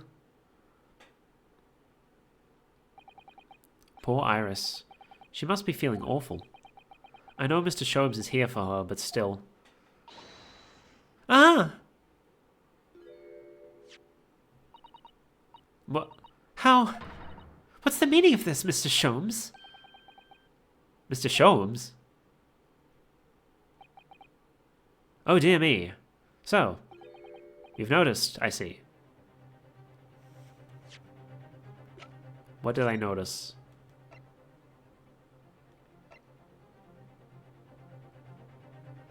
I don't know what she noticed. But that would mean... What on earth's the matter, Mr. Sato? You've turned as white as a sheet. It's this autopsy report, Mr. Nanohoro. The one from 10 years ago. The writing isn't Dr. Wilson's at all. Huh? What do you mean? How could you possibly know that? Because I know his writing very well. This writing is my father's. What? Professor Mikatoba's? Huh? Indeed, it's true. And now you know. My dear fellows. No, I don't know anything. What on earth does all of this mean, Mr. Sholmes? Because the idea that's slowly forming in my mind is just too... So was her father actually the one... Wait.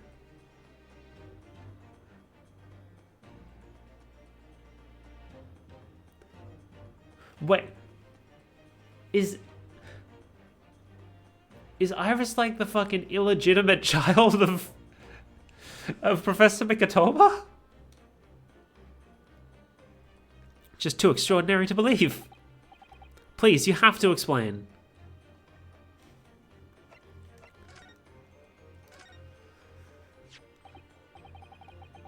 So this autopsy report was actually penned by Professor Mikatoba then. But that makes no sense. It's not possible, surely. Not possible, my dear fellow. Pray, take a deep breath and think again. Yes, you're right. In some ways, it actually makes a great deal of sense. It does? 10 years ago is when Father returned to Japan after his extended study tour in Britain. And prior to his return, where was Dr. Mikatoba engaged? Ah, of course. He was an assistant in Dr. Wilson's laboratory, learning about forensic science.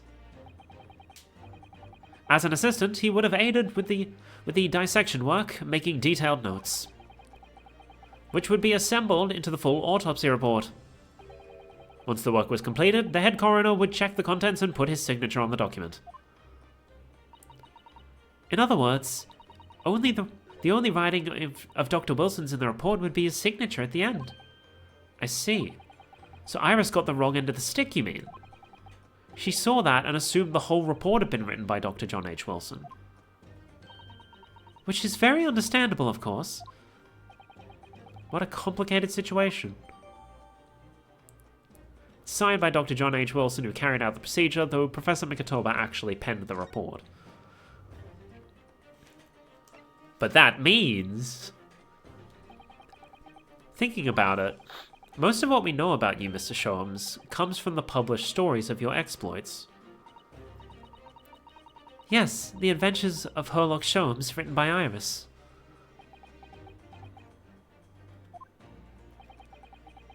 And we really have no way of knowing what's fact and what's fiction. Most troubling for you, my dear fellow, I'm sure. So what about this supposed partner of yours? Did he really exist or not? Ah, you've come straight to the point, I see. And please come straight to the answer. I believe Iris explained it in one of her installments. He was a trusted comrade, and the only person I could truly have called a friend. And did this partner of yours truly make a record of all your cases? Are his notes really stored inside that metal chest? Absolutely, my dear madame. Absolutely. So, where's your partner now? We rarely meet. You see, he lives on the other side of the world.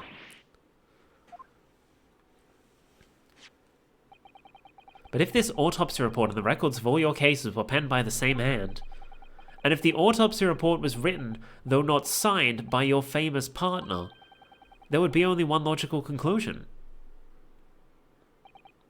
Pray, impress me.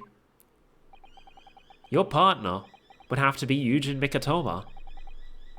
In other words, Miss Susato's father.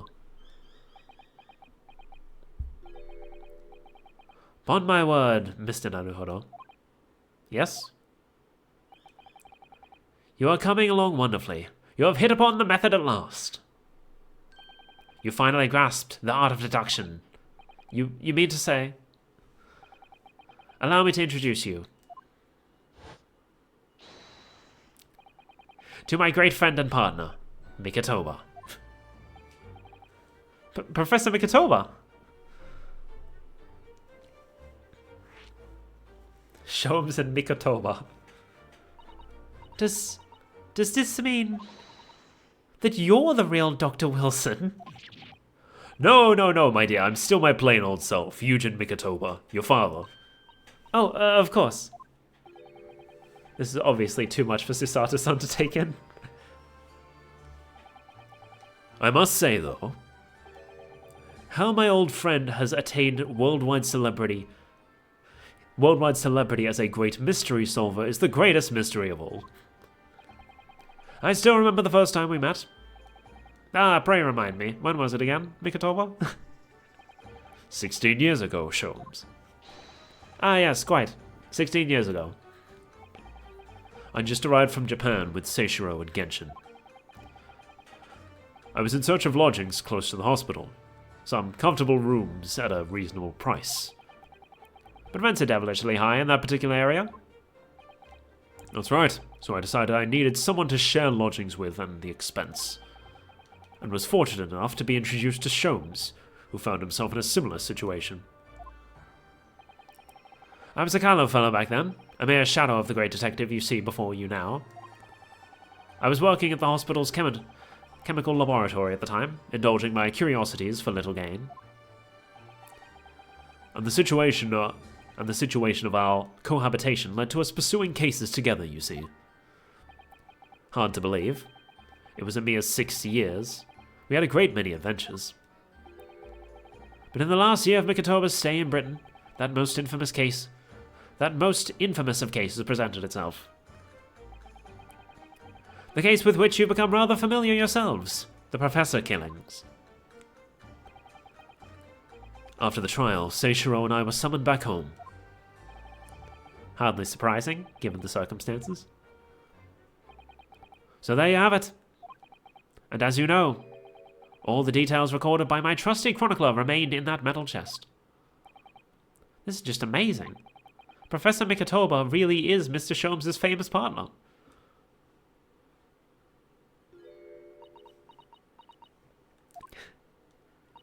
Father. Goodness dear, what a cutting look. As your daughter, I'm very proud to learn that you were the great detective's great partner. But nevertheless, there's another mystery that I really must ask you to explain now. And that is? You know very well what it is. The unresolved matter of Iris's father. Of course, I'd almost forgotten about that one.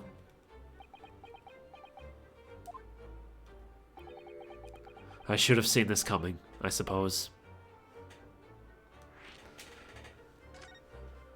Well now, this is a twist I did not see coming. I was just like, why can't we tell Iris about her dead dad? And then it turns out her dad is not in fact dead, because he's someone completely different from who we thought he was. Iris told us that all the notes about the great detective's adventures are in that metal chest. Were written by her father. Isn't that correct, Mr. Sholmes? That is indeed what I told young Iris. But if you're Mr. Sholmes' partner, father, and you wrote all those case notes, then Iris's father must be you. Upon my word, Mr. Sato, you are coming along wonderfully as well. You two have hit upon the method at last. You finally grasped the art of deduction. What? What you've always told me, Father, is that my mother died when I was born 16 years ago, and you left me in grandmother's care whilst you embarked on your study tour of Britain. I've always accepted that. But all this about Iris.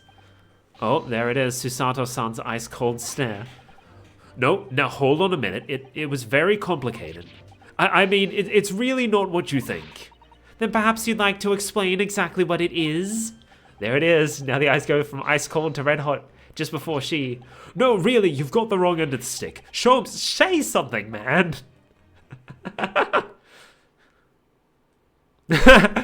Well, must be going.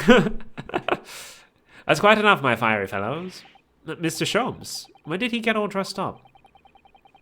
Whilst I don't like to interrupt this exciting exploration of the past, Mikotoba and I have an urgent matter that requires a short excursion.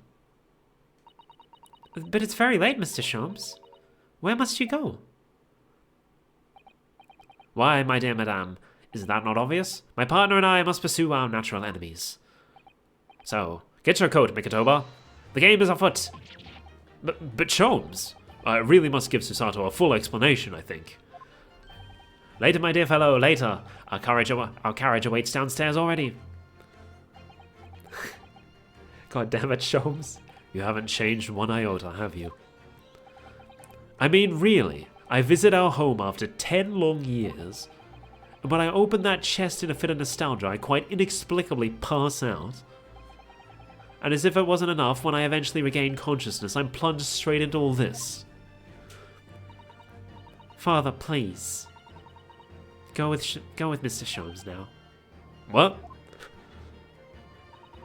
I've no doubt that whatever happened, you are acting in everyone's best interests. I trust you completely. Susato. And sending the great detective and his great partner off on renewed adventures together is more than I could have hoped for in my wildest dreams. Very well then. Let's speak again later. So, I believe your own work is done for the day. I wish you the best of luck for tomorrow. Yes, Naruhodo. Good luck in battle. And in reaching a decision. A decision? About whether to go back to Japan, I suppose. So much happened that day that I barely knew what to do with myself. It would only be later that I'd come to realize how amidst the chaos I'd unleashed were all the clues I needed to finally unearth the truth. And that all the turmoil was necessary to give me the resolve to see everything through. Well then. This lasted longer than I thought it would. That's fine, because we need to get through this game. Wait, end? What do you mean end? Don't you mean to be continued?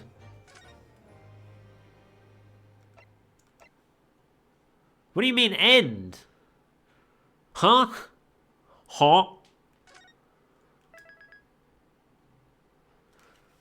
Okay, so I guess that explains it. That explains why everything feels so final chapter-ish.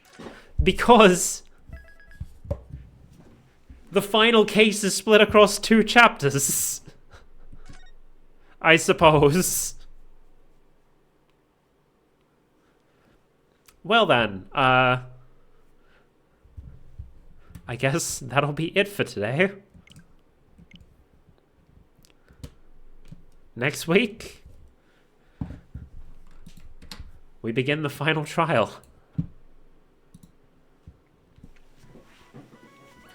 Oh man, that caught me off guard. That really caught me off guard. So thank you all for watching. I wasn't expecting that. So we may actually be able to finish the game next week. Depending. Because I do still want to have a LEGO stream this month. But we only have like 3 weekends left before the new Famicom Detective Club game comes out. I don't know if we'll be able to finish the second game before then, but we can at least make a start. Oh man. There is so much. There is so much. I am very much looking forward to seeing where this goes. I don't know what to say. My brain's just like zoom. Anyway, it is almost 2 p.m. I need to have lunch. So we are going to be ending here for today. My next stream will be next week. Presumably, we'll probably be playing more Ace Attorney. We might switch to a Lego stream on the Sunday, but Saturday we'll probably still be playing Ace Attorney.